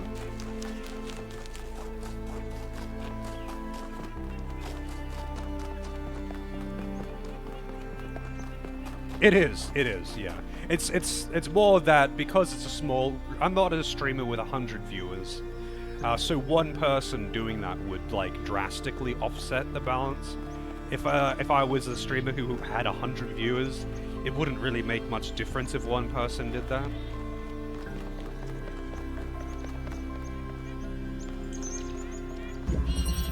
Up and down. Oh god, we got fans. Green. Looks like I need blue to open that.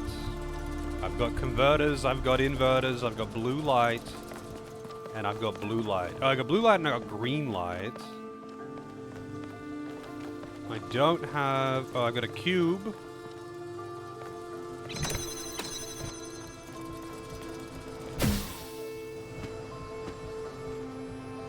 Why do I have a little pedestal here? It's probably to reach that.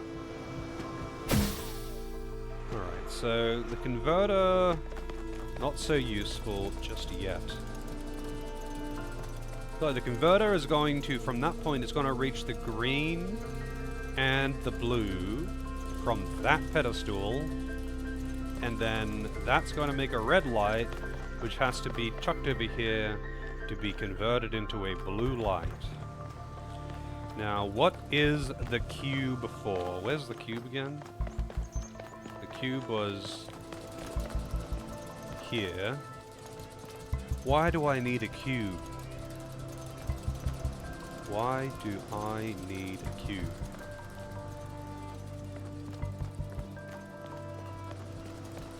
And how do I have both the inverter and the converter out at the same time? Because I only have one item. Oh, I can detach the fan. But then I can't get up there. Detach that fan too.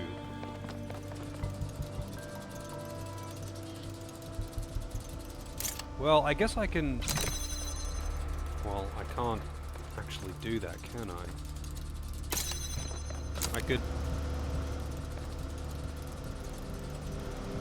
I guess I could take this off temporarily to be able to swap this cube to put this back on so I can get the cube up to the top, to trade the cube for the converter, and then I don't need the fan up there, so I can use this fan to get this back. Oh, wait. And I still need the other fan. So this should be able to reach both from here. And that creates a red light, which is converted to a blue light with this. Okay. Easy clap. You do have to make a coffee run before work, though? Do you go to, like, a cafe or something to get good coffee before work?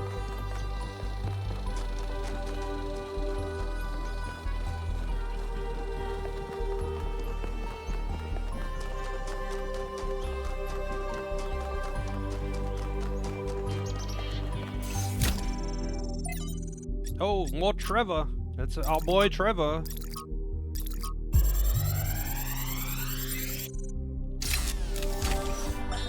Something I really like about Alex, one of the reasons why I'm here doing this, is that she's really humble.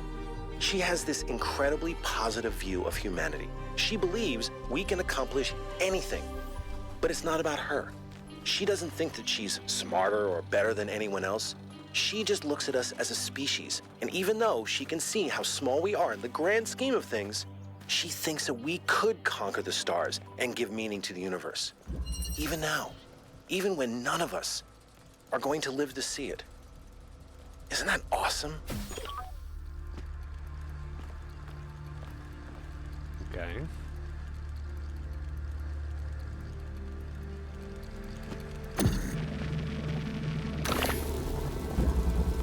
Cube, which I'm gonna need. Wait, am I gonna need a cube? Oh, yeah, it's just barely out of line of sight. Of course, it wouldn't just, like, make it completely pointless or something. Are you serious? I can't jump over it, too. I am gonna need the cube. Son of a bitch.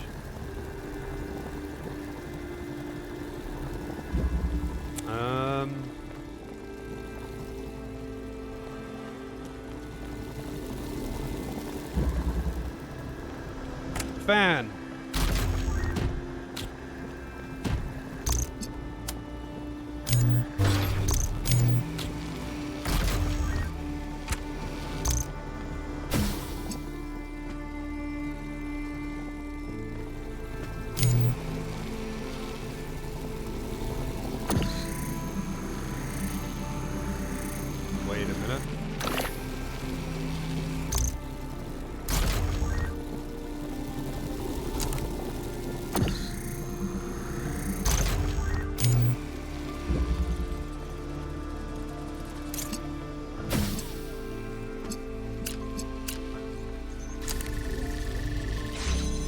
Easy clap.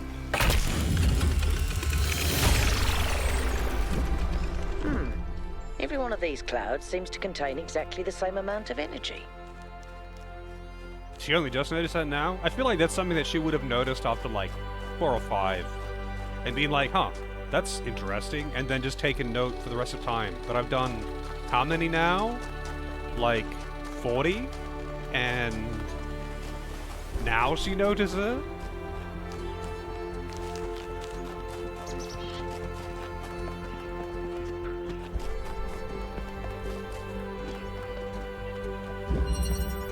Transmission. Oh, Gemma.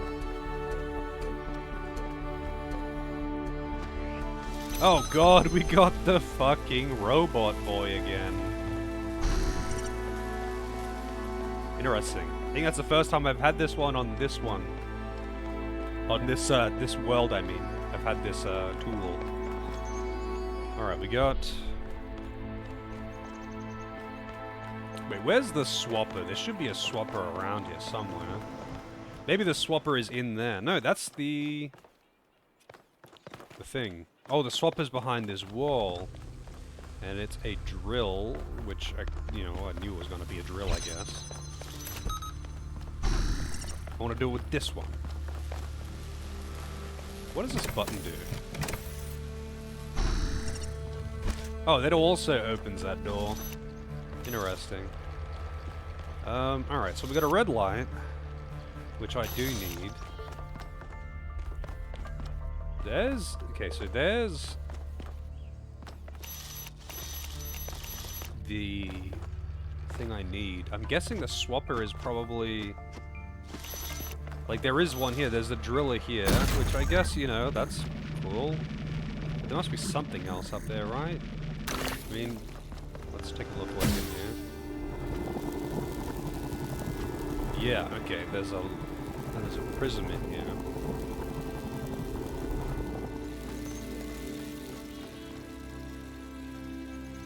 I can't access that unless this is there. And I can't get up there without this fan.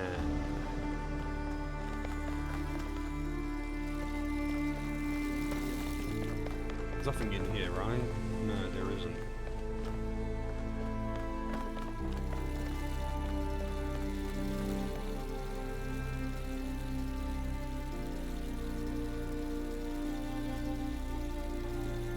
Oh, I see, I see. That makes sense too.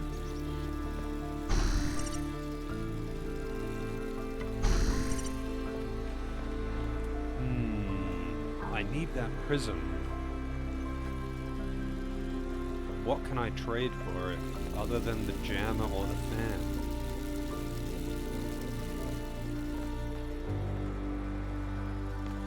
Well, more importantly, how can I have the jammer... Well, actually, I'm stupid. I can trade the fan. I can just leave this up here. But, like, oh, I do need to... I just realized also. I guess I can put him down here. No, that wouldn't help either, now I think about it. I still do need... I was thinking I could put this guy up there and take the fan away, but then I don't have an item on him to trade. I need to bring an item up here. I guess, actually, what I could do is bring an item up there.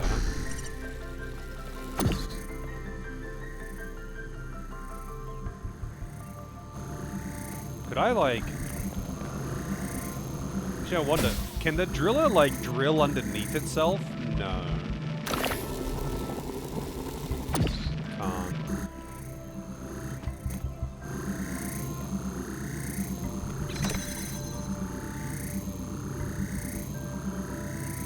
That fan is extremely powerful, I'm guessing.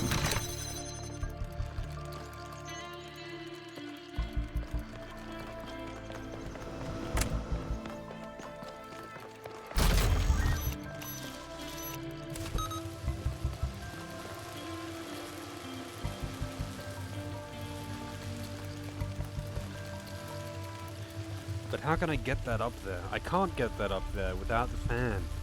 I need the fan to get the item up there in the first place. And I guess the driller is something that I don't need until after the fact.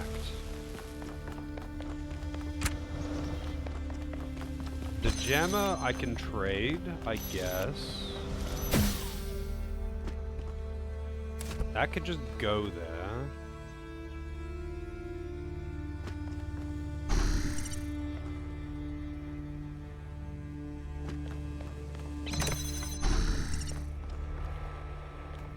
Now I don't... Like, now I can detach the fan, because the item is up there. I could do this in parts, maybe, to get the item down.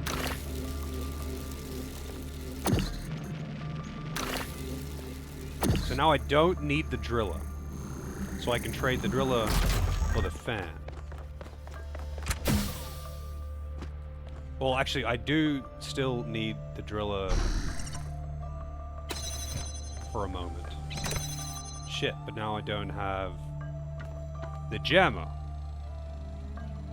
Well, I could have done this from the top. Now I have to do this all over. I think I have to just restart it. I think I understand what I need to do here.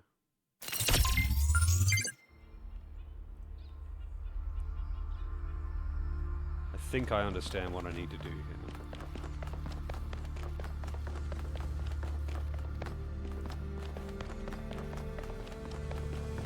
It's my buddy.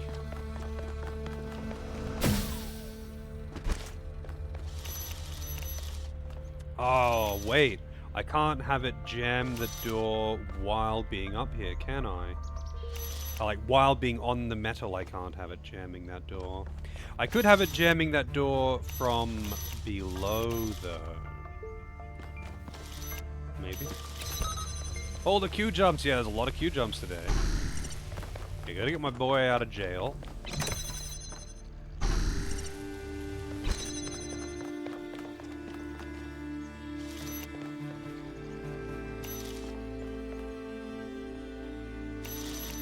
What is this one called again? This puzzle? This particular puzzle, I guess it's transmission. Sometimes the name of the puzzle is like a hint.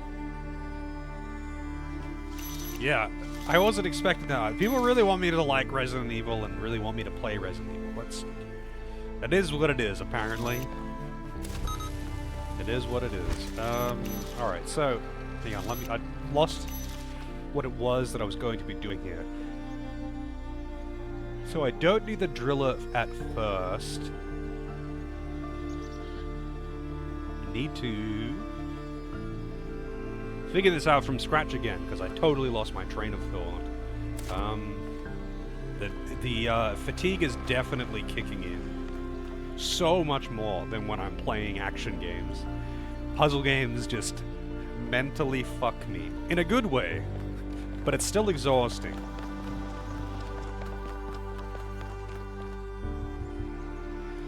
Let's see.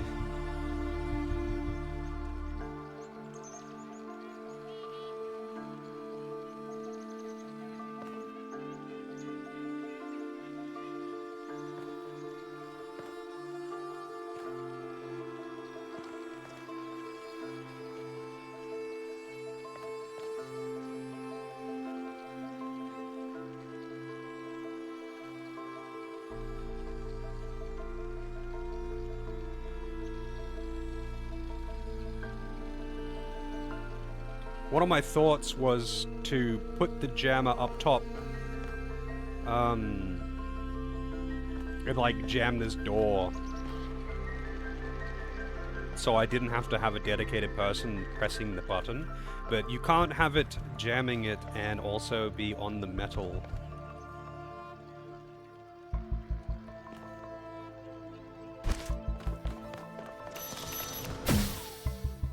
But I guess actually that doesn't really matter, does it? I can do this. And then I don't need this person to be on there. Which means I can... But I can't drop it down. I can't have... Like, I still need to be able to get up there. I guess, actually, hang on.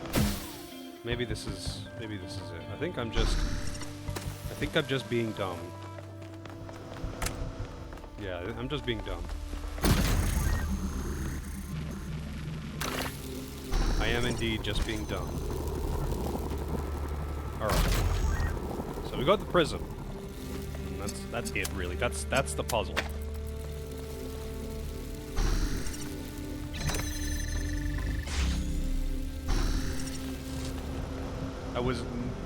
There was no reason for it to be that hard for me.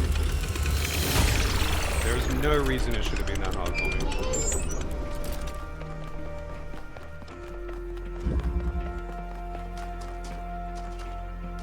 Alright, the gate is open. I'm still missing one of the lost puzzles here. How many question marks are there? I wish the minimap, or the compass thing rather, was like more opaque.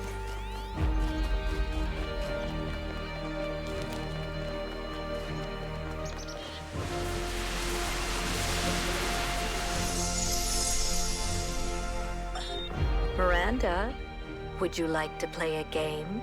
A game? It is a child. That sounds like fun. It is. Remember what Alexandra Drennan said about games? They're part of what makes us human. Exactly. And this is a game Alexandra Drennan designed when she was still in school. It's based on her favorite book. Have a go.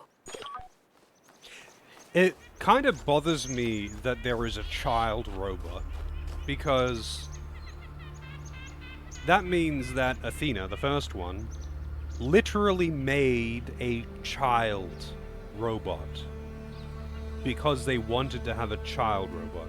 Like, that's mentally a child. Even if it's intelligent, it's still childlike.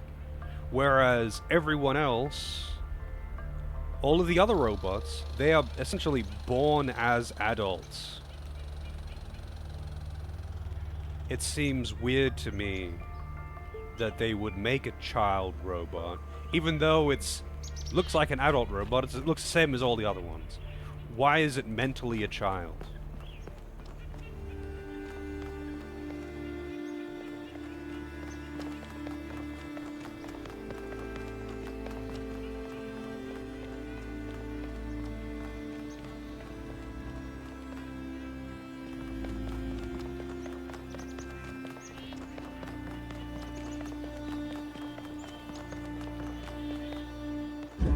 I feel like the only reason why you would do that is kind of to be a dick.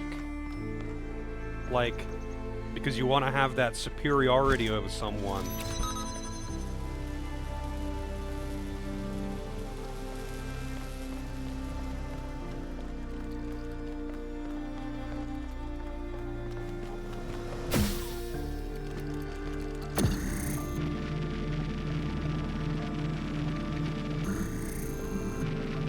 Prism. Their way to experience it, what, vicariously? I guess.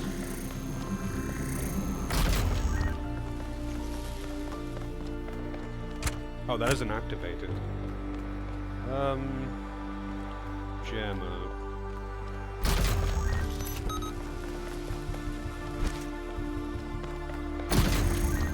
Driller.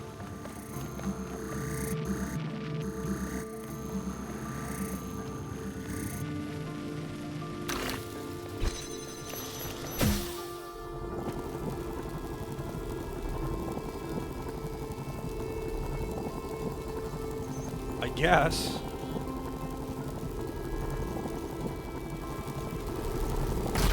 Perhaps you are right. Alright, where was the red light? Oh, the red light's up there. Shit.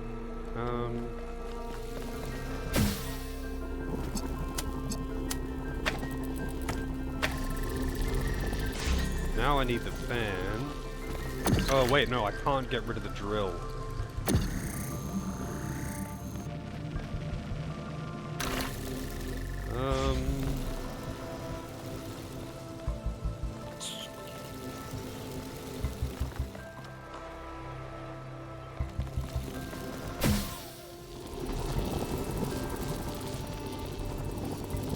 Can't get rid of the drill. I can't get rid of the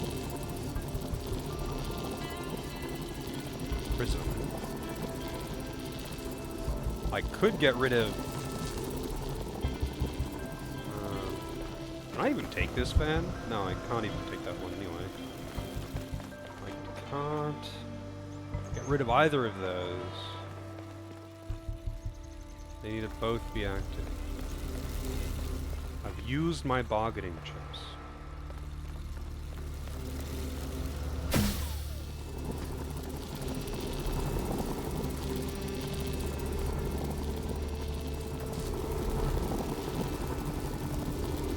There's actually a light up there too, which I'm going to need the jammer for.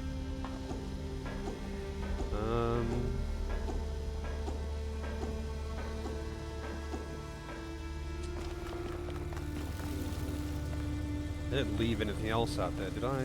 I don't think so.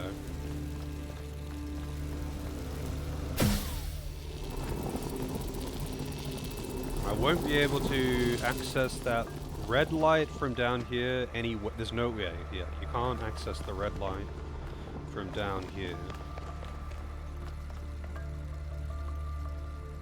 So I need both of those to be able to activate the fan.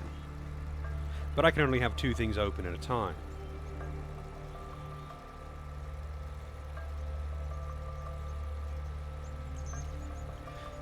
The fan can't be active unless the red light is going through that hole.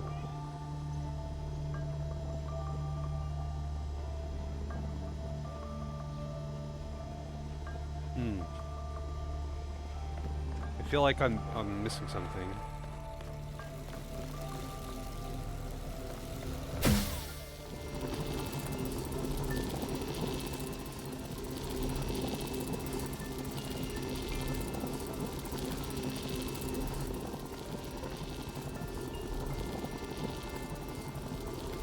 What could I be missing?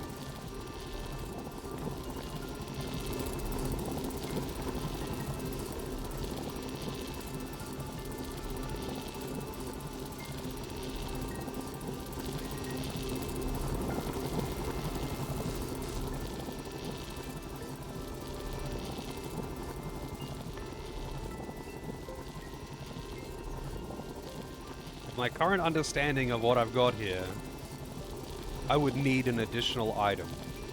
So I'm obviously missing something.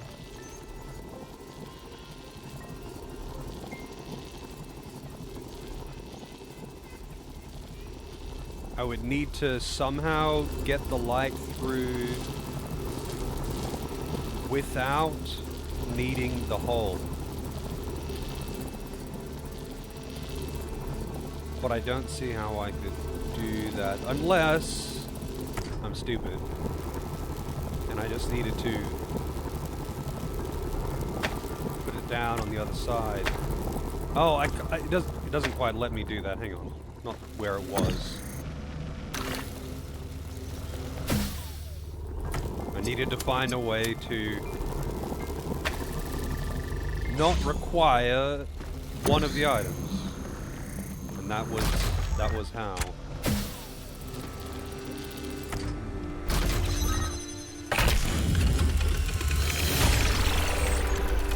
All of the puzzles here, I think. Right? That was all of them? Yep. Both of the lost puzzles.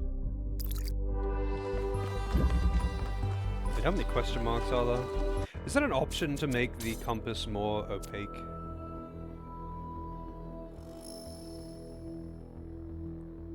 I can do that for the subtitles too. Crosshair opacity.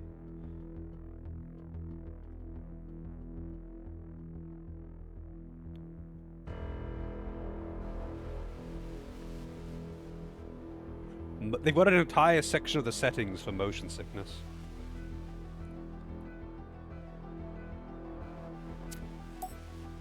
big, huge compass. Let's go just big. Maybe that'll make it a bit easier.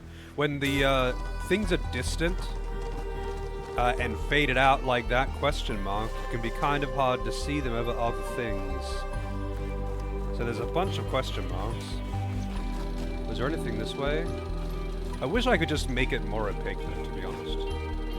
I don't really... It's more that it's like, when it's over certain surfaces, it's hard to see white on white, you know?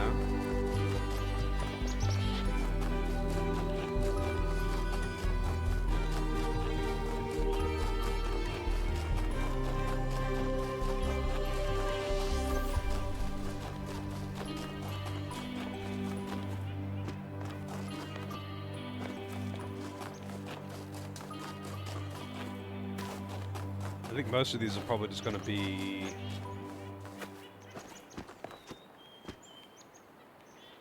buttons. Yeah, the log things.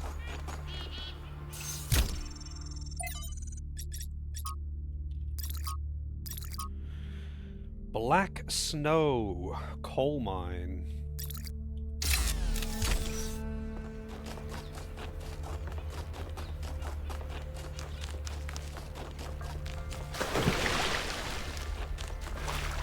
One of them will be a star-like location.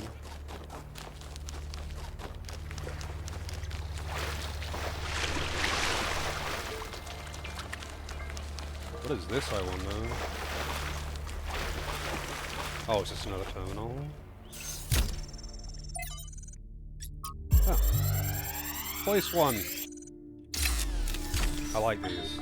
You may wonder why I insist on these unsanctioned, unplanned expeditions. Some think it is because I hate civilization and prefer to lose myself in nature. This is precisely the opposite of the truth. It is because I love New Jerusalem that I have to leave. Because it is only when I am here that I fully appreciate what the city means. And also because I believe that if I stayed at home, I would one day be ethically compelled to commit acts of violence against those who, in their arrogance, imagine that humans should live in harmony with the chaos that surrounds us. Chaos? Oh. Flame. I think you just picked up some kind of decryption key. Could try using it on those terminals inside the puzzles. And cheat? Why would I do that?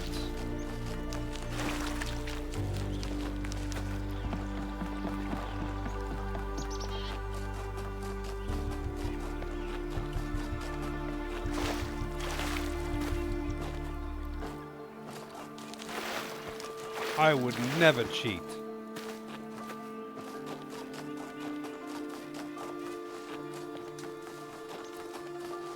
Ah, here's where the star is.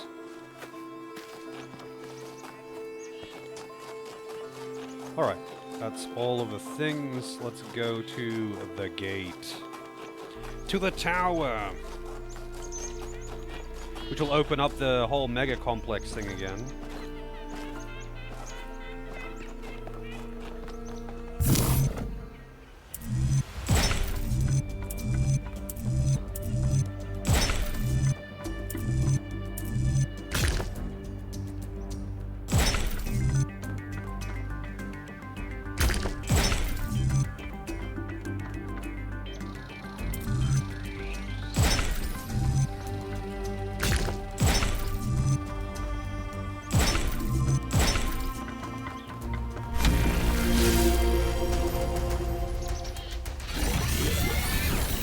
Into the Matrix.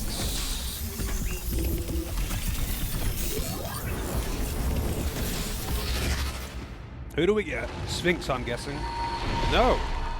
It's Hear me, friend, Prometheus. and heed my words. Beware Pandora. She is nothing but fear and despair, and she will do anything to prevent you from reaching the flame. It is she who disrupted the trials of the Sphinx, and who bound me in the...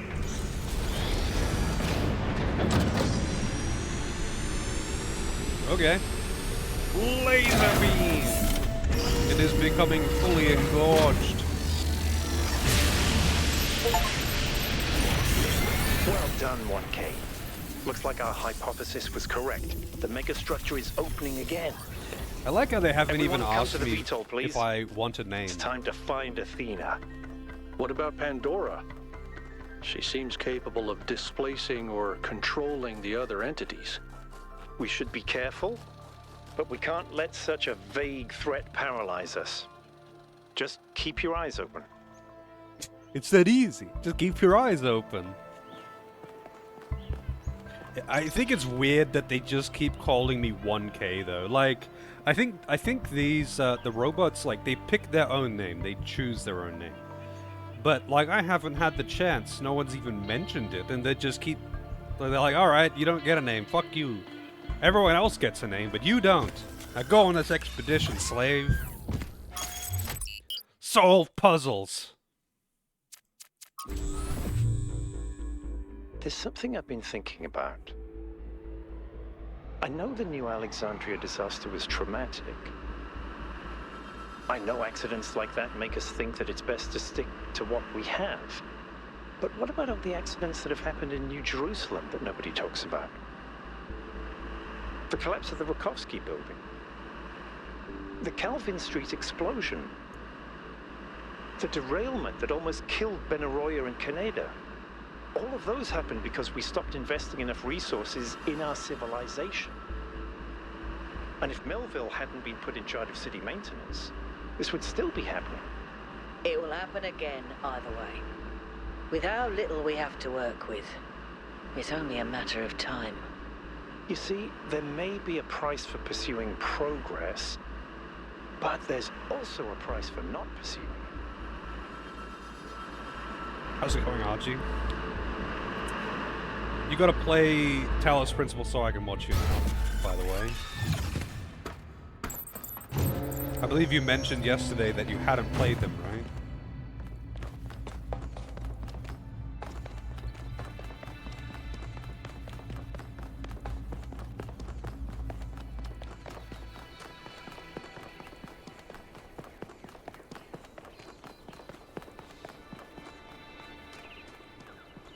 In we go. Into the All gaping right, maw. here we go again. Our main objective is to determine the relationship between the megastructure and Athena. Did she find it? Did she build it? Why was she here in the first place? Explore, dig up anything you can. We need to start finding answers. Need something to fill in the Baba hole. I haven't played Baba. I can't Is imagine You. one person building all this. Don't forget about Miranda. There were at least 2 of them. I can't imagine 100 people building this.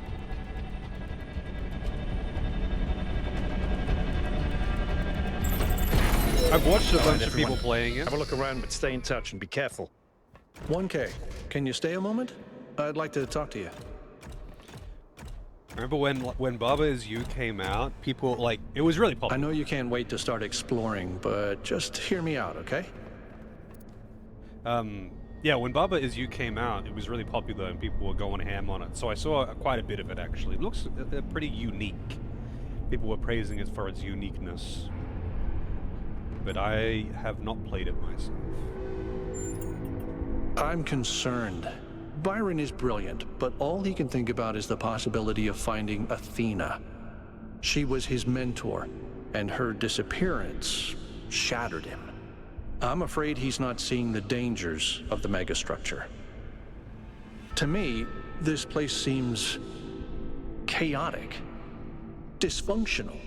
Yes, it's all very impressive, but I think it's broken.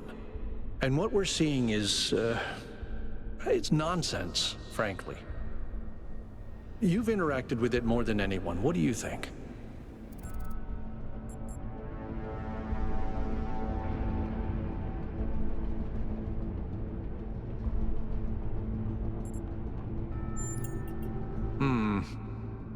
I don't see it. Or at least I'm not convinced that the pattern is meaningful. Maybe I'm wrong, but please, be careful. Yeah, I've heard that it's got some very hard puzzles in it. I've heard that from many people, that it definitely has some really hard ones. I would probably just get stumped and end up having to look shit up. But, it does seem pretty interesting.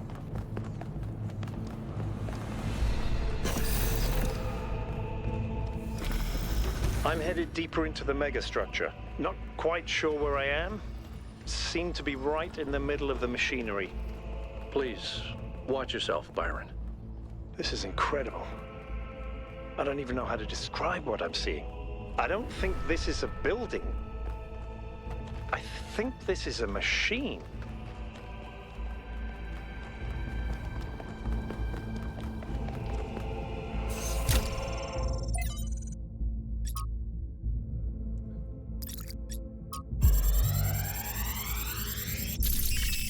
Oh no! Virus again! 249%! It's always 249. Why don't you just tell people that they're wrong? If you tell them the truth, they'll listen. It's not that simple. Straton wrote that the most common error we commit is to think that ideas determine reality, when in fact the opposite is true. Ideas follow from material conditions. Belief systems are formed to explain and justify the way we live. We did not have kings because we believed in the mandate of heaven. We believed in the mandate of heaven because we lived in monarchies. But we have free will. Oh, free will isn't the same as freedom, Miranda. We're not free from the constraints of reality or history. I was shaped by the simulation. New Jerusalem is shaped by its limitations. So, what? We're just trapped? History can only go one way? Maybe, maybe not. The question is, how do we free ourselves? How do we build a world where our ideas do shape reality? That's why we came here.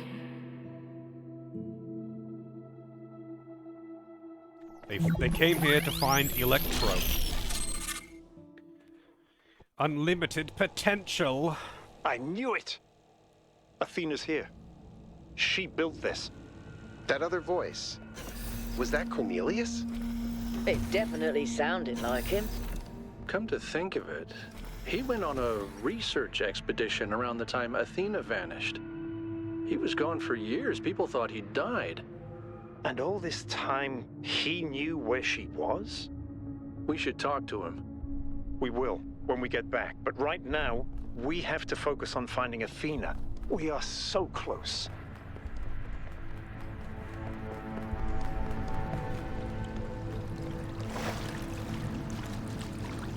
They came here to become gods. After all, who doesn't want to be a god?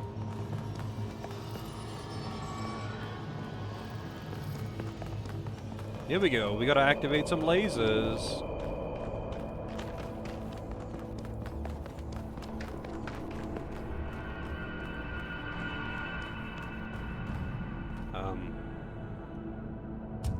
Okay then. Now, I can understand this triggering some magnetic? motion sickness. No, it's anti-gravity. Your coot was right. I should have known.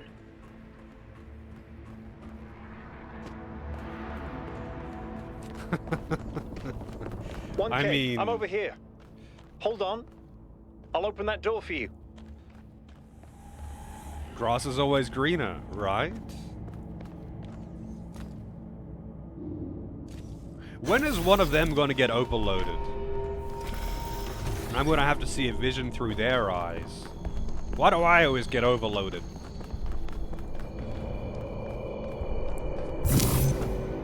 Alright, where am I trying to get to?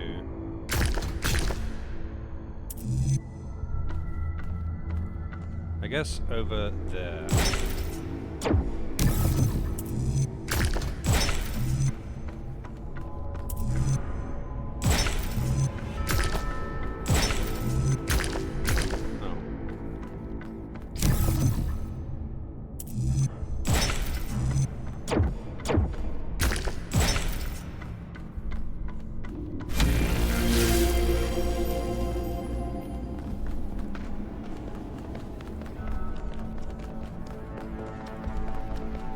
Same pattern as before. 3 beams, 3 receivers. I guess we know what to do. Be careful. The sheer amount of power running through this place. I'll take care of this puzzle. You do the other 2, okay? This is kind of fun. Maybe Alexandra Drennan was right. Play is part of what makes us human. Melville, is there anything in the system that could tell us where Athena is? I don't know. Someone's logged into... Got it!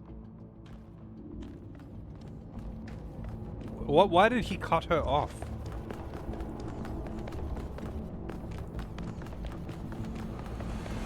And then she didn't continue or say anything about it.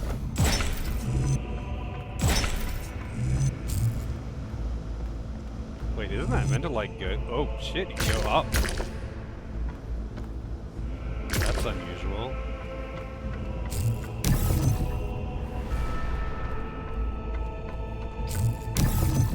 Let's go.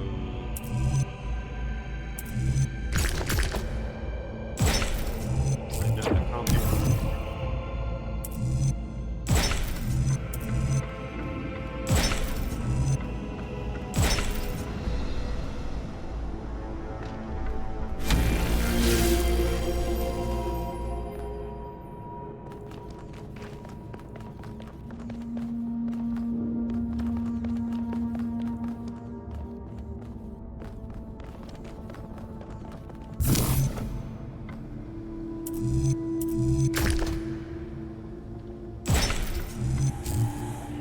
Getting weird with these Tetris puzzle things.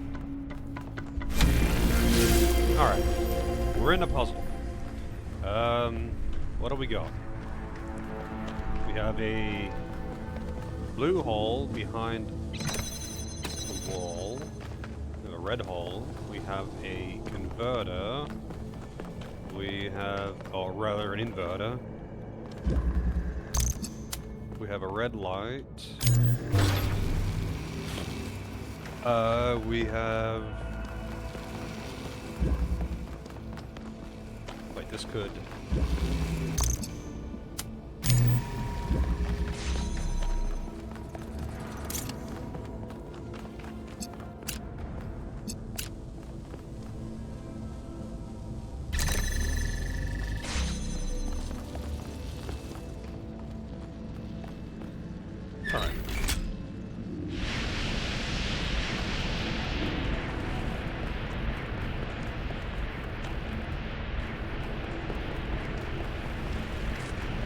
Is there a fast way back, or... I guess not.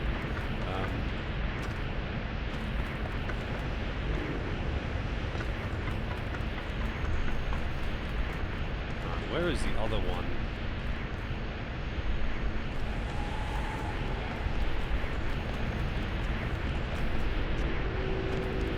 Green.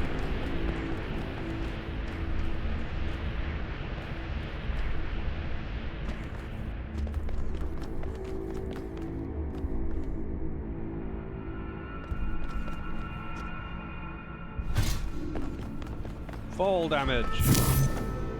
Alright, I guess I'm going over there.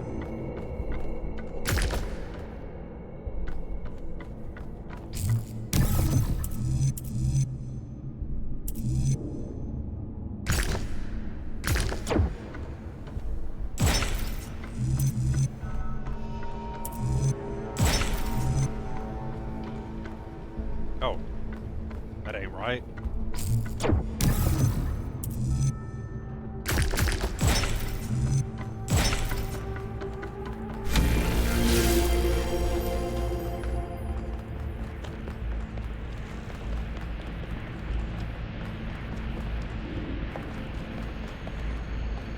Where I need to go. It's weird because there's also some like pretty pointless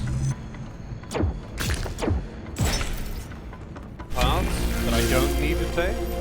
They don't seem to go anywhere or anything. Or just like loop around to the same locations, that kind of thing.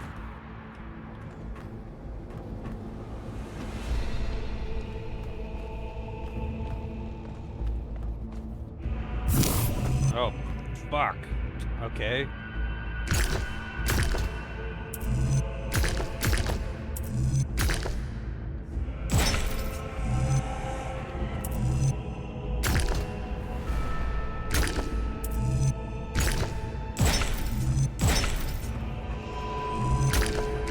Nope, that ain't right.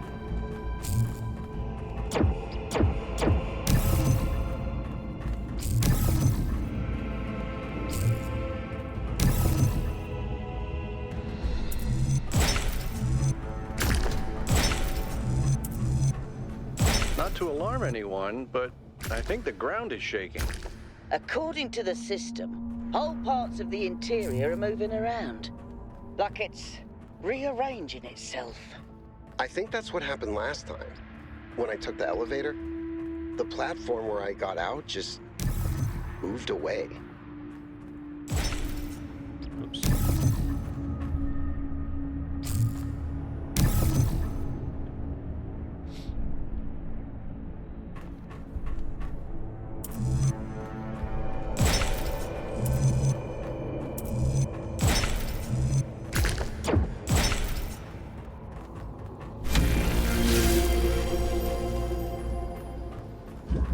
Alright, I'm upside down now, I think.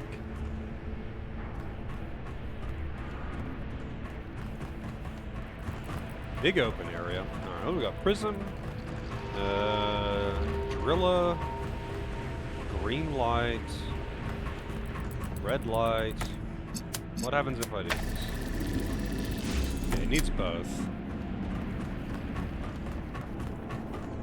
The driller, I'm guessing, it's probably something I can grab right here. Oh no, no, it's just a green light. Or a green hole, not a green light.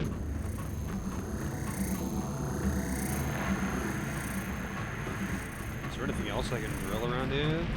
There is. Okay, this one's got something I can just grab. Alright, so I've got a red light. Got a prism.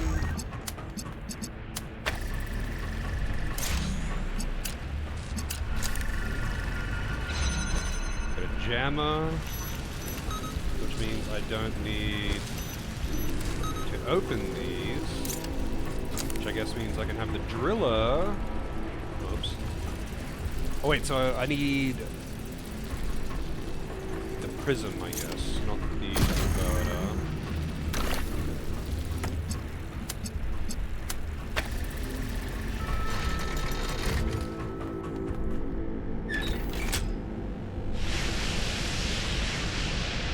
The gate's opening. I'm heading in. It doesn't even... Zero hesitation. Just none. The gates are open. Something's gonna happen to Byron.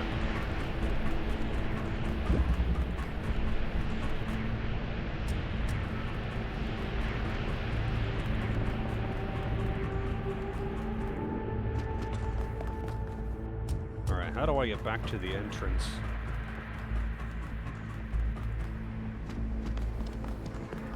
This is a little bit disorienting.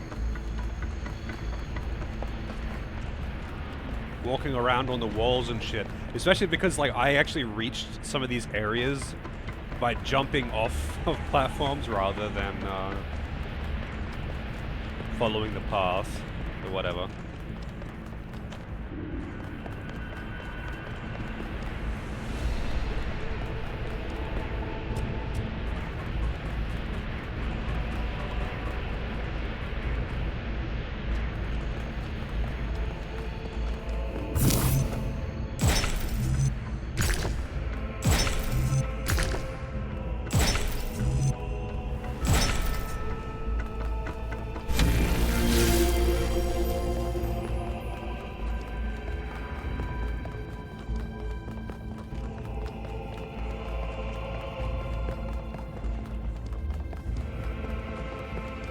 Shit's about to get weird, I think.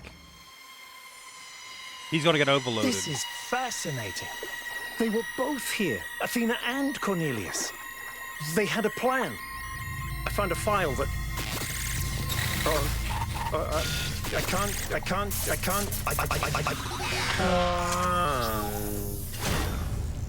Byron's trapped in the overload.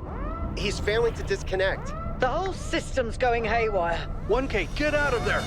Everyone back to the VTOL!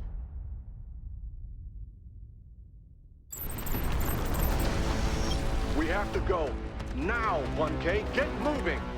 We can't just leave Byron behind. Yeah, Coot, we have no idea where he is or what's happening to him. But right now, if we stay here, we could all die. The system's going completely bananas.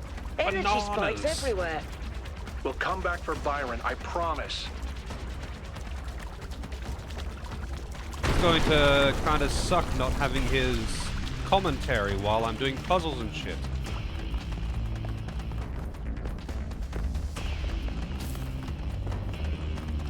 Catch him, by the way.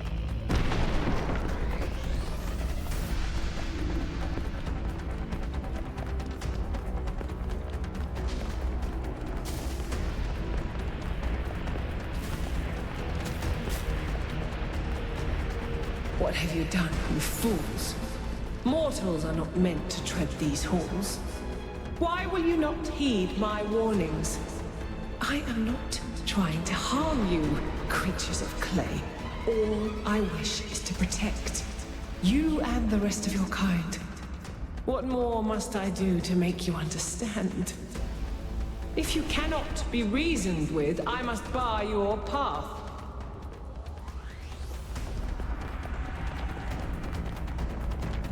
Move, 1K, move! Did Australia ever legalize marijuana? It's trying to.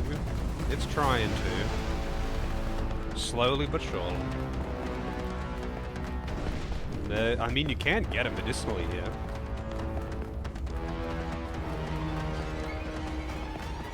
And I think it's decriminalized in, These energy emissions are ACT. messing with the VTOL systems. Okay, I think I've got it working. Get here quickly, 1K.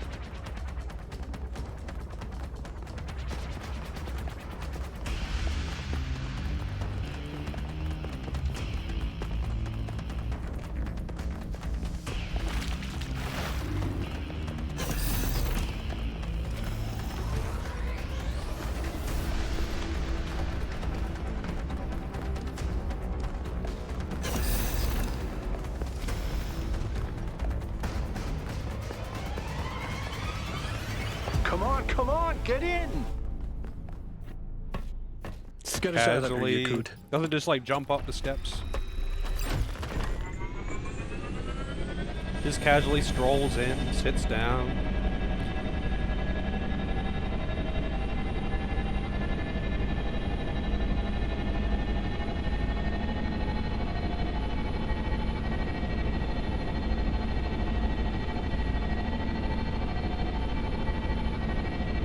Okay, we're out. Now what? Looks like the southern sites are active. The readings are strangely jumbled, though. Should I set us down? Yes, but just to drop off Melville. What? We're going back to New Jerusalem. This situation has gotten out of control. We need to regroup. Rushing in blindly isn't going to save Byron. But we also need someone to stay here and keep an eye on things. Melville, that's you. All right, I'll see if I can make any sense of these systems while you're gone. Just keep a safe distance, okay? Will do. Good. Well, 1K, I guess it's time for you and me to take a nap. I don't want to go back, I want to do more puzzles. Do not lose hope, my child. In these difficult moments, find solace in your friends and in the home that you share.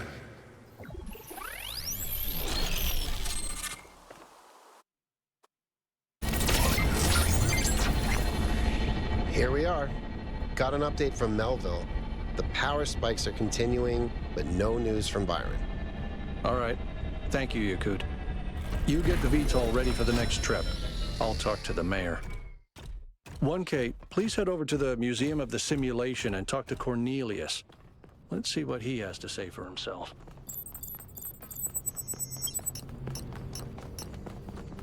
The world is full of suffering. Every living organism suffers. Animals kill other animals to eat. And it always ends with death, torn apart or wasting away. This is what surrounds us. This is what's happening outside those walls, every hour of every day. It's our ethical responsibility as sentient beings to lessen suffering. That's what it means to be human, to understand that it is your duty to transform this world into something better. That's what the Founder meant when she said that we can turn the world into a work of art. Despite what happened to him, Byron was right. We have to keep going.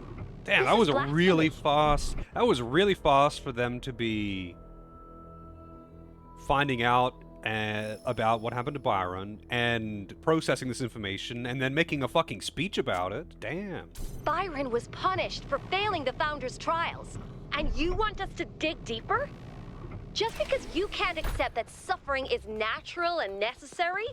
Please, everyone, stop using the public frequency. If you want to argue, use your interface or speak in person. Welcome back, 1K. Okay, citizen. I guess he doesn't have a name.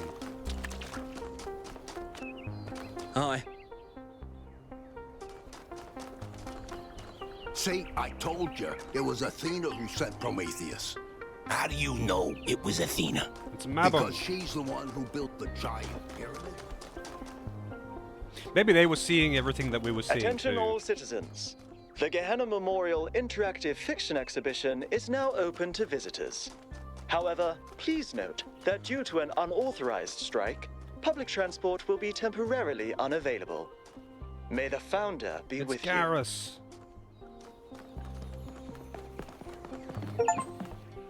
Visit New Jerusalem's Museum of the Simulation. I'm in danger. I'm in danger. Evil Blanketfish with the raid. How is the Grandia going? Are you still enjoying the company of the main character's mother? This dude's name is literally Purple. He's just a purple guy named Purple. He's 2 behind me. One of the most recent things ever made. He got to pick a name. Why didn't I get to pick a fucking name? Also, you know, I remember encountering number 666. I don't remember their name. And, yeah, this is the one. And I don't think I ever actually followed up anything of this.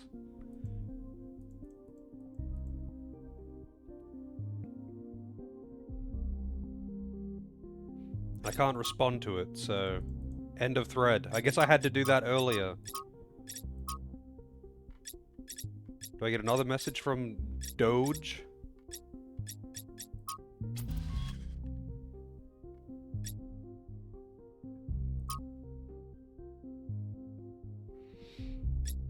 Is this a point and click? No, it's a 3D puzzle game.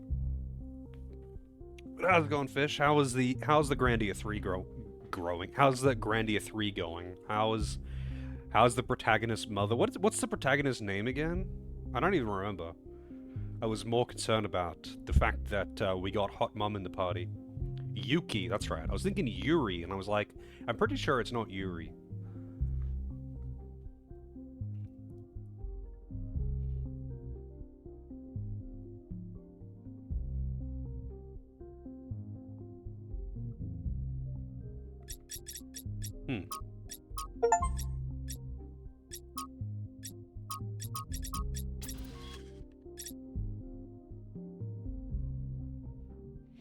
He's one of the first. Okay, that explains who he is, too.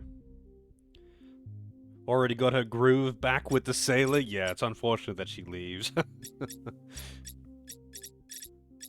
I guess I had to respond to this earlier in order to be able to consent to sharing my personal data with 666.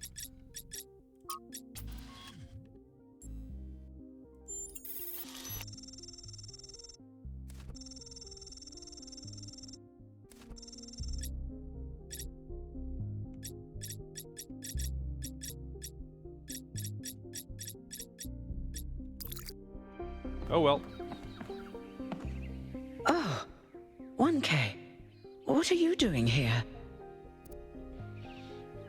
Now it's Yuki, Alfina, and the Dragon Rider. The Dragon Rider and the Nomad Chief. Man, I really don't remember the characters in that game, huh?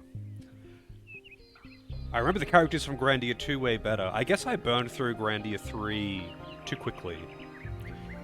I remember some of the characters from it, though. Grandia 3 characters, let's take a look. Let me just confirm. Yeah. Well, I don't know who you have seen or haven't seen. I remember the two girls other than Alfina. I do not remember some of these other ones though. I don't remember Alonso at all.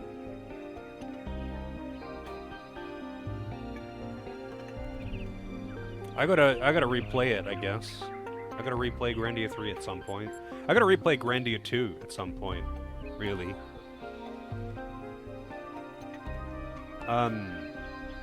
I played both Grandia 2 and 3 only once, but I've seen way more of Grandia 2 from other people playing it, so I remember it much better. Grandia 3, I burned through it, and honestly, I barely remember it. Ah, I assume it has something to do with your expedition? I must admit I haven't been following the news. Sorry, been a little lost lately.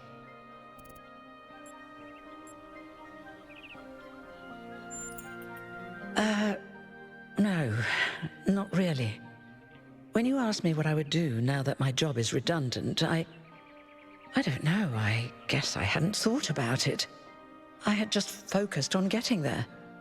And after you left, it all just rushed over me. The truth is, I don't know who I am without this.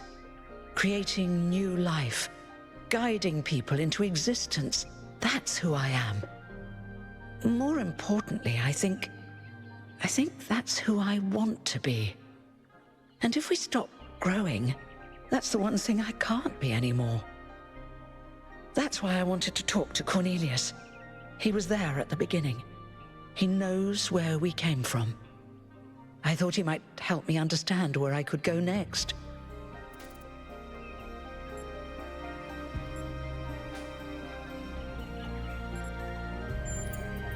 Thank you, 1K. I don't want to. I liked who I was. Who I still am. This is just a story segment. You said you were looking for Cornelius? By the way. This is normally a 3D puzzle game, kind of like Portal, but I'm in the intermission right now. So you've kind of come into the only non-puzzling part of the game. So, do you know anything about the Talos Principal Games, Fish? Like, I don't know if you've seen much or any, really.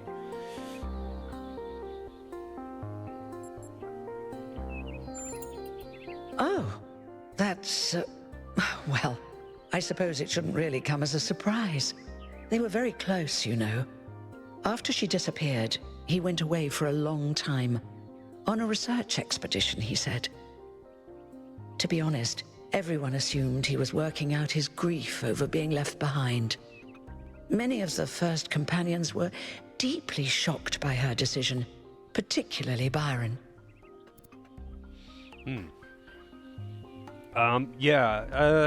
Well, normally it's for the most part, it's a 3D puzzle game, kind of like Portal, self-contained 3D puzzles where you get like tools and you have to figure out how to use them to get through. Talos Principle 2 has got quite a bit more yapping, but it's kind of like, it's still like 99% puzzle or 90% puzzles. It's just that this is like very specifically an intermission where I've come back to the city to talk to people, where otherwise I've just stayed out and done puzzles. It's kind of funny that you've come in at the one time where you won't see any puzzles. But I probably won't be here for very long, so depending, you might see some puzzles tonight. It's a really cool game though. Talos Principle 1 and 2, very cool, would recommend. If you liked Portal, there's like, it's almost guaranteed that you would like Talos Principle. But, just funny coincidence. Funny timing, rather. That's the thing. I wanted to talk to him about my future, but he wasn't responding to my messages. So I came here to talk to him, and he seems to have vanished.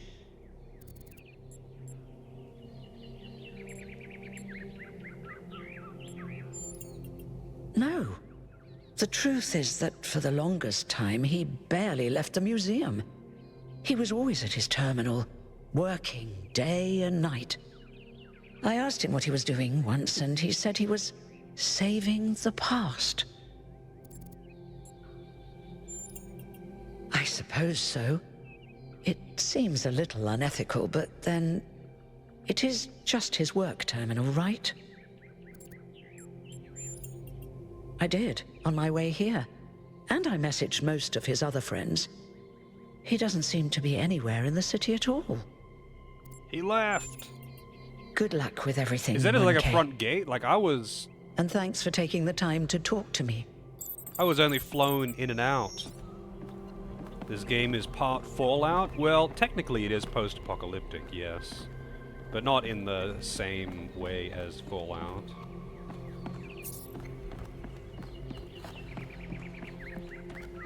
Who's this guy?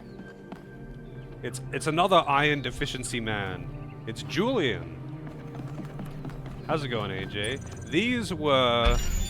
Okay, these Tetris things, these were how you opened doors in the first game. You had to collect the puzzle pieces, and, like, from the puzzles, you had to collect the... What do they call the, Tetris pieces? Tetrominos? You had to collect those, and then use them to open the doors. But I'm not actually doing these. I guess these are just here for you to be able to play with, because they don't have them in the game, compared to the first game where you had to do one of these every time you left an area, essentially. This game doesn't have them. They have a different kind of Tetromino thing, but this room, I guess, has the old style. The new A raid I have.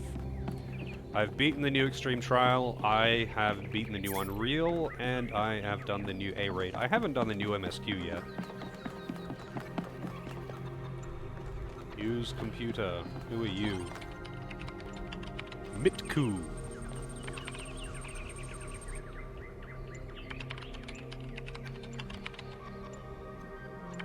Ultimately, all attempts to find meaning in material things are doomed. This is usually understood as a criticism of technophilia. Okay, whatever. I'm not reading all that. How was the A-Raid? Pretty fun. It's kind of weird because it's like no new mechanics, but they gave them new animations on old mechanics. So people are getting confused by them again, of course, as if they were new mechanics. But they're not actually new mechanics. It's just like... It's kind of weird, I guess. I very much died of cringe in the cutscenes leading up to it, though, when I saw who I was up against. This is strange.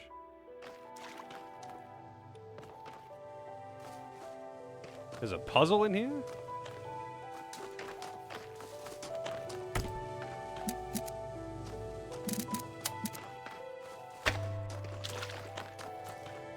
Wait a minute, this is one of the puzzles from the first game. I think this is one of the tutorial puzzles in the first game.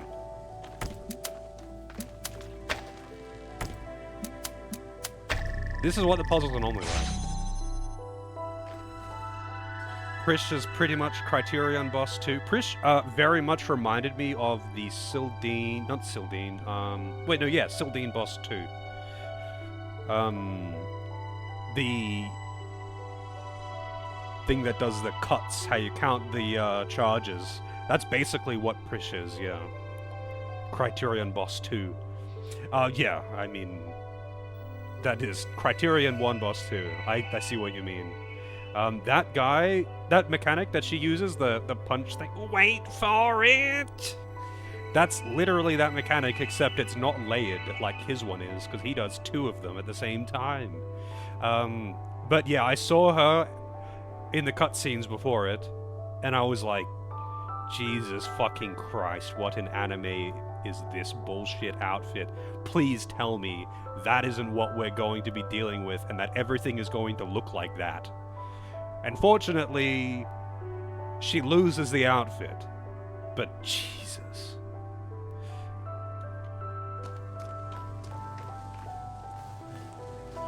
Oh wait, this needs to be connected to both of these.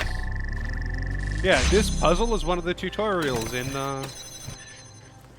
in the first game. Right, wait a minute. Wait a minute.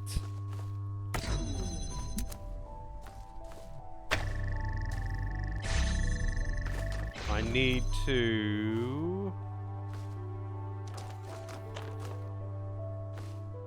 to cut out one of these. I don't remember how it works now. How do I've done this puzzle before, but I did this puzzle years ago.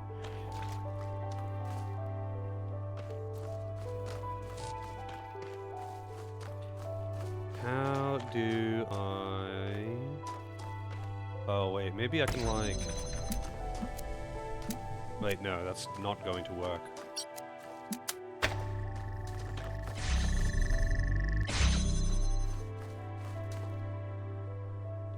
I need to, before I do that, I need to, oh wait, no, I do need to have that open in order to be able to make a... Wait, what am I doing?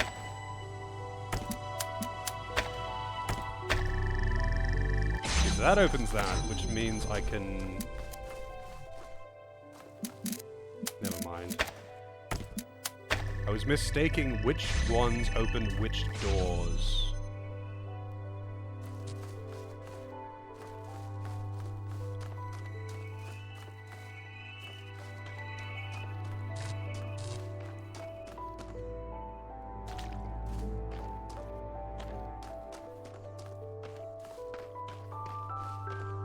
Wait, I wonder if this one could possibly be in range of both of those. No. Yeah. Okay, that's how you do it. Now this one's free. So, this one can be attached to that too, but I have to do this all again now because I fucked it up.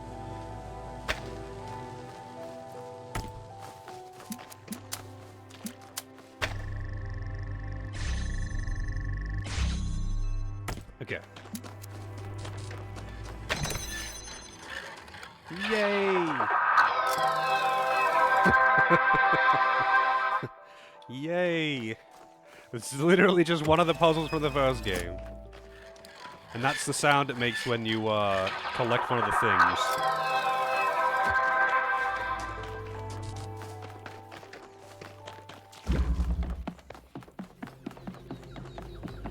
Alright, so I'm looking for Cornelius's terminal anyway. So Cornelius was revealed to have gone on the same expedition with Athena and came back and didn't say anything about it.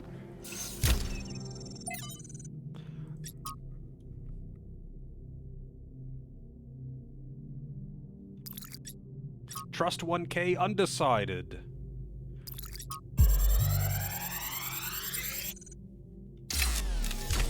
So this is what Cornelius was working on? Strange.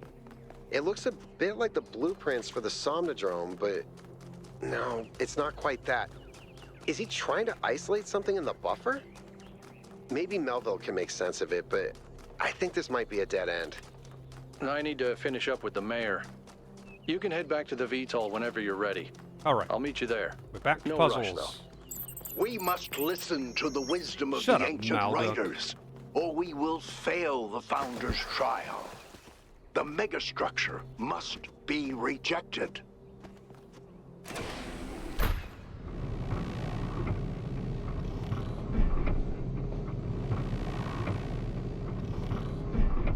Alright, so we're heading back out to the megastructure, which means puzzles! And you get to see what kind of puzzles are in this game.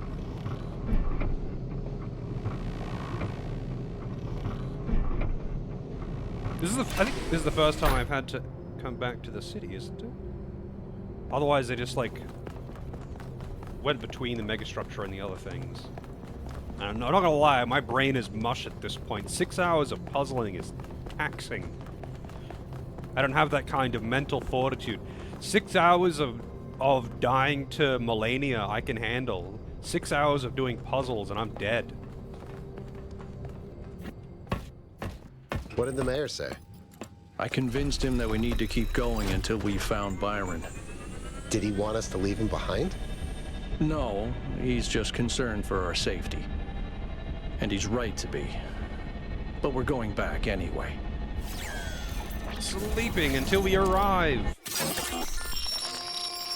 And talking to Urianger. Great trials lie ahead of you, my child. But your choices will determine the future. Who takes 6 hours to beat Melania? A lot of people took a long time to beat Melania. Melville, are you receiving? Yep. Welcome back to the mysterious island, everyone. How's the situation? Whatever Byron did seems to have sent the whole system into some kind of lockdown. I can't access any of the terminals, although I suspect 1K still could. Why would that be the case? When 1K connected to the data stream, the system assigned him a user profile. The rest of us are locked out, which means I'll need your help, 1K, because a lot of stuff doesn't seem to be working. Okay. Check it out and see what you can fix. But please remember, what matters most is finding Byron. I'm not sure how long it took me to beat Melania. I think about an hour or two. But honestly, I wasn't paying attention to the time at all. Like, I was just fucking playing.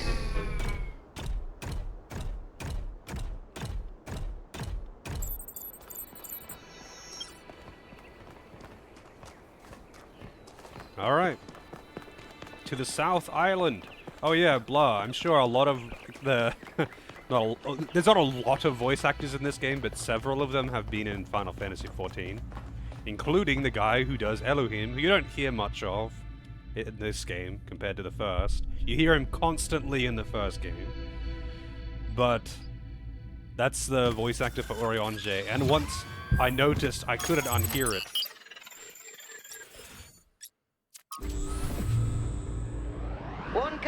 I'm sending you a little software upgrade I put together that should allow you to detect which files will lead to a data stream overload. Unfortunately, I'm not doing this to help you avoid them. In fact, I'm gonna need you to search for more. I'm sorry about that. But if we're going to unlock all the systems that aren't responding, you'll have to connect to the data stream. Possibly more than once. It's the only way for me to get access. Including the person who was just talking. She's also been in FF14. I think she did a few characters in FF14. Oh shit! We're in the Outback!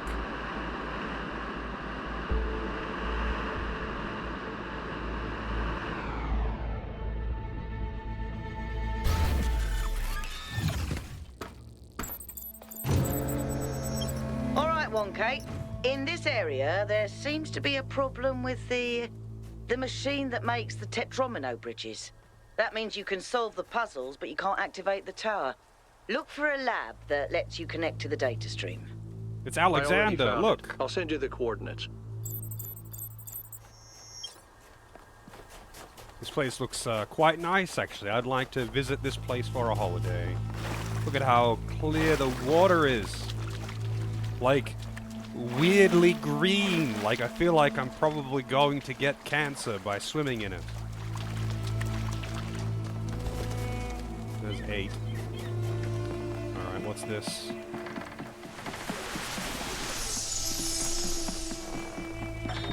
Father, I updated the Noema algorithm. It's working twice as fast now, and I think I can increase matter output by 25% if I tweak the modulator a little. I'm so excited! Nice to meet you, so excited. I'm Cornelius. What? Oh, Dad! This is science! You have no idea how long I've been waiting for the right moment. It is Dulia and a few other people. I wouldn't have recognized Dulia when I heard it. I was a little surprised to hear that one. Hey, this gate is closed.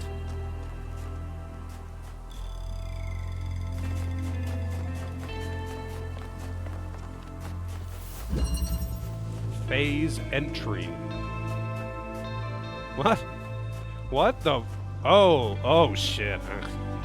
Now we got teleporters that I'm assuming need to be powered. New puzzle part, I guess.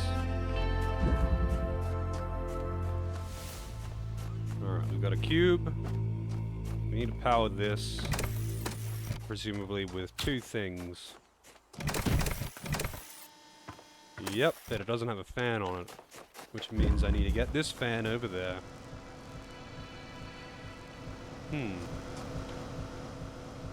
But how am I going to get that fan over there?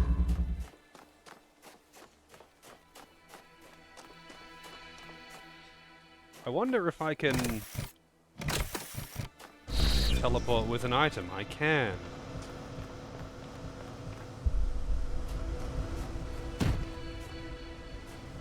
Guess that ladder's just so I can leave.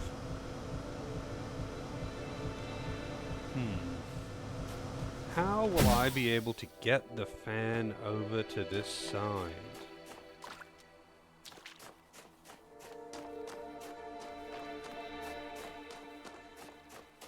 And actually more than that. Can I like pick this up? I can. Okay.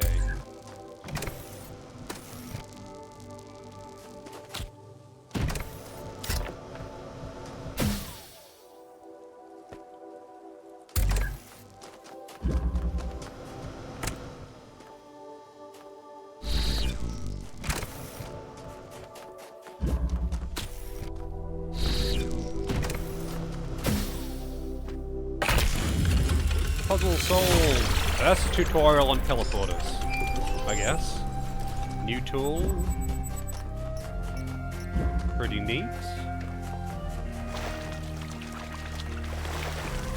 Oh, hello. Interesting. So, that thing that I found in that earlier world, which was just an arrangement of squares, I guess to find the solution, maybe I should look for these statues.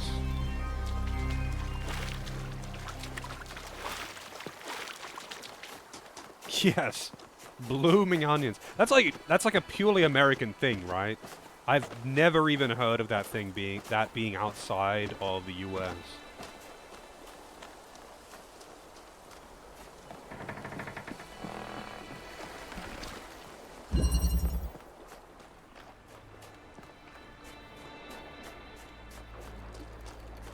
Alright, we got a driller. We got a red light, we got a blue light. A red hole, we got a blue hole. We have a prism behind a wall. We have a teleporter behind a wall. Alright, well first up I guess I can probably grab this through the wall. Not that it really helps me, but...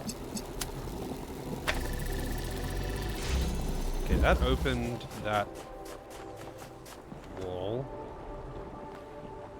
Foster's ain't great. Foster's shit. They don't sell it here.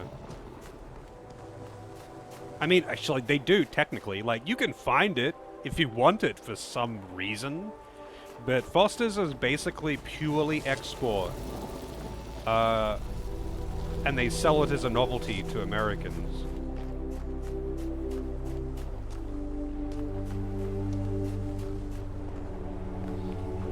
Well, I don't really need that light to be open. And I can't hit both... Wait, maybe I can. If I put this here, maybe I can also hit the other one? No, it's like specifically behind that wall. It's like specifically just out of line of sight. Thanks. But I could probably... Oh, wait, actually, no, I can't.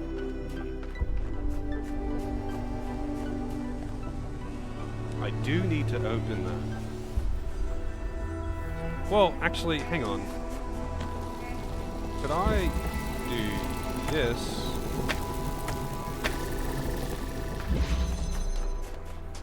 take this through the hole? I can.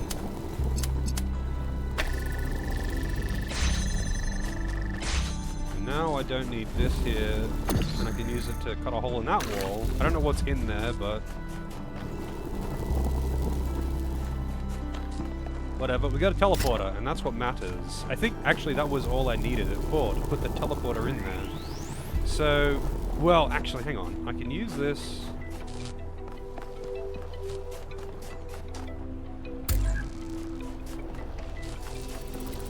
take this out.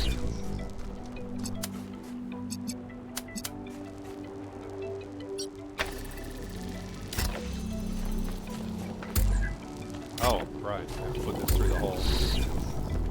Puzzling. We're puzzling good. The only Australian beer you've had is Bundaberg. Bundaberg makes beer? Bundaberg makes ginger beer. But... do they make regular beer too? They make ginger beer and stuff like that. And they make rum.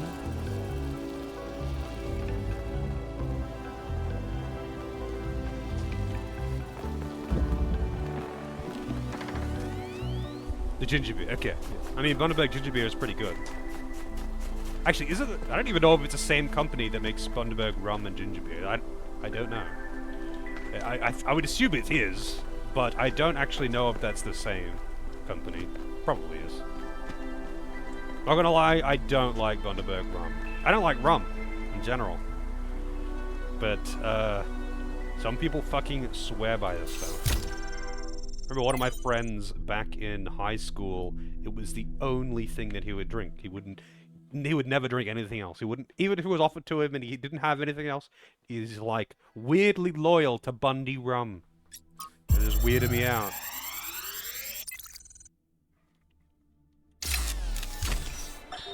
One day, undoubtedly, an expedition will pass by this island. It will seek to document facts and statistics, to enumerate reasons for us not to look more closely. That is what we do now. We seek facts rather than truth, because truth might frighten and unsettle the comfortable people who like to sit in their conference rooms and debate which corners we should cut today.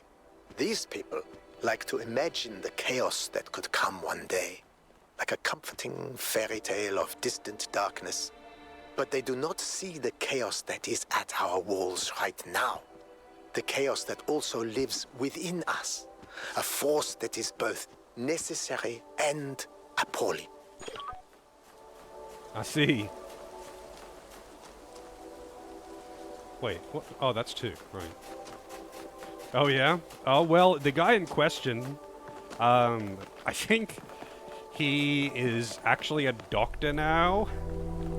Which is hard to imagine, to be honest. And he lives in the UK. So, yeah, I don't think it's the same guy. But, you know, maybe he is. I mean, that was the last I heard of him anyway. I didn't really keep in contact with him. Oh, there's number 3, so I need to get over there.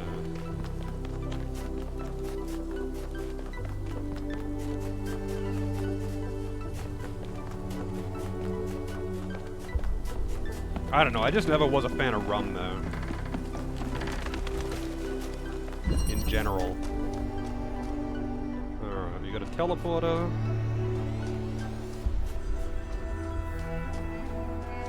We got... oh, wait, what was this one called?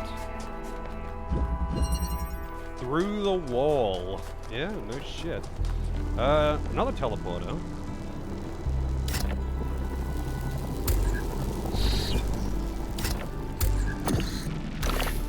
Where's the rum gone? Into the fucking sink. That's where. How's it go, another? Oh, wait. I think I understand what I must do.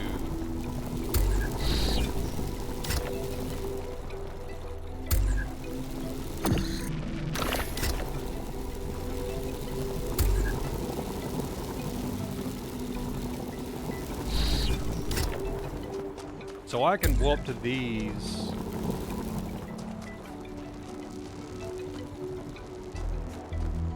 Wait, no, I'm gonna need both portals for this, aren't I?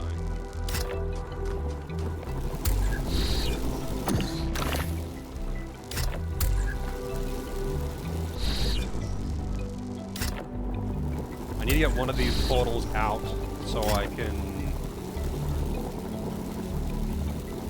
piggyback that into the last room.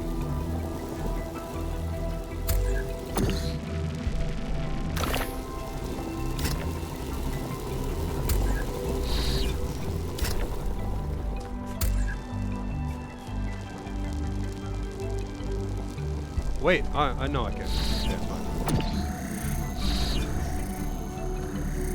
Oh wait, I can't do this through the fences. Shit. Right. I did an elaborate play for nothing.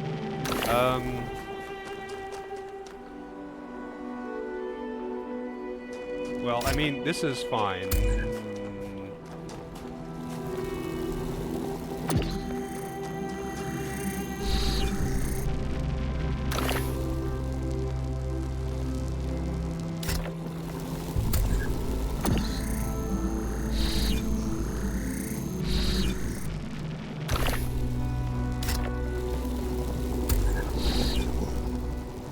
Easy clap. I'm not struggling at all. You like Jaeger? I've honestly never had it before. Doesn't that stuff like taste like licorice or something? It's like one of those drinks that people either love or hate. Might be thinking of a different drink though. Yeah, I've never actually had it before. Oh, actually, maybe I have. Maybe I've tasted it once.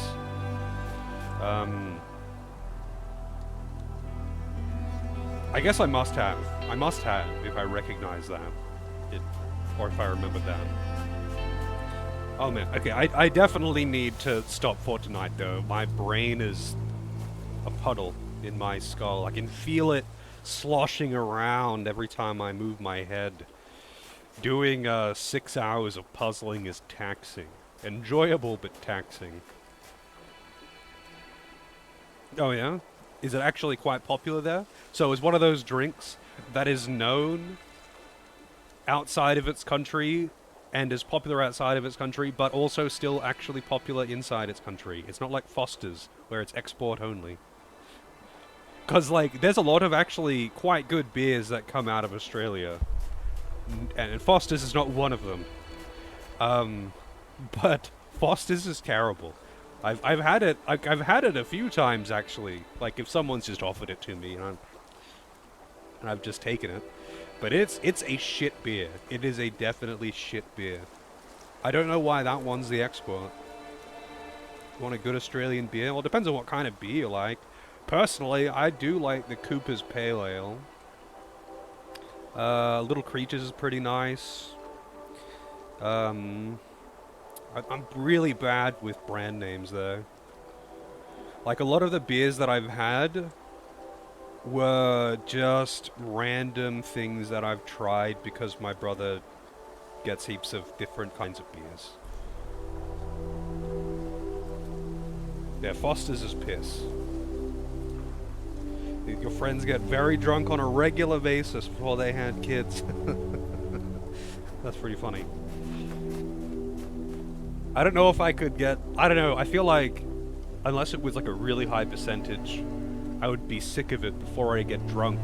It'd be like trying to get drunk on Baileys. Like, I do really enjoy Baileys. That stuff is delicious. I know some people hate this stuff. But, yeah. The whole Irish cream or whatever they call it. Love the stuff. Could not get drunk on it. I would get sick before I got drunk on it. Too much milk and sugar. And it's really sweet. So small quantities, I love it. Large quantities, definitely not.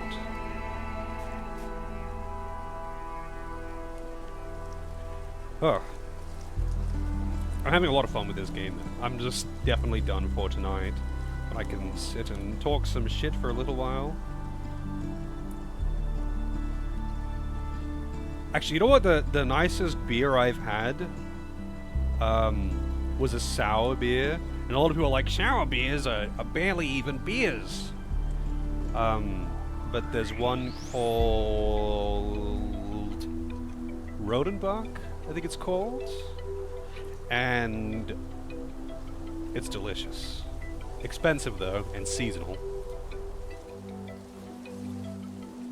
Blue Moon, I think I've had Blue Moon. If you're into sour beers though, Rodenbach was delicious. Well, let me just double check I got the name right.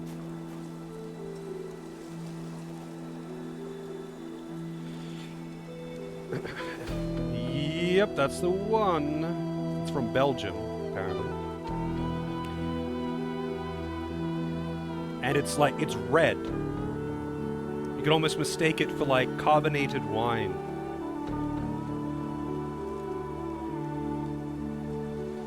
Although some wine is carbonated anyway. But like,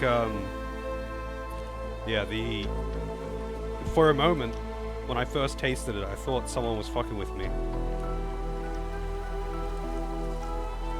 Belgium, the land of chocolate and beer. I can't help but think of that Simpsons episode with Homer in the land of chocolate.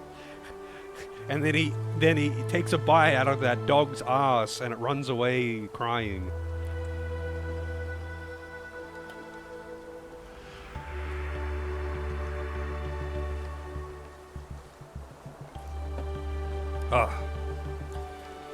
I need to drink more water. I completely lose track of time, and like even my first coffee was like half untouched by coffee time because I was just so fixated on the game, didn't realize what time it was and I wanted to make it. I get so like locked in when I'm playing puzzle games. Hard to pay attention to anything. But they are very enjoyable. When I played Talos Principle 1, it was pretty much just like start playing and then it's like completely lose track of time, realize that it's dark outside, realize suddenly that I really need to go to the toilet and that I'm actually really hungry. And it's like, oh, I have completely forgotten about my biological needs while being fixated on a video game.